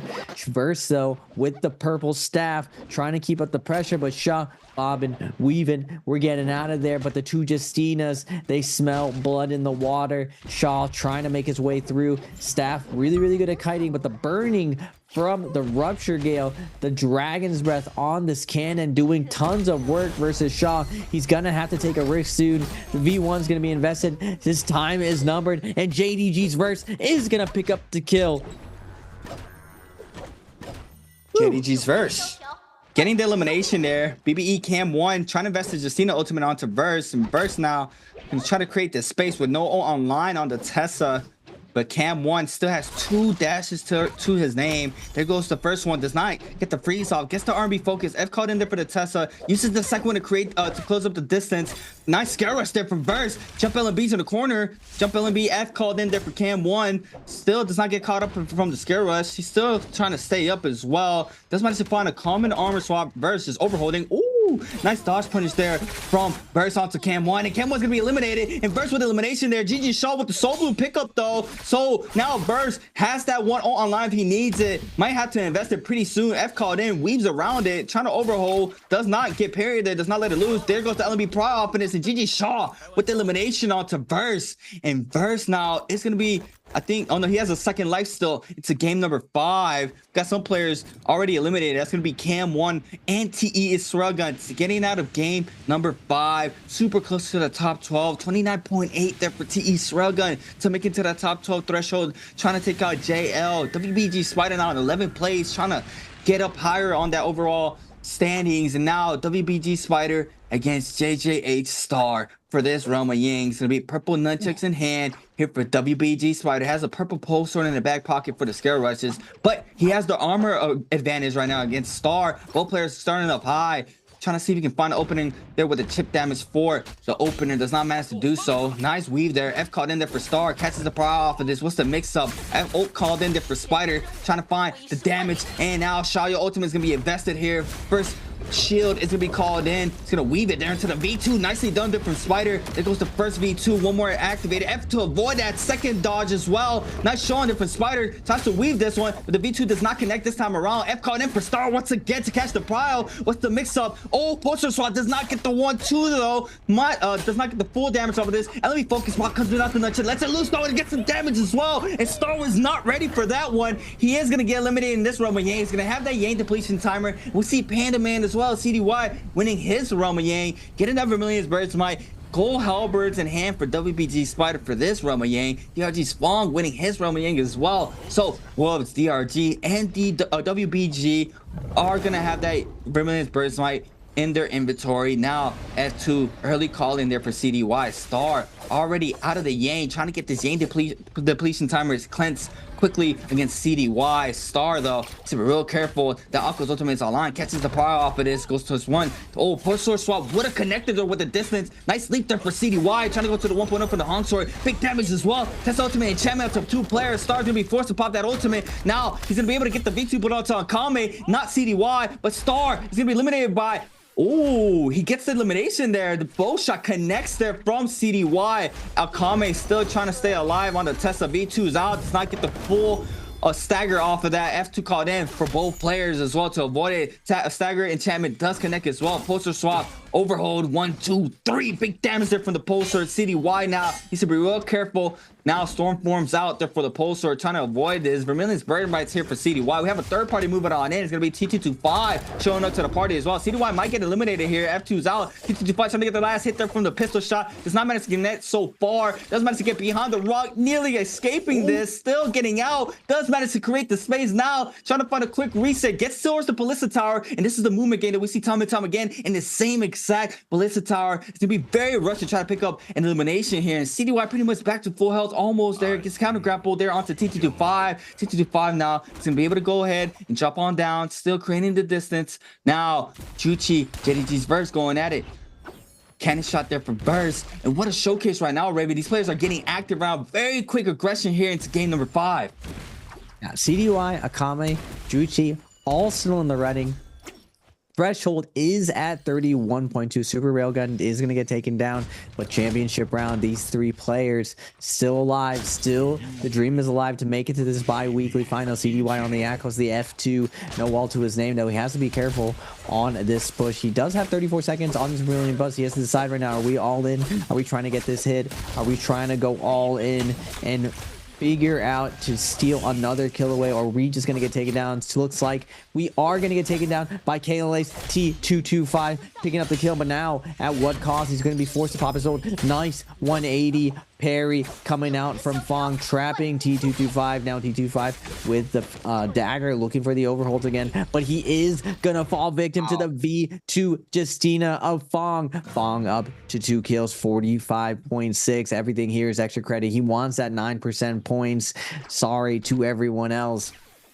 But Wolves, CDY, still chipping a chair, still alive. Same thing with Akame, same thing with Juichi. Juichi here, unfortunately, goes around the corner. Is going to get Tesla ulted. Does manage to take his soul, but now he's going to chase JDG's verse, looking to take down the current leader, tied with 4 kills with Spider. Verse has a lot of buildings to work on with, but he has his work out cut out for him with these nunnies chasing him down with the gold halbies. He got the white armor reset, trying to stay hidden onto the ceiling, not able to. Spider, one of the best tech chasers, also has Verse in his crosshairs. Juichi with the nunchucks, 1-2, trying to stay on top of him, doesn't get the grapple stacker, sees Verse going through the window, a little bit of movement error from Verse, going from ceiling to window, out of there, into the courtyard, onto the roof, scale rushing away. Can he get away from Spider and Juichi? Both of their ankles breaking. Burst backing into the building. He's gone. He's Houdini. He's a magician. Where did he go?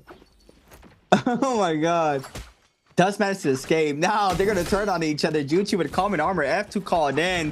Spider now gets the damage pretty low. The third party moving on in there for the test of this time around. WBG Spider has his eyes onto Juchi. Puck comes in off of both nunchucks, I believe. LB proud for Spider, though. He does not bite off of it. Tries to go for the 1-2 on the ground. Does not manage to get it, though. Juchi now trying to back up. Common armor pretty much completely gone. One more hit. 8 seconds left for the Yang depletion to take effect. 5. And now in counting, I believe no one gets the last hit now. Trying to cut the ankles, trying to wait it out. Cannon shot does miss, and that elimination goes towards nobody. And Verse nearly getting the last hit there onto Juchi, but Juchi is going to be able to not get that kill to anybody. Spider and now Verse going at it this time around. Verse trying to get active. Gold halberds in hand here for Verse. Might be a little bit of a scrap off, but we got a second round with Yang spawning. These players are going to scatter towards the gates this time around. CDY already posted up on the Akos. Akame has a bounty onto Spider this time around. Gonna have to wait and see. 2 eliminations there for CDY. Can't make this happen. Needs to win this run with Yang, but it's against DRG's Fong on the Justina. CDY is gonna swap on over to the dagger. Gohong sword in the back pocket if he needs it with this Akos Fong.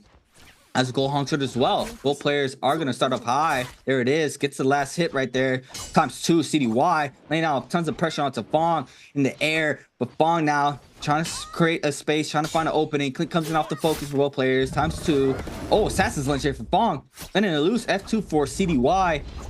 Trying to find another opening. Fong now needs to be real careful. Jump, crouch killing bees, trying to get some damage and chip damage. But the damage is going to go towards Fong's way against CDY. Leap call it in. F called in for the Justina. Gonna overhold, gonna call in that Justina ultimate to go for him. Did not save him there. Area LNB into the V2. Does get the damage in. Fong to the area LNB finisher. There it is. And CDY gets the elimination. And he needed that. He needs these eliminations. And he comes on top of this realm of Yang. You see the wave of relief onto Panaman. Game 5. knows that he's in a clutch situation, and this is where Panda Man does not shy away. My man is willing to go into the Yang, willing to take the fight. He's gonna always bet on himself when it comes to these clutch situations, and you need that level of confidence if you want to be successful within the NARAKA Pro League solos. Dueling is the heart and soul of solos. You need to have this, and Fong is going to be running into Akame, hiding in the corner on the Justina. Looks for the one charge crouch parry. Is going to release the second one, but Akame ready to parry it. Fong now against the ropes, inside zone, and Spider coming with the third party. Triple charge is going to come out. Spider has to be careful not to get hit by the sign, but Fong able to dash out of that situation. But Akame has them in his crosshairs, hears them getting away. Fong making his way into the corner. He's going to be popping a heel. Do they know where he went? Oh, in the corner, but now Spider with the Yang depletion immediately switches to Akame. Unlucky for Akame, the target selection is inconvenient, but Spider has a timer. He's against the ropes. Now he found the healed up Fong, switching over to Spider, stripping him half of his armor, and now Spider is going to take the reset right now, slow it down a little bit, see if he can go back in and get the re-engagement. Now Fong happened to see Akame in that building and sneaks onto him, forcing the issue. Both of them using a lot of their ult charge. I believe Spider still has his ult charge. Now Fong doing the same thing Akame was doing in the window, but this time Spider instant karma coming in hot, wants to put under pressure onto Fong. Nice blindside release. Assassin's Lunch is going to be released. The uppercut, unfortunately, soft true is going to get denied by Spider's F. Spider looks for the LMB, wisely turns away, doesn't get parry trapped by Fong, but Fong's going to keep up the pressure, chasing him up the stairs with the dagger, goes for the cutoff play, looks for the scale rush, gets the weapon swap onto Katana, but the combo break from the ultimate is going to come out. Nice jumping LMB, nice double jumping LMB. Are we going to get the RB? It looks like Akame is coming in with the vengeance with the third party, and now Spider looks like he's full investing in this. He wants this kill onto Fong. He does have Yang depletion. He needs to risk this all, but Fong with the dagger, one of the best movements in the league, is putting distance, is breaking ankles, and Spider is forced to slow down. He still has 2 minutes though. No need to panic. We still got time to eat this soul boom, but it's starting to get dire, creatives. Yeah, Spider, minute 55, big pair there from Fong to the sap as well. Jump LB, area MB, there for the extra damage onto Spider. And that's big damage onto him. Spider now needs to be real careful. 3 players now showing up to the party. Fong now catching up the scale rush, gets the damage in. Akame charging up the postal scale rush as well. CDY showing up to the party as well. And CDY gets the elimination. He's going to put up a lot of damage onto the opposing players in the same area as well. F2 does not connect. Parry does not connect as well. In the backside, Fong is going to go ahead and invest the ultimate. It's going to be a combo with the elimination. Fong as well. And the Tiger Buff is going to get some damage onto Akame. Spins back the full charge there from the pole sword. And CDY now, top 3 remaining. It's only CDY and Akame in the mix. Got another player showing up. Now our last player as well, Burst in the backside, I believe, starting to move on in. CDY trying to get the elimination onto Akame to Tessa for this game. Getting completely focused now. Cannon shots flying on in from Burst in the backside. CDY trying to lay down some bow shots as well. Gold dagger in hand. Gold weapon from Burst as well. Akame is going to get hit off that Tessa enchantment. F called him for the opposing Tessa. And Burst needs to be real careful. He's going to get clipped off of this. But CDY with another elimination on the board. That's 5. And that's the man for himself in 12th place now. F2 calls in. F called in for the Tessa. Avoiding this area LMB. Plus arrow RB there for the extra damage. CDY loses a lot of HCB. LB focus connects there on the rocks. Burst now trying to create the space. Needs to be real careful. Cannon shot spin back. Overholding. Ult called in there for CDY. Ult called in for the Tessa as well. It's just an ult off now. He's going to go ahead and quickly interact. But the counter grapple there to avoid that. Quickly done there from CDY. And the damage is coming to play there with the glow halberds. He is not able to call in the V2. And Burst being the last one standing in this game with a massive showing for himself. But Panda Man making into that top 12 now. Being able to qualify, and it looks like bringing a Panda Man for day number 2 for Wolves is playing out pretty well for them right now. Yeah. Going back and forth with Kai Bao and Panda Man is one. I believe they're the only team in the league doing it. But now BBE is tapping in Cam 1 instead of Roy Hehe. So 2 teams, I believe, having a rotation traditionally in solo. So it's always been one solo player leading the charge for the organization. And you see a rare smile from Panda Man. Look at that smile. My man usually got the poker face, got that stoic look on his face, always looks like a stone cold killer, but we see the satisfaction on his face. Cam Oh wait, no, Akame on 5-2-1, looking a little bit concerned, knows that he needs to keep this going into game 6, but he still has a chance. Panda Man knows that going to game 6, relief. He's past the finish line. Now it's just securing it. Now he can play this next one slow. He put in the work. He won his Yang fights this time around. JDG's verse with the swag, walking off the stage. No one like, we did it this time. We're keeping it going. We're keeping the momentum going. JDG's verse with the clutch up, taking it down on this game 5. Creatives. Any surprises today looking at the new meta with the glyph system that everyone's showing? Definitely a lot less stamina being played. Like you mentioned, that was surprising for me because, you know, always solos pretty much, you know, you want to run that full stam for the movement, and now being able to, you know, get that rage back for yourself. It's, you know, it's a smart move to be able to have that ultimate in every fight, especially when how the fights go towards in these games where a lot of third party is happening, and you know you're off pretty much getting off pick when you invest your ult. But we have an answer for Treasure for everybody at home. The question is going to be how many scores, I guess how many overall score did OUG's might get in the standings.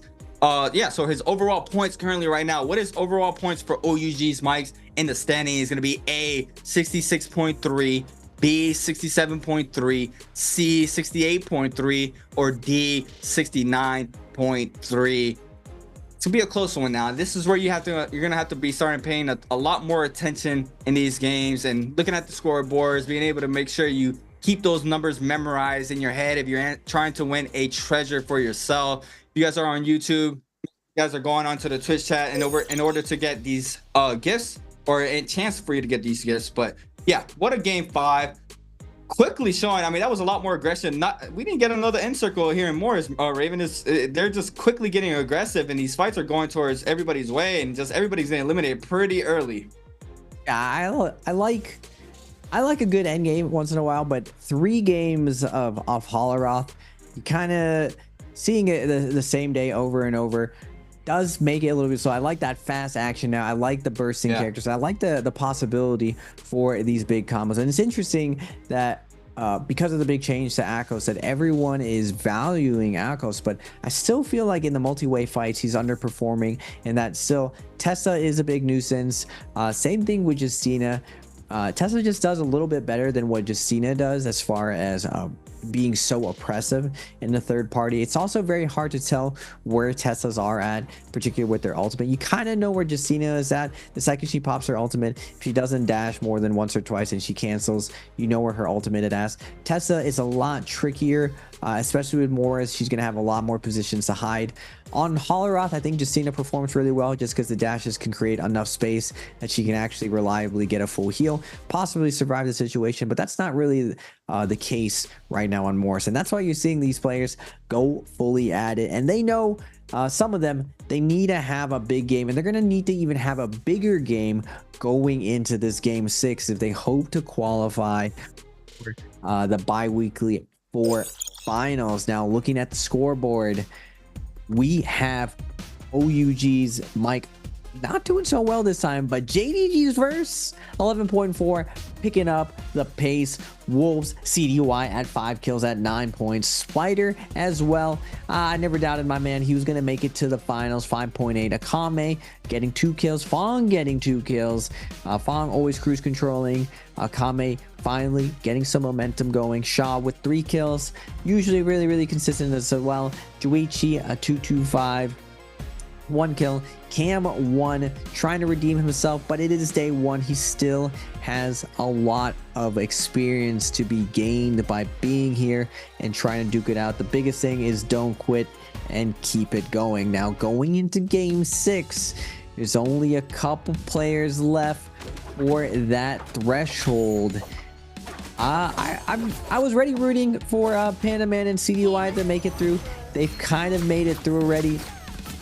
Now going to this last game, I was hoping to see an Akos Mike versus Spider, and unfortunately we don't get to see that, but we're seeing this off spawn, and just how big getting purple weapons off spawn is. Like, with the white armor, with no jades to your name, you're taking big damage. We got Shaw versus Verse off spawn, and Shaw with the LMB getting the uppercut combo into the focus stack. A lot of LMB traps today with the dual Halbies. Spider with the jumping LMB denying all exit strategy, and that Tesla ult's gonna come out. And again, the RMB with the pole sword. 2024, everyone's holding that pole sword ready to chop you in half in these big third party, fourth party situations.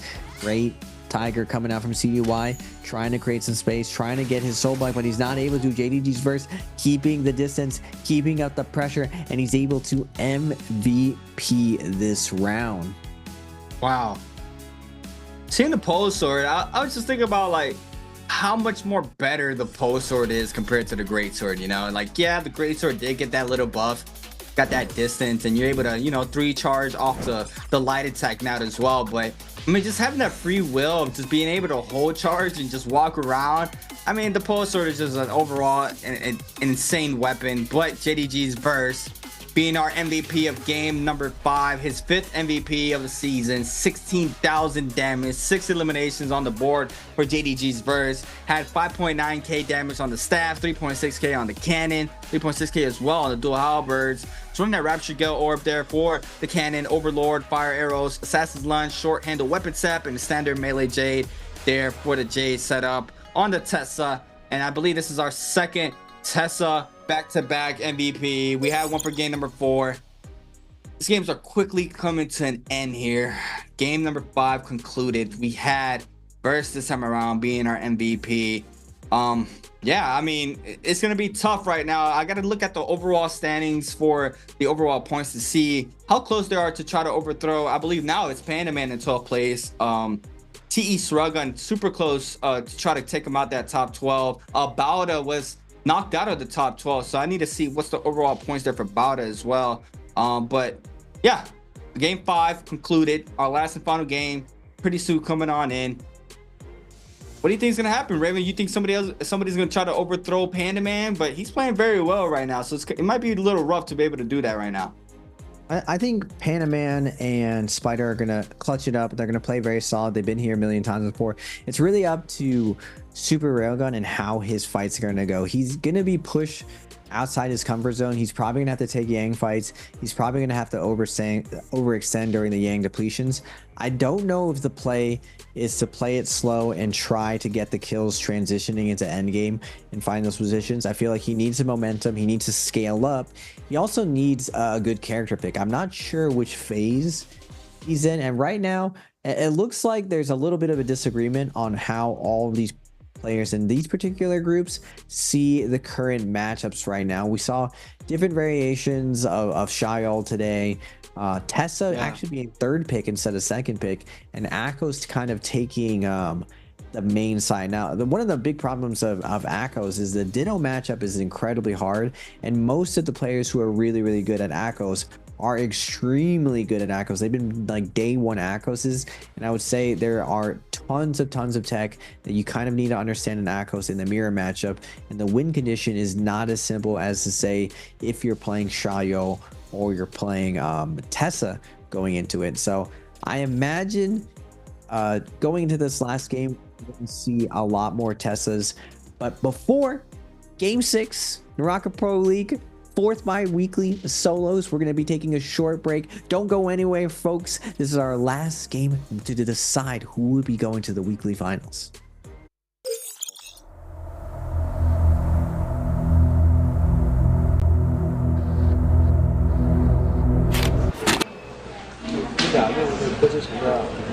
所以呢，然后呢？没事，你看这03年31要国的是吧？07年注册58年，那这个哪一年？这个51年，概况8。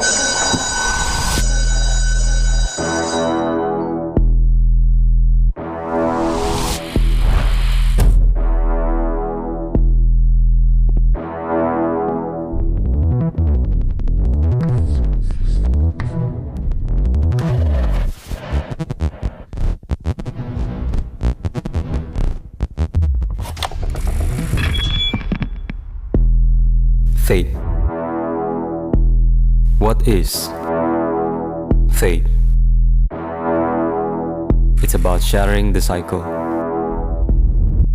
altering the rules of the game.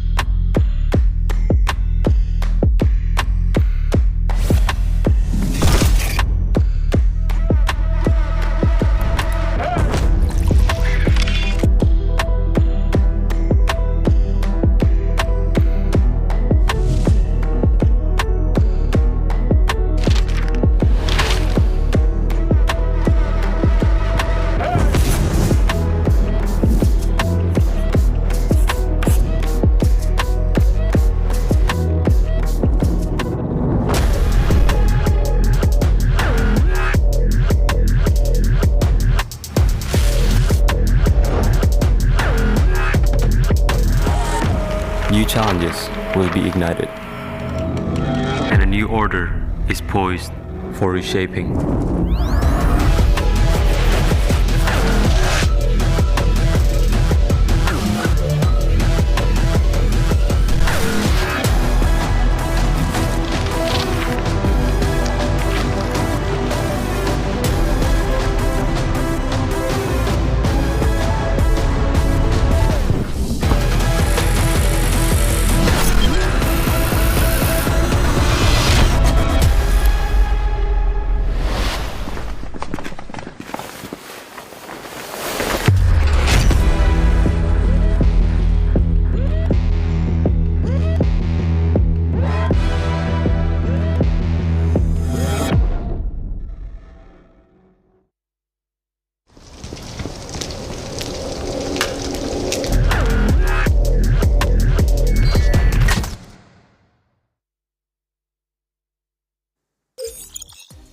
Welcome back, everybody, to the 2024 NARAKA BLADEPOINT Spring Split. Bi-weekly 4 solos. My name is Creatives, and I'm here with Raven PLC once again. We just saw 5 games being played out for the solos. We're moving on into our last game of the day. We had an outstanding showcase from all of our players. The aggression is here in Morris Isle. Not even getting the in-game circles here for Morris Isle. We see a lot of the scrap offs happening early to mid-game. Now, moving on to our last and final game, we have Panda Man securing that top 12 spot right now, being able to qualify for that bi-weekly final. And TE Srelgun getting super close to be able to get inside that threshold as well. Bauda got knocked down. We got Spider moving on in as well. He's in 11th, I believe, right now. We're going to take a quick look at the standings pretty shortly, but a lot of things are changing right now in our top 12. We still have Mike first place off of his game 1. Frostov is still in 2nd, I believe, as well. So yeah, it's a big showcase right now. This is our last bi-weekly of the season for the spring split, which is insane to say. 4 weeks already down here for the NARAKA BLADEPOINT Pro League. This has been a outstanding showing from all of our Pro League players, time and time again, every week, showing up the tech, showing up the movement, showing up all the eliminations and the hype here for these games. It's always a pleasure to watch, and it's always a pleasure to cast for everybody at home. And being able to see these games firsthand is always the great sight for me. But now the standings overall for the NARAKA BLADEPOINT Pro League: 18th, starting off with BBE Cam 1. Very rough start for his debut. 5 points overall. Juchi in 17 with 24.1. 521 Akame, 26.8. Bauda's action knockdown, 28.1 for all the action fans. Super unfortunate there for you guys and him. TE is struggling with 29.8. JL's AS already played 2 games, 2 days already, but he is at 31.2 and 13 spots, so he is knocked out as well. TE Srelgun still has the potential to be able to get into that top 12, but they're gonna have to try to overthrow JT's pace, who has already played his 2 days. And Spider moving on in, closing out that distance with 35.7. Wolves CD Watt with 33.5, right on his tail. GG Shaw 41.2. JJ8 Star 41.3. What outstanding week 2 here for the rookie JJ8 Star. DRG's Fawn with 46.3 and 7 plays. But just another day in the park here for DRG's Fong. Not even stressing about it.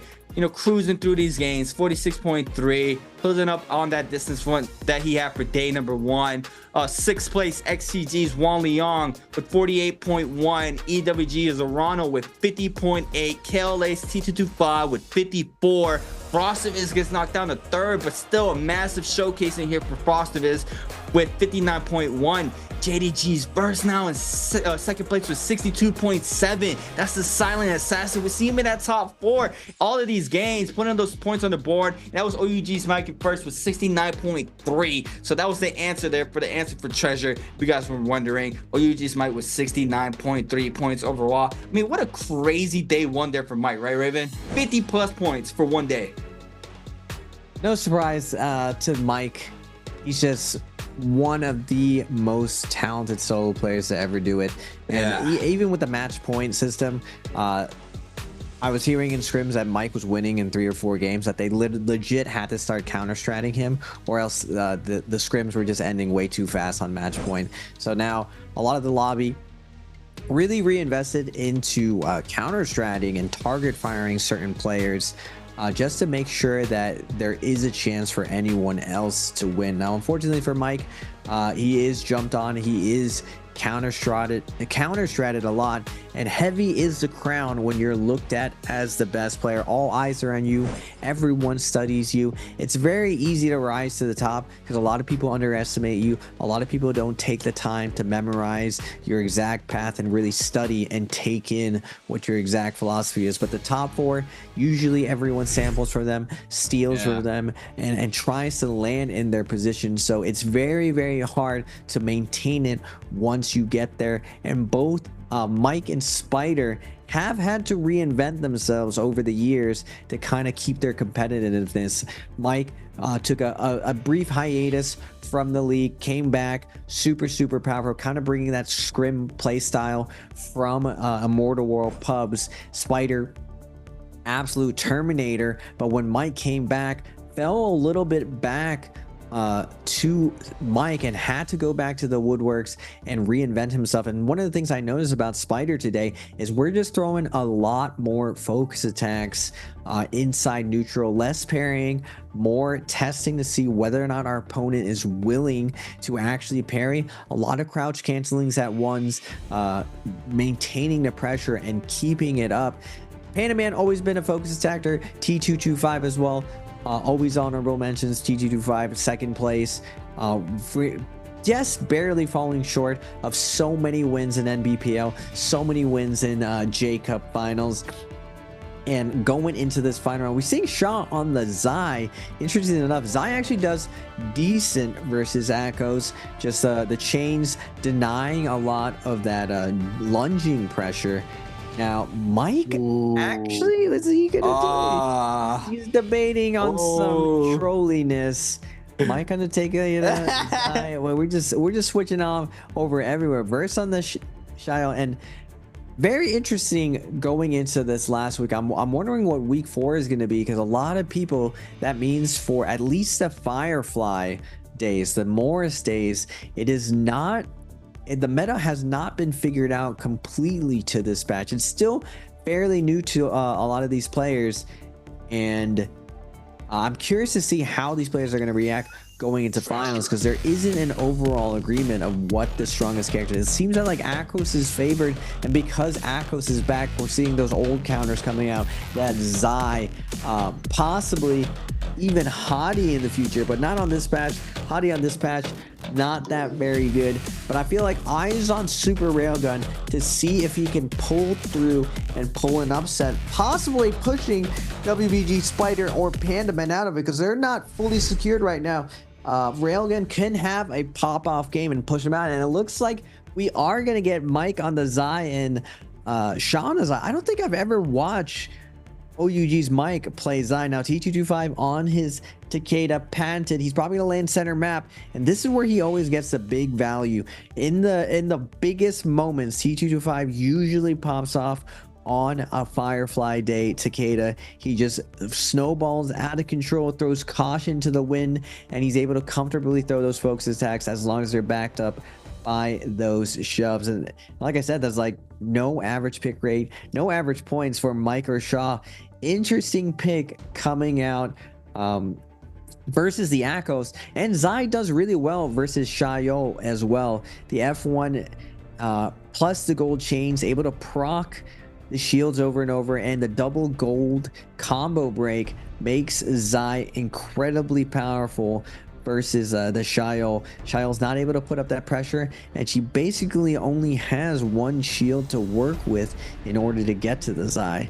So going into this last game, I'm going to be cheering for Super Railgun. I want to see my man Faded get there, clutch it up. It's going to be real happy if he's able to, but he has his work cut out for him because Panda Man and Spider are the gatekeepers. I'm definitely looking at OUG's mic right now because I've seen the Zai, and I haven't been feeling the Zai in these games. You know, I saw it from Kai Bao, and you know, he had, I believe 3 weeks ago, he had a good game 4 or 5 on it, and then he replayed his Zai and then just gets eliminated off drop. He tried it again last his day 1 for this bi-weekly 4, and he played it back to back again and just gets completely shut down off drop 2 times. So, you know, now a caliber player like how OUG Mike is on the Zai is going to be very interesting for me to see. And also Panda Man playing out the double Akos this time, seeing out that he's super close in that top 12. He doesn't want to get knocked down. He just had a good game 5. So it's going to be very interesting to see how he responds for game 6. Spider already getting active against GG Shaw. GG Shaw on the Zai as well, losing a lot of that white HP. He is going to have full blue armor. Spider with no armor right now. Jump LB. It's response with an LB 1-2. Tries to go for the bow shot. Does not connect. GG Shaw still trying to get active right now. Comic Katana in hand here for Spider. Trying to create some space right now. Pretty much all the loot is gone in this area right next to Shipwreck. So trying to be careful. Spider, though, is going to go ahead and go back in. Does not catch the prowl. Is going to weave that LB with a crouch there. Beautifully done from Spider. Let's lose the focus attack. Tesla ultimate now invested there for Spider. Has that F. He needs it. He is going to be able to jump up. Get some jump LB times 2. He's going to weave around this 1.0 for the follow-up. F called in. No damage there off the Zai. Is going to get hit off the F though. Now trying to spin it back. But LB prowl there for GG Shaw. Now a R&B jump LB finisher for WBG Spider versus well. It's going to pick an elimination onto Akame. And what a showing here for WBG Spider against the Zai. Yeah, WB Spider perfectly rotates his ability right there. Goes for a couple of fishes, able to use his ultimate, using his F to deny any of the damage. Now we're going to see Mike on the Zai. I wanted to see what this looks like. Now Verse with the quadruple hold dodge out. Mike going to get the armor reset, but Verse just put it on the Nikes. We're just full sprinting away. V2's going to mix him up, breaking Mike's angles, but Mike won't be fooled by this. Keeping up the pressure, keeping up the chase. F's gonna be invested. Does hit him as he goes to the window, gets the burn now. Now Verse has to have an answer to this. He is gonna get griefed into the Tesla hole now on the high ground. Tesla's gonna be chasing Mike first to go get his soul back, but Spider is gonna take this kill with a nice R&B, and now the rivals are gonna be going at a no ult zone at the fingertip. Spider immediately goes into the building, gets a nice armor reset, already 3 and 5, but Mike knows that this man, whoever this is, took my kill. We're going to be getting in there. We're going to be following up. Mike trying to find his way safely on top of his bonus. Drops down, goes for the focus attack. It's going to get parried. Now Spider with a little bit of momentum on his side, gonna be coming in, looks for the parry again. Now Mike scale rush into a light attack, crouch cancel, both of them crouch cancel, but Spider's a little bit more delayed. Gonna get the nice focus attack in the corner, and the scale rush, nowhere left to go, pushing him at the corner. 1, 2, 3, bye Mike. Wow, he gets the knock up there plus the follow-up. CDY against T225 to KW Aqua's action right now in the graveyard. V2 connects here for CDY. No shove there from Furrin, called in, misses it. No, he catches it. Tries to go for the side uppercut, trying to get Uga at T225 now against CDY once again.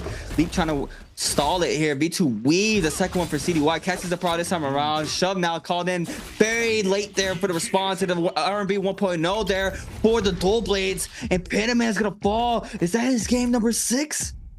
That is his game number 6. He's eliminated from game number 6.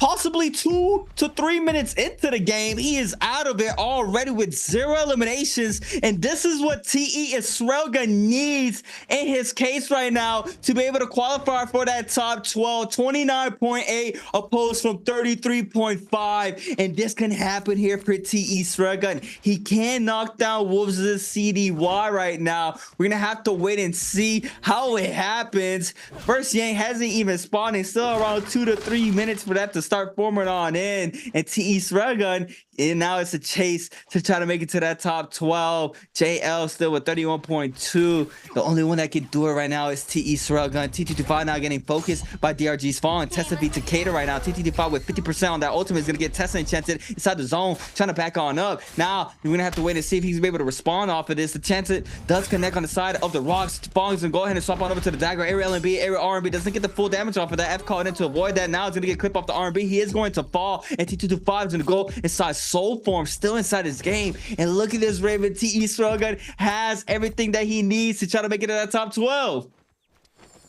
Tough break for Wolf CDY. Now, no destiny in his hands. He's just going to be watching, holding his breath for TE Super Railgun. And even Akame. Akame is still there. 6 points is totally doable for Akame as well. Now, he hasn't had a 6-point game today, I believe. But if he's going to do it, he needs to do it now. Same thing with Super Railgun.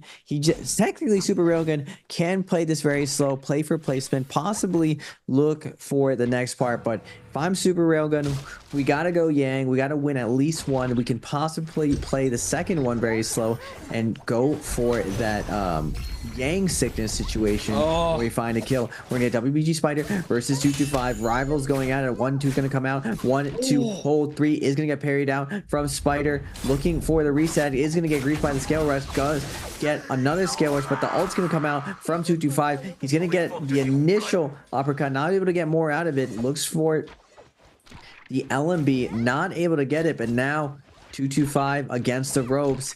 Spider smells blood in the water, trying to hold him down, but where's 225 going? The treehouse is here. So much position to make space. Probably another armor reset right here. Veteran move from 225 to go back into the zone and just play the white heals. This first zone doesn't do a lot of damage, and usually people don't loot out in zone, especially in these solo lobbies, so you can guarantee an armor reset. And you see just how deep 225 is.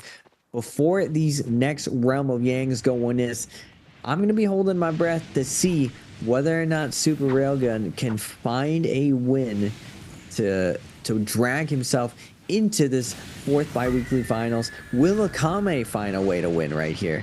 Let's see who ends up going. Super Railgun is in here, and it doesn't look like Akame went in, but Super Railgun did. This is for all the marbles, creatives.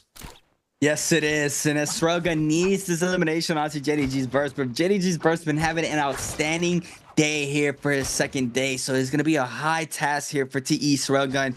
Looks like it's going to be same weapon rarity, same armor as well, just the differences on the heroes. F2 called in, just go for the uppercut off of this. F2 called in is going to use the ultimate very early. Xiaoyu ultimate is going to be used as well there for Verse to respawn off the Aqua Zone, using the pillars to stay up and not get hit off of these leaves, trying to wait this out. Does not let it loose. It's going to use the V2 now to get the pry off of this. V2's out as Railgun now, getting the damage in. Jump LNB for the second proc of that shield. It's going to weave that. Does get clip off of that there. Mind RB focus there for Verse, trying to get the second V2. Does manage to get so. Now S Railgun has no more ult left to his name, and Verse, I believe, has the F called in. Big damage. RB on the ground. Gets clip off the tap dodge. RB prowl there for Verse into the uppercut. Pulsar swap as well. And that's big damage there for JDG's Verse. And S Railgun gets eliminated.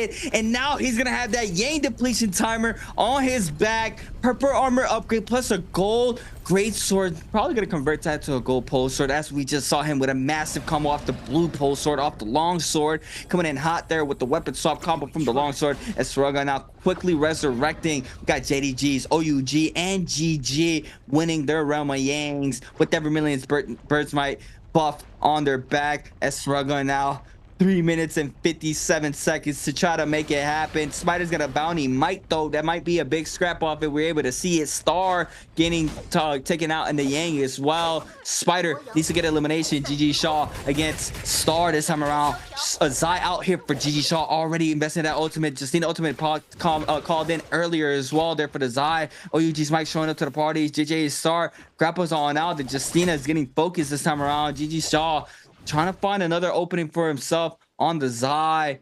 Has that gold scalage off of it as well. So Mike though, the first one on the trail. Spider as well. 2 main players in the Pro League chasing down JJ Star. Does manage to cut the ankles. GG Shaw eating up a lot of damage. He's gonna sit here. He wants to get that Vermilion's Burst Might out right now. He is gonna probably fall off of this. Good comes off the focuses. Big scare rush in the back end. It's gonna be Star though in the backside. Taking up the elimination off to GG Shaw. And the scrap balls are going everywhere right now here in Celestial Raven. Look at all this. 4 people piling in right now. JJH Star eating horizontals right now. Spider getting the best of this on the outside, but Fong is going to come in with a snipe with a bow shot, and now Mike going for a ride. F is going to be invested.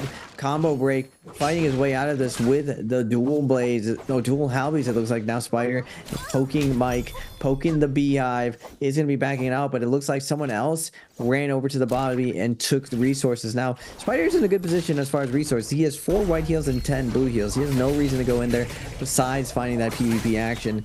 And looks like JDG's verse is going to take that 5-2-1 Sakame. Same thing with Super Railgun. He's going to find a win as well. This is going to be wild if they stay disconnected for this long. WBG Spider comes back with the ultimate, taking down Realman. Now, what time is it? We got 6 people alive.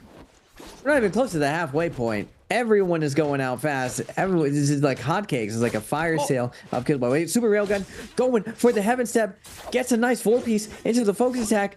Doesn't get the full TOD, but a verse under a ton of pressure now. And now Super Railgun looking for light attacks, looking for that parry. Where is it? He does get juggled right now. Doesn't want to keep running into his. Oh my goodness! What in the verse was able to reverse 100-0, my man, with the weapon swap. Gold greatsword just doing so much damage. Oh my goodness. Wow. I was wondering where STE Swagger he has to get in Celestial, try to pick up a Soul Bloom. He was in the outskirts fighting JDG's Burst, and JDG's Burst with the upgrade. And you know CDY is happy about that one. There is no takeover, and now Wolves claims that top 12. Nearly cutting it very close there for CDY. Gets taken out very early. TE Srugun had it in the bag, falls short with JDG's verse with a massive combo there off the gold. Great. So we got T225 though. LMB off of this. LMB 1-2. F2 called in there for Srugun. Bow shot connects as well. Trying to back on up. I'm trying to create the space now. Swats to the Hong Sword, catches the Scare Rush there into the 1.0 from the Hong Sword as well. T2 fighting up a lot of damage. Some LMBs. Looks like the Firm is going to be called in there. Oh, gets the Scare Rush there off the Aquas. Oh, gets the elimination though. He is going to be getting the elimination. Does not get the Bloom though. Does someone else take the Bloom? He still had the red aura around his name there on the character. I'm not sure if he picked up the Soul Bloom. He was still having that once he was fighting Burst. We got these players moving on into the second Roma Yang of our last final game of the night. 6 players remaining. We got pretty much 3 to 4. Oh, Scare Rush. Oh, WG Spider's not gonna let it loose. He's coming out hot right now. Looks like this Shayo is gonna be focused here by everybody in the server. Spider not letting it be free at this. He's still gonna apply the pressure. Burst eating up a lot of damage. Coming to armor swap there for Burst. He's gonna eat up more damage there from the repeating crossbows. And that is unfortunate. And this is how you got to know that you're not safe. If there is no aggression, you cannot just be chilling. That these players are going to probably just turn on you. We don't really see that, but we just saw it just now. OUG's Mike is going to take this Roman Yang on the in the Zai. DRG's Fong on the Tessa. We're going to have a Zai v Tessa here for this Roman Yang. Who do you think is going to take this, Raven? Zai v Tessa. I mean, it's Fong and Mike. Usually Mike has Fong's window, but Fong always, every time I doubt my man Fong, he always just does something amazing and finds a win. Rare release coming out from Fong, and Mike with the movement, keeping up the pressure, able to get a half charge onto the dagger. Really, really rare to find these light attack success versus dagger, especially versus the likes of Fong. Now Fong looking to ice this off, goes with the scale rush on the nunchucks, but Mike keeping up the pressure. Oh my god. He just makes it look easy. Just finds the parry onto Fong. Fong almost never releases in that position, but Mike just has the read depending on the landing right there. And OUG's Mike, barely any damage, just really chip damage done to him, and he takes the win. Just I don't did he even use Zion? He no need. No. No need. No Zion. Just bye Fong. Made Fong look so free. OUG's Mike. I mean, that was constant pressure there with the chip damage from the pistol too. Quickly getting that parry. Gets the elimination there. OUG's Mike with a nice showcase in that Roma Yang. I don't even think I saw Tesla ultimately be invested there from DRG's Fong as well. Cam Warren trying to get active against GG Shaw. It's another Zai. 3 minutes and 50 there for GG Shaw to pick up a Soul Bloom. Loses that Rama Yang. GG Shaw is forced to pop that F there for the Zai. Cam Warren still getting very aggressive after this. B2 called in. Tesla ultimate gets connected onto GG Shaw from the backside from DRG's Fong. Looks like the damage is going to come into play pretty soon. Who's going to pick up the elimination? It's going to be Cam Warren. Who's going to pick up the Soul Bloom though? It's going to be Fong getting the Soul Bloom. Cam Warren drops very low. Does get clipped off for that Tesla ultimate as well. It's going to respond with a Tesla ultimate as well in the backside. Both players interact. No, he does not. Cam Warren falls off of this. And let me focus. And Fong getting 2 eliminations here, I believe. Oh no, 1 elimination. Cam Warren got the other elimination. But Fong now cleansing that Yang depletion off of this. OUG's Mike with free Spirit Well. WBG Spider on the Tesla top left hand side. We had a Shayo on the right hand side with no ult. Whoa, Spider disappeared, but he's back. He's back from the Spirit Well. He is going to get that upgrade off of this. 2 gold halberds here for Mike. Oh my god, the loadout looking nice right now with the halberds. He is going to have those dual halberds in hand. Gonna probably shift around this purple armor if he needs it as well. Trying to move around some of these jades. Get the jade upgrade. Still has that white tiger's buff as well. 80 seconds remaining. WBG Spider as well. 95. Gold fan in hand for Spider though. Having purple hung sword, purple pole sword in the back pocket if he needs it for WBG Spider. Now starting to move on in towards Temple.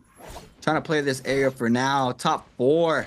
Bodies are dropping quick. Game 6 ending really fast. Zone 3 about to start closing in 10 seconds. DRG's Fawn with a gold fan as well. Not a rare sight at all. Blue dagger in the back pocket. Has a purple nunchucks if he needs it as well. Looks like he might have a little bit more better purple jades there for himself. JDG's verse is waiting this out. Just cooling it for gold pole sword in the back pocket, purple longsword in hand on the Shayol. Trying to wait for this ult to come back online for him. Looks like WBG Spider might scout him here pretty soon. But JDG's verse cutting noise. Spider moving all around the map. OUG's might buying up some resources here at the blessing, trying to get some more of these J's as he can. Pretty much the buff's about to run out pretty soon now. Looks like we are just waiting it out to see who we catch here lacking. JDG's verse moves on in. Mike is not going to be able to find anybody around here. Everybody's pretty much completely moved on into the next zone. Zone 3 about to completely close in a couple of seconds. Already moving on in. Verse looks like he's going to get some materials there as well. WBG about to run out that buff. JDG's verse though might get spotted here by OUG's Mike. There it is. He does count him. Now the chase is on. Mike quickly on the scene against Verse. Verse trying to back on up. It looks like the counter grapple is going to come into play into the musket shot there from JDG's Verse. And Mike now trying to create the space to try to back on out. Nice scare rush there from JDG's Verse onto Mike. And Mike now might get lobbied here by Spider as well. And it looks like he is. Fan is out now for Mike, trying to create the space, trying to back on up. We got these both of these players trying to catch up to Mike. Looks like he's going to get stuck there on top of the wall there. Musket shot connects. Now the ultimate's going to call in here for the side. Mike, F2 caught in the backside as well. Mike eating up a lot of damage. 1-2 off the ult. Be able to pop 1 powder in for himself. Looks like he does have advanced heal as well. He's going to be taking that health per second with that advanced heal. He is going to be back to full health pretty much soon now. Now he's going to go ahead and change his attention onto the Shayo again. Verse, F2 called in. F2 avoid that. Both shots to the backside onto Verse. Big damage onto him. Shayo ultimate now invested there for Verse. He's going to try to create some more pressure onto those shields. V2 called in. Test ultimate invested there for Spider as well as DRG's Spawn. Big parry from Mike. Now he spins it back to Verse, but he still has that shield up. In the backside, DRG's Spawn with an RB focus there for the elimination onto Mike. And a 3-way scrap off now unfolding. Our last 1v1s here for game number 6. Spider now chasing down Verse. Last shield there for Verse. RB focus and that's Test ultimate as well there for Spider. Overhold the F to avoid that. Big parry there for Spider onto Fall. Spins it back. Avoids the F as well. Spider trying to get the elimination onto Verse, but Verse does manage to pop 1 powder in. And now the last final moments of this game. What are you gonna give this to? We got 2 Teslas out on the field, Raven. You know how it goes down when the 2 characters are the same against a lone wolf. I have to give it to one of the Teslas. Spider's been playing spectacular, but Fong, no slouch, and technically all 3 of these players have been picking up, playing this super well. Last little building scenario, but just Tesla on Tesla action.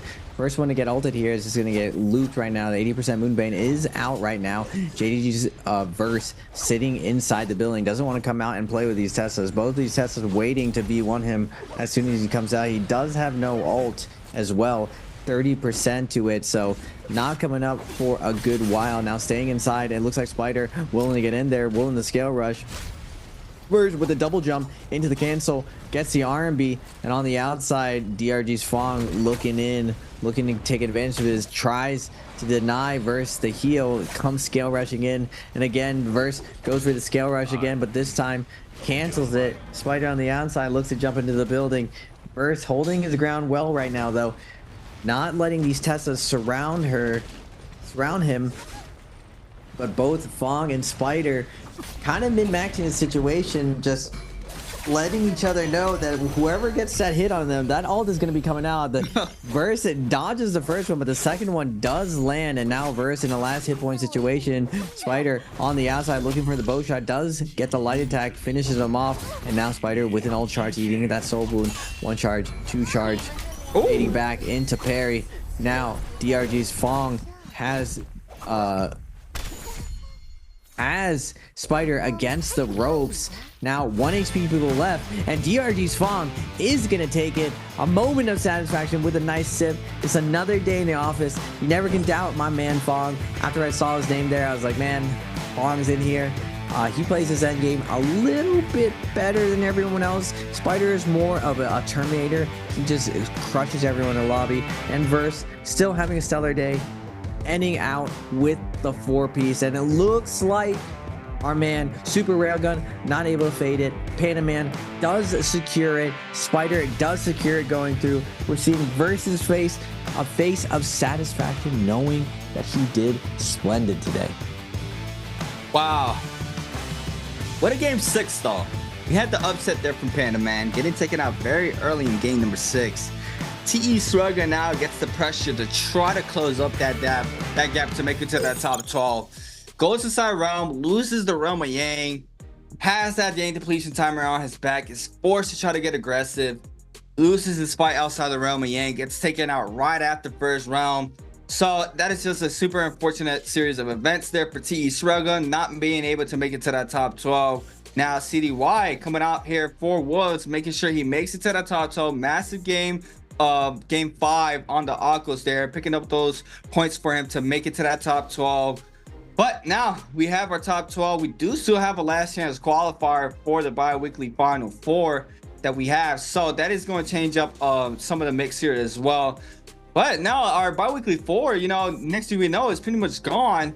It's been a crazy 4 weeks for a lot of these players. We've seen some crazy stuff happen overall for a lot of players. We've seen some new heads coming to the scene, being able to adjust quickly. For example, Frostivus, for example, Star now in that top 7, I believe, as well, being able to get into those bi-weekly finals. So coming in here for your debut and, you know, bounce it back for your second week for Star is good, showcasing him for him to be able to make it to the bi-weekly finals for the first time.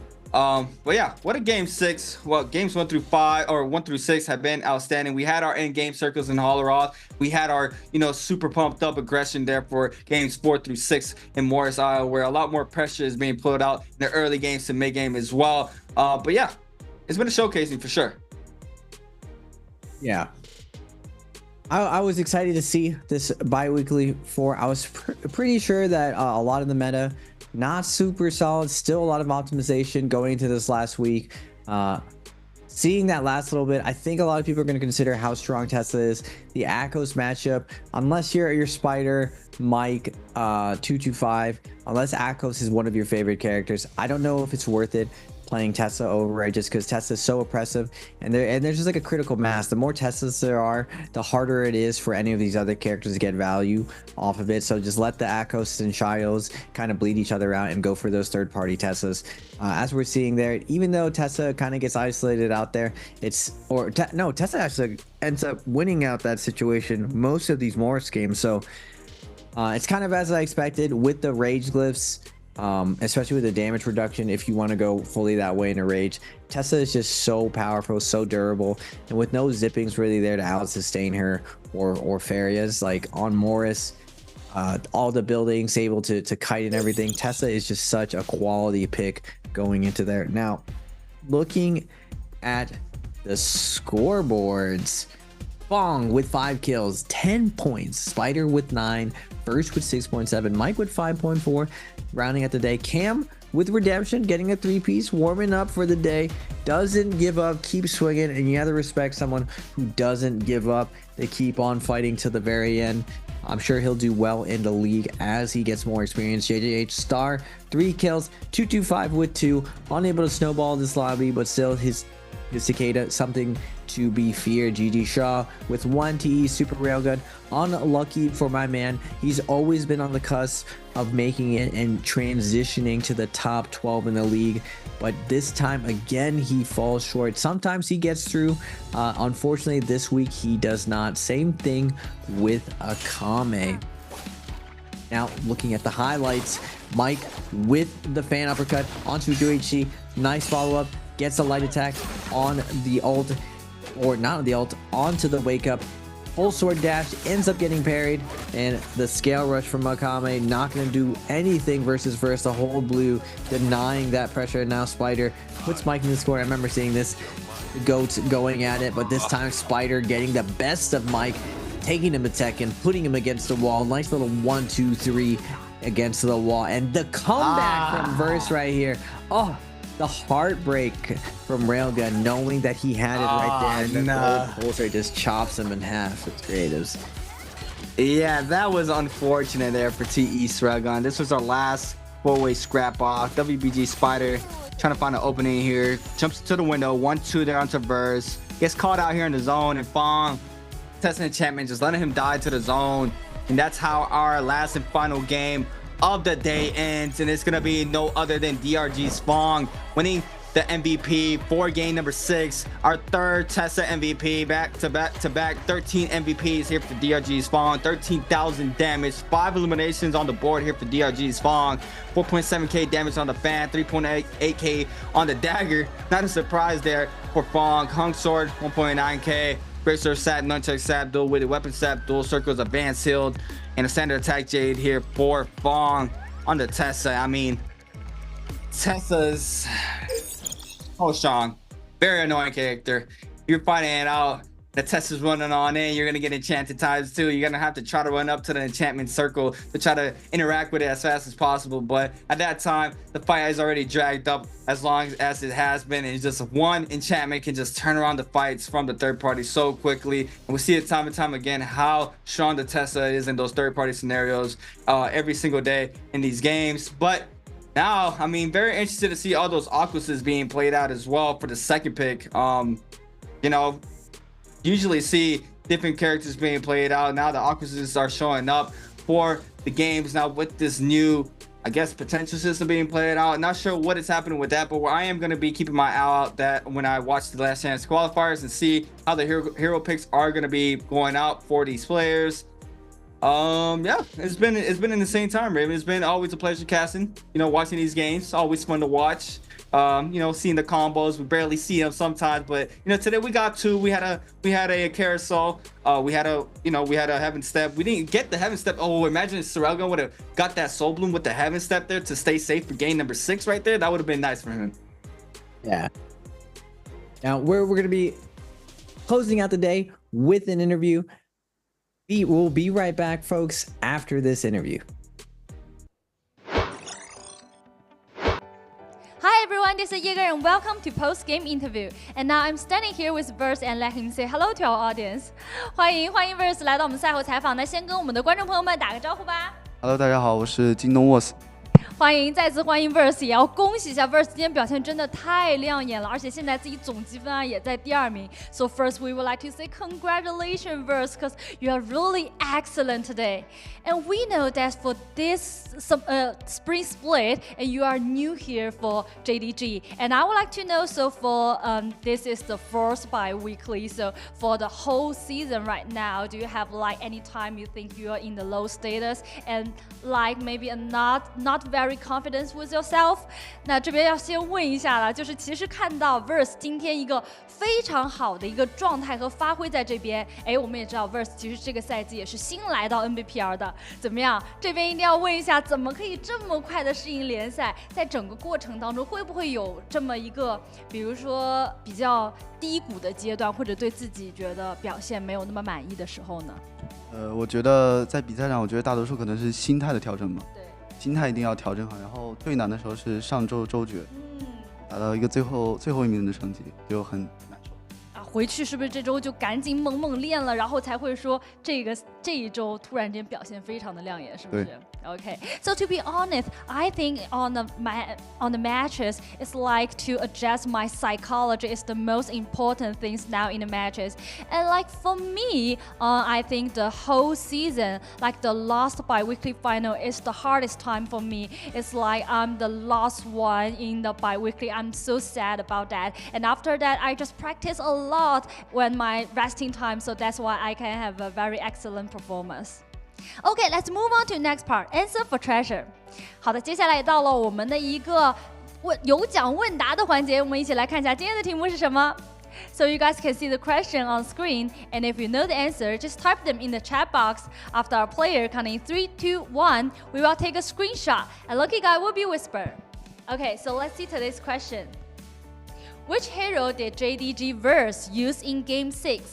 好的，那我们这个环节呢，因为在我们的场面上面已经有了我们的这个题目啦，那我一会儿给你翻译一下题目呢，你就要跟我们一起进入一个3、2、1的倒计时，用英文的，然后我们要一起给观众朋友们，先不要说出答案哦，我们一起先给观众朋友们送出一个福利，好不好 ？Okay, let's see today's question.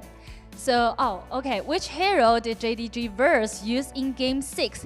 这道题目呢是在刚才的这把比赛当中 ，Verse 自己用到的是哪个英雄？哎，说到刚才这把比赛，就不得不提啊，亲自淘汰了电磁炮，是不是2波机会啊？但那2波其实我觉得打的都非常的险。其实包括在回阳的那一波，其实当时一开始是电磁炮自己是有一套连招，也没有让你找到还手机会，但自己是抓到了一个僵直之后，就没有让对手有反击的余地。在这种高压的1对1之下 ，Verse 自己是怎么调整心态，或者在这种1对1当中自己有什么技巧吗？我没有压力。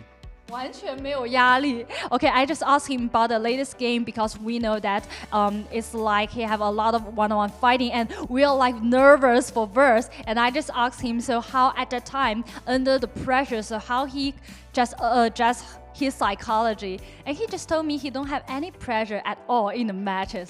哇，这个心态真的太好了。那我真的要想说 Verse 真的就该你今天打这么好，是不是这么好的一个心态 ？OK， 那我觉得既然这么好的心态，这么好的一个氛围之下，我们是不是应该进入倒计时，一起给大家抽奖了？那我们英文来进入一下倒计时，说一个3、2、1，好不好 ？OK。3、2、1。Screenshot。Okay, let's find out the correct answer. 那也有请一下 Verse 公布一下刚才这道的题目的正确答案是什么呢？魏青。Yes, the correct answer is C, Wei. Okay, and we know that we are going to have the bi-weekly final again. It's like for you last time a lot of nervous, and this time maybe some difference, right? 那我这边想先问一下的，又到了一次周决了。那 Verse 刚才也讲了，说自己其实上次周决感觉是。可能整个赛季觉得是最低谷的时候，怎么样？再次面对周决，这次有没有信心？有。这次的信心，你觉得？因为前面我们也聊到了嘛，你说你现在是有1半的信心，哎，这个1半的信心是个怎么样的说法？那另一半你现在觉得缺失在哪里？缺失在那个散场经验吧。Okay, so I asked him if he have the confidence right now because we know that he is the top 2 now leading the standing, and so for the bi-weekly did he have the confidence? And he told me yes, he have the confidence, but half of the confidence. So which half is because he lack of the experience in the bi-weekly final. 这边我们也要说 Verse 没有关系啊，虽然感觉自己是缺一些这个赛场的经验或者周决的这个经验，但是一定要鼓足你现在今天的这股冲劲儿，然后猛猛的向前冲，好不好？最后呢，我们也看到今天的比赛当中，很多大家都在讨论，不管是我们的解说主持还是我们的观众朋友都在讨论，就是关于我们的陈道宇，哎，最好其实也算是就是让兄弟有机会进入到周决了。那么周决上面会不会有怎么样的祝福送给自己的好兄弟？希望他能打得越来越好吧。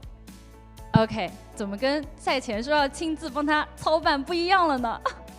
因为他是我兄弟。OK， 最后还是觉得是自己的好兄弟，对不对 ？Because we know like a lot of audience and like our caster, we are talking about the Panaman today, and we know that because of verse, that Panaman can qualify for the bi-weekly. So I would like to know any hope or wishes he will give to CDY.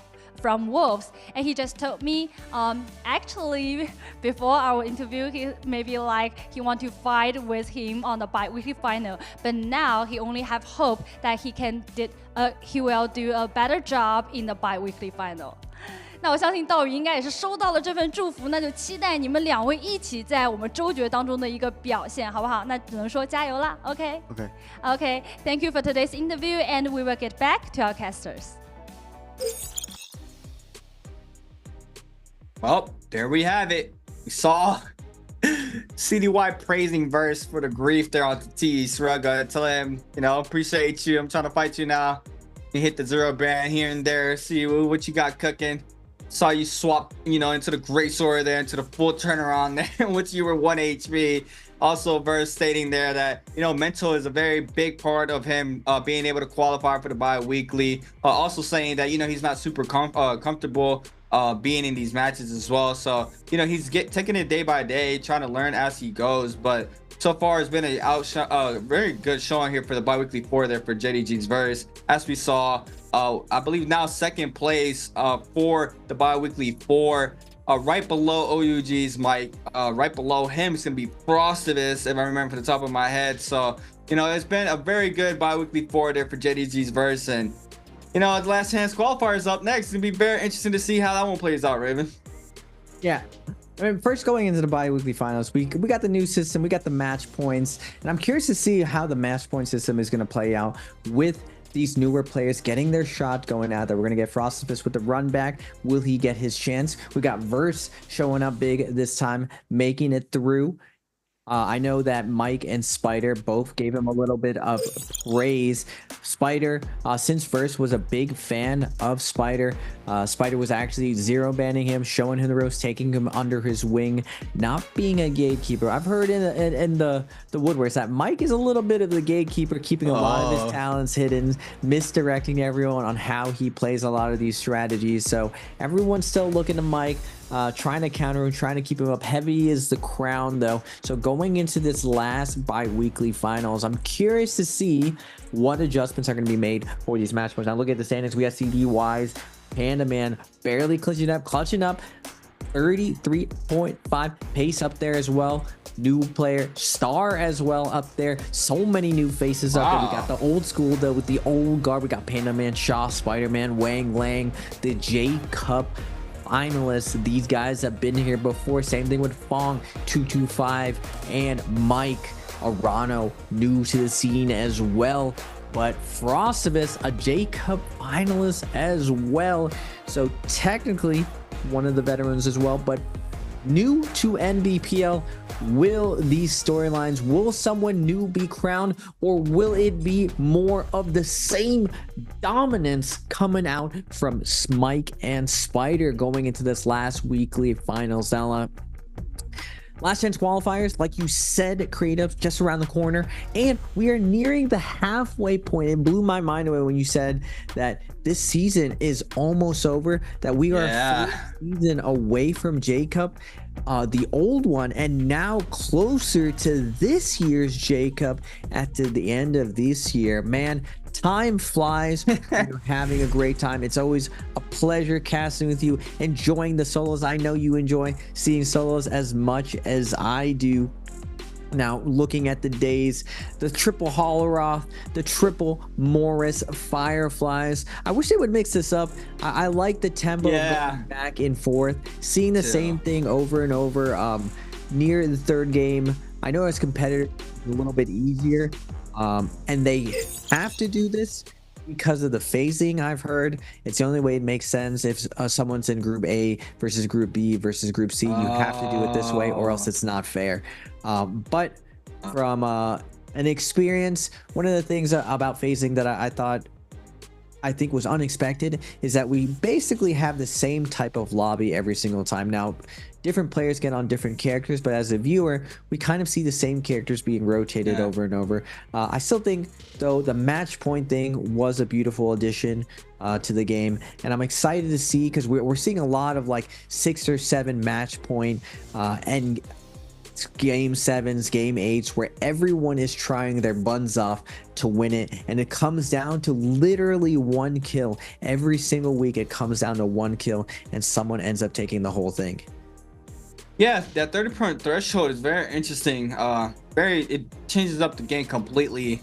And then I forgot that there was even a back and forth back in the Pro League where, you know, we'll jump from Morris to Hollerod and back and forth like that. That was very fun to watch. You know, it was always fresh. You know, seeing like, all right, we're going back to Hollerod. What's gonna happen to Hollerod? Now we're going back to Morris. I actually forgot that was a thing with how, you know, long we've been on the 3-3 now for the time now. But you know, I would also, why do you think why we don't have any nighttime Hollerods now and just strictly Morris Isle night times? Again, I asked about this. It's mainly because of the phasing, because then character picks would be unfair. If you were in a certain phase, you would be in a huge disadvantage if you didn't get a certain pick. So they try to keep it consistent. Now, what's interesting is going into Worlds, we're still going to have 2 more characters and we're still going to have the new map. So I'm curious to see how these rules evolve going to Worlds. And NARAKA, really, really fresh. I'm happy with all the new addition. Plus, the new character is still around the corner. And Hadi as well. So lots of stuff to look forward to, ladies and gentlemen. But that's going to be us for all for us tonight. Me and Creators will be signing up. But tomorrow, there will be trios qualifiers as well. So tune in for that. But for us, any last words, creatives, to send us off?